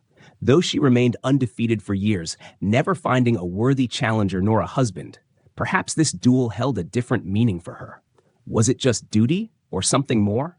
At dawn, the Gongdong sect stirred with quiet anticipation. Scroll in hand, the protagonist approached his master, seeking permission to personally deliver the letter confirming their secured notary to the Black Dragon Gang. The master's expression remained unreadable, but Jinvi, ever the overprotective senior, was far less composed. Gripping his shoulder, she fretted, what if those Black Dragon thugs try something? Suppressing his growing irritation, he carefully pried her hands off. Relax, the tournament is imminent. They wouldn't dare cause trouble. Jinvi, unconvinced, hesitated before muttering, fine, just come back quickly. Her flushed cheeks hinted at emotions she refused to voice. With a reassuring squeeze of her hand, he smirked. Understood, don't worry. But as he sprinted off, his thoughts betrayed his true intent. Delivering the letter? Just a convenient excuse. My real goal is something much more interesting. Xiang Guild Manor, Black Dragon Gang headquarters. Seated before him was Vizo Rion, the young leader of the Black Dragon Gang, exuding an air of effortless arrogance. She barely glanced up as he laid the scroll before her. Official notarization? She mused, skimming the document. Impressive. The Gongdong sect really went all out. Then, with a smirk, she added, You'd best start getting used to calling me elder sister. The protagonist's eye twitched. Oh, you should start practicing too then, because we're winning this tournament. Viso grinned, waving him off. Enjoy your confidence while it lasts. You'll regret it soon enough. As he turned to leave, a wicked thought struck him. He paused, glanced over his shoulder, and with an infuriating smirk, purred, My dear little sister. Viso's calm shattered. You bastard, get lost! With a chuckle, he strolled out, quite pleased with himself. Stepping out of Viso Ryan's chamber, the protagonist clenched his jaw. That insufferable woman. But he quickly pushed his irritation aside. There was a bigger reason he had come here. Approaching the Black Dragon Gang's gatekeeper, he casually asked, Let me see your guild master. The guard frowned. What business do you have with him? With a smirk, the protagonist replied, Why else? You guys lend money, don't you? I'm here for a loan. Inside the Black Dragon Gang's leader's chamber, seated across from the gang's formidable leader, the protagonist remained unfazed. The leader arched a brow. Why would a disciple of the Gongdong sect need to borrow money? With an amused chuckle, the protagonist countered. Is this how you treat customers? Questioning them instead of doing business? The leader studied him for a moment before sliding 15 silver taels across the table. But his gaze darkened as he asked, Are you aware of our interest rate? The protagonist blinked. Interest? With a perfectly innocent smile, the leader leaned in. 30% per month. Silence. 30! The protagonist nearly jumped from his seat. Even modern loan sharks would weep at this robbery. The leader smirked, expecting him to back out. But instead, the protagonist took the money with a calm nod. Fine, I'll pay it back soon. The leader's smirk faded slightly. Something about that confidence was unsettling. How Clan Gambling Den? Outside, a buzzing crowd filled the gambling den, silver and gold exchanging hands as bets were placed. The protagonist arrived, scanning the scene with a smirk. A legendary duel with no gambling involved? That would be a waste. Knowing full well that the Gongdong sect would win, he planned to bet everything. After all, once he won, the ridiculous loan interest would be nothing but a joke. Approaching the gambling hall, he was stopped by a gatekeeper. Before he could even protest, the guard's eyes widened in recognition. Oh, it's you. Please, follow me to the VIP room. The protagonist raised a brow. VIP treatment? Well, that's new. Striding into the lavish VIP hall, he prepared to place his bet until his eyes landed on a lone figure standing inside. His expression froze. A masked man stood silently, his presence alone exuding danger. The protagonist's heart skipped a beat. Baekmyeon Amgun. Why the hell is he here? The protagonist stiffened at the sight of the masked man. His throat went dry. Not just any martial artist, the sole disciple of Jeok Sawol and the master of the Hao clan. Cold sweat formed on his back. His thoughts spiraled. This guy, he's the strongest gay in the world. Meanwhile, Baekmyeon beamed at him, clearly delighted to meet him. With a trembling body, the protagonist forced himself to greet him. It's an honor, Senior Baek. Baekmyeon tilted his head. So, what brings you here, little hero? Swallowing his discomfort, the protagonist hid his emotions and replied, I'm here to place a bet on the martial arts tournament. Baekmyeon's eyes twinkled with interest. Oh, and who do you want to bet on? The protagonist didn't hesitate. Of course, Gongdong sect. Baekmyeon chuckled. A bold choice. The current odds for their victory are 20-1. If they win, you'll walk away with 300 silver taels. Leaning in close, he whispered into the protagonist's ear. Quite the fortune, wouldn't you say? The protagonist flinched, recoiling instinctively from Baekmyeon's face. I get it! Just take the bet already. Baekmyeon grinned, sliding a small token into his hand. Bring this after the match to claim your winnings. Not waiting another second, the protagonist snatched the token and stormed out with angry steps, desperate to escape the suffocating atmosphere. Silence fell over the VIP hall. Then, Baekmyeon suddenly turned his head. He's gone, master. From the shadows, Jeok Sawol stepped forward.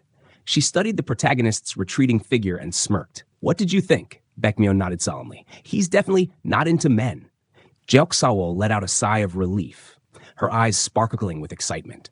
With a soft blush and a romantic expression, she murmured, To be my partner, one must pass a rigorous screening process. Her heart fluttered. What luck! The arena in Hwajeong buzzed with excitement. The crowd murmured with anticipation. It's been ages since we had a tournament. I can't wait to see the Guangdong sect take the victory. The protagonist stood among them, his heart racing. After all his suffering, training, and schemes, this was it. Just then, the sound of graceful footsteps echoed behind him. Greetings.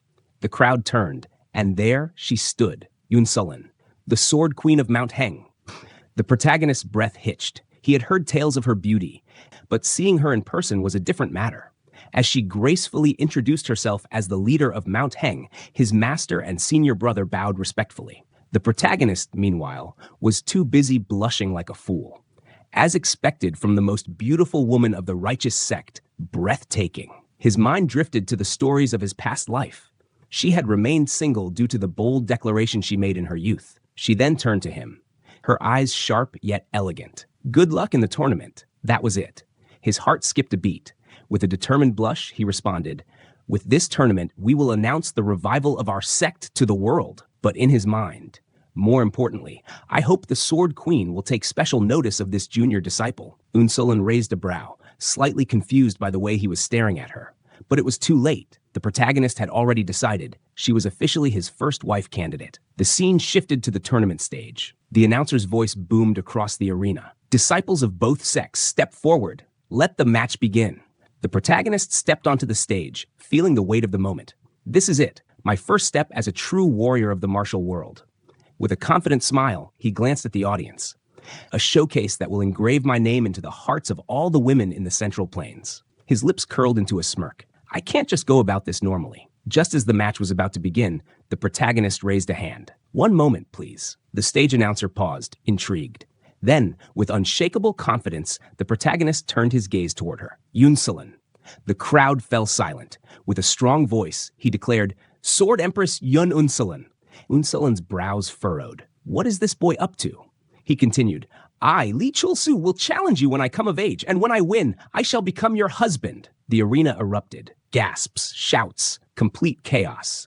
Jinwi's jaw dropped. His master almost choked on air. The Black Dragon Gang disciples looked at each other in disbelief.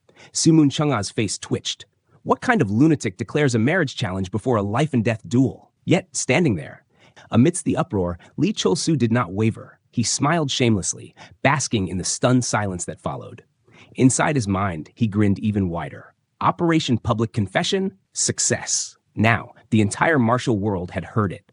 Unsulin herself had heard it. Whether he won or lost today, he had made sure that his name would be impossible to forget. But there was just one little problem. If he failed after all this bravado, it was going to be really, really embarrassing. Yun Sulin barely had time to process what had just happened before her disciple shot up, furious.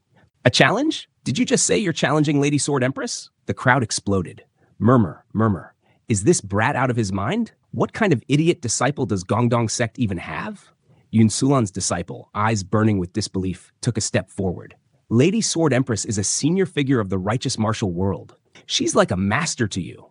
Are you seriously trying to form a hostile relationship with our sect?" The protagonist broke into a cold sweat. Why is she acting like I just declared war? But despite the pressure, he stood firm. "I am sincerely issuing a challenge," he repeated. "If Mount Heng sect opposes me, I am prepared to face that as well." The disciple's eyes sharpened. "In that case," she drew her sword, "let's test your resolve right here and now." Gulp. The protagonist froze. Wait, isn't this reaction a bit excessive? Just as she was about to lunge forward, Unsulin raised a hand, stopping her. "Enough! Stand down!" The disciple hesitated, looking between her master and the reckless boy. Confusion flickered in her eyes. Meanwhile, Unsulin studied the protagonist silently. A young boy's challenge, huh? His blood runs hot, just like mine did back then. Her mind drifted back to the Yongbang gathering, to the day she made her own reckless declaration. Was it foolish? Maybe. But looking at him now, perhaps a new challenge is exactly what the Mount Heng sect needs. With a soft chuckle, she finally spoke. "Very well, Li Chulsu, I accept your challenge." Silence. Then chaos. Did she just accept? Against that brat? Has Lady Unsulin lost her mind? The protagonist lit up with joy. "Thank you," he said, bowing deeply. Unsulin's gaze darkened slightly. "However," she warned, "if you spoke thoughtlessly, I will personally punish you." The protagonist grinned ear to ear. "I will give it my all." His heart raced. She accepted. Now, all he had to do was become a man worthy of being her husband. Turning back to his waiting opponent, he clenched his fist. Time to prove his sincerity.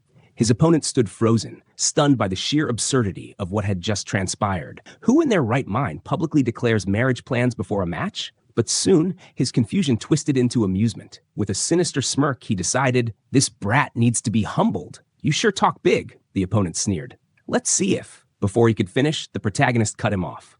"Shut up and fight," the opponent blinked. "What?" The protagonist rolled his eyes. "I said, shut up. Just come at me already." His dismissive tone made the opponent twitch. "Shh, you arrogant little..." With a furious roar, he charged in, his blade flashing toward the protagonist.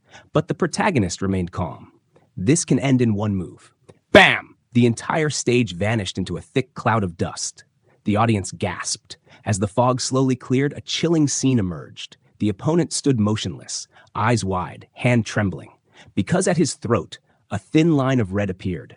The protagonist's blade rested gently against his skin. One step closer and his head would roll. The crowd erupted. The protagonist tilted his head. "Are we done?" The defeated opponent stood frozen, struggling to process what had just happened. How did he do that?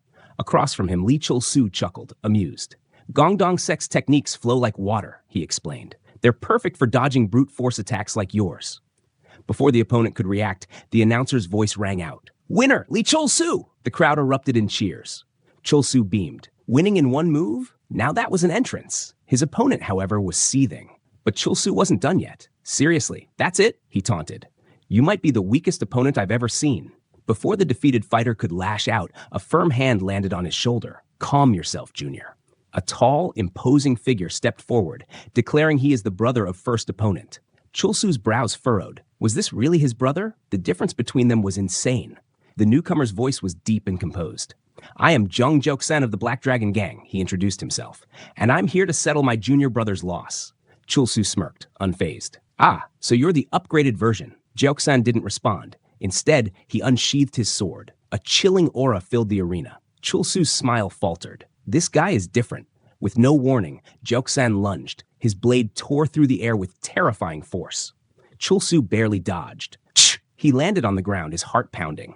That was close. Too close. These brothers may share blood, but this one had far superior instincts. A head-on fight wouldn't work here. Chul-soo grinned, shifting his stance. Jok-san's eyes narrowed. He's just standing there? With a furious growl, he charged in. His blade cut straight through, but it hit nothing.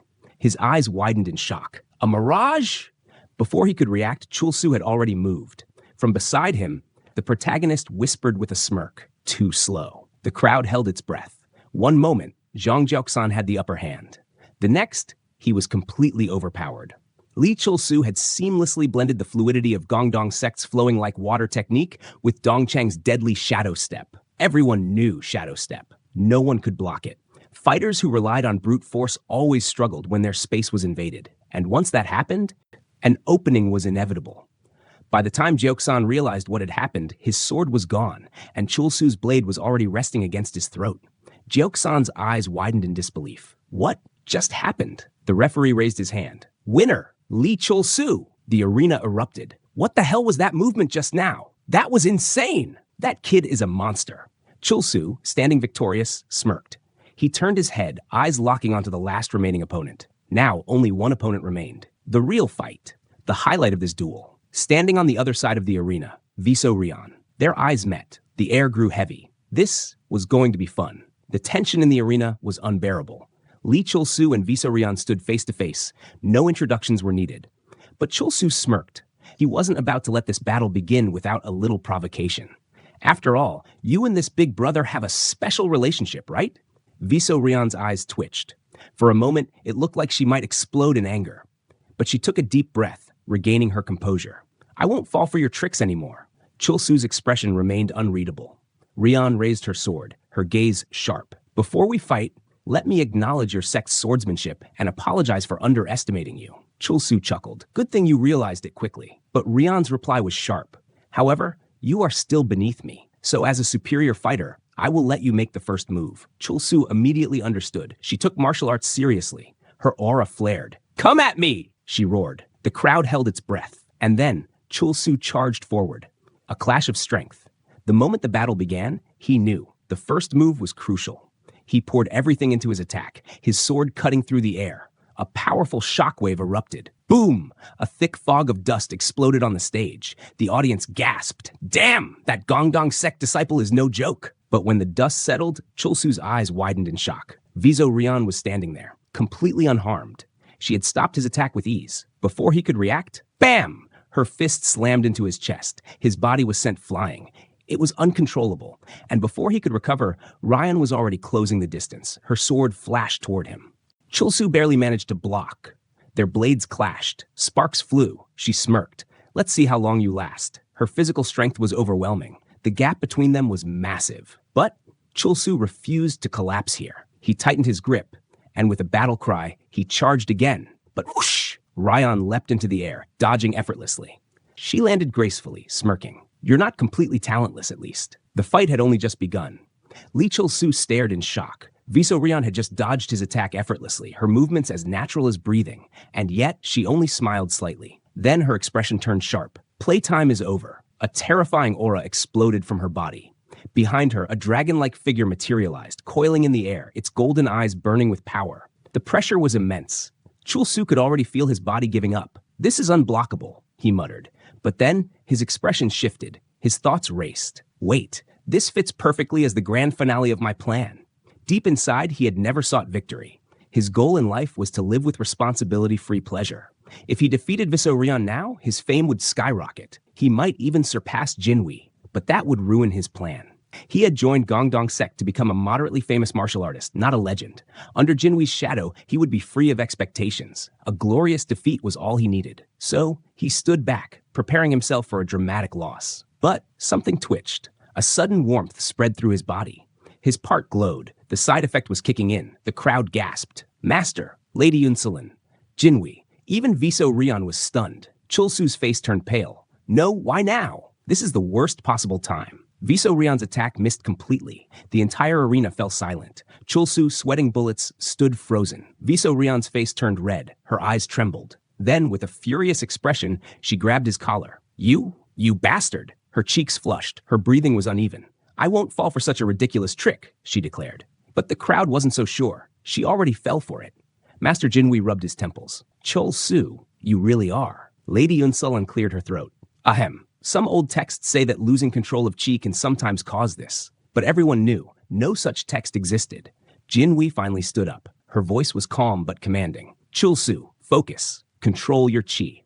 Chulsu's mind sharpened. He grabbed Viso Rion's hand gently. I'm sorry. Please ignore this. Ridiculous situation. Viso Rion, still flustered, pulled her hand away. Her sword trembled slightly. Chulsu took a deep breath. Let's settle this in one final move. Viso Rion's eyes narrowed. Fine. She struck his hand away. I will make sure you never pull this kind of cheap trick again. Both fighters turned away from each other, walking to their starting positions. Chulsu sighed in relief. I need to lose before more embarrassment piles up. And so, he charged forward, sword raised. The final clash. Their blades met. A powerful shockwave exploded across the stage. Boom! The entire arena shook. The Master and Lady Yunsulin's eyes widened. For a moment, Master thought, if he hadn't ruined his own flow with all this trickery, he might have even stood a chance against the Black Dragon leader. But then, Chulsu's sword flew into the air. His body collapsed. Viso Rion stood tall, victorious. The crowd erupted with gasps and murmurs. The leader's clothes are torn. Was that his final attack's cutting force? Viso Rion's expression darkened as she grabbed the torn fabric at her shoulder. She turned her glare toward Chulsu, who was still lying on the ground, barely conscious. But before she could continue, the audience's whispers turned louder. Wait, how long has he even been in Gongdong sect? Less than 5 years, and he managed to tear her clothes in battle. If he had trained just a little longer, that attack might have actually cut her shoulder. Many of them were shocked. Many were angry. Some believed it was a deliberate attack, a dishonorable move. A figure rushed forward. Jinwi. She dropped to her knees, pulling Chulsu into her arms. Her voice was soft, filled with worry. That must have hurt. You did well, Junior. She hugged him tightly, comforting him. But then, her expression changed. Her eyes darkened. Fury burned within them. Viso Rion noticed. A taunting grin spread across her face. Oh, what's this? The little senior brother is angry? She took a step forward. Go on, then. Draw your sword. The crowd went silent. This is getting boring. Let's make it more fun. A powerful shockwave pulsed from her body. Her eyes glowed with a terrifying light. A suffocating pressure filled the arena. Jinwi's voice was calm, cold. I have never been this angry before. She raised her blade. Come at me.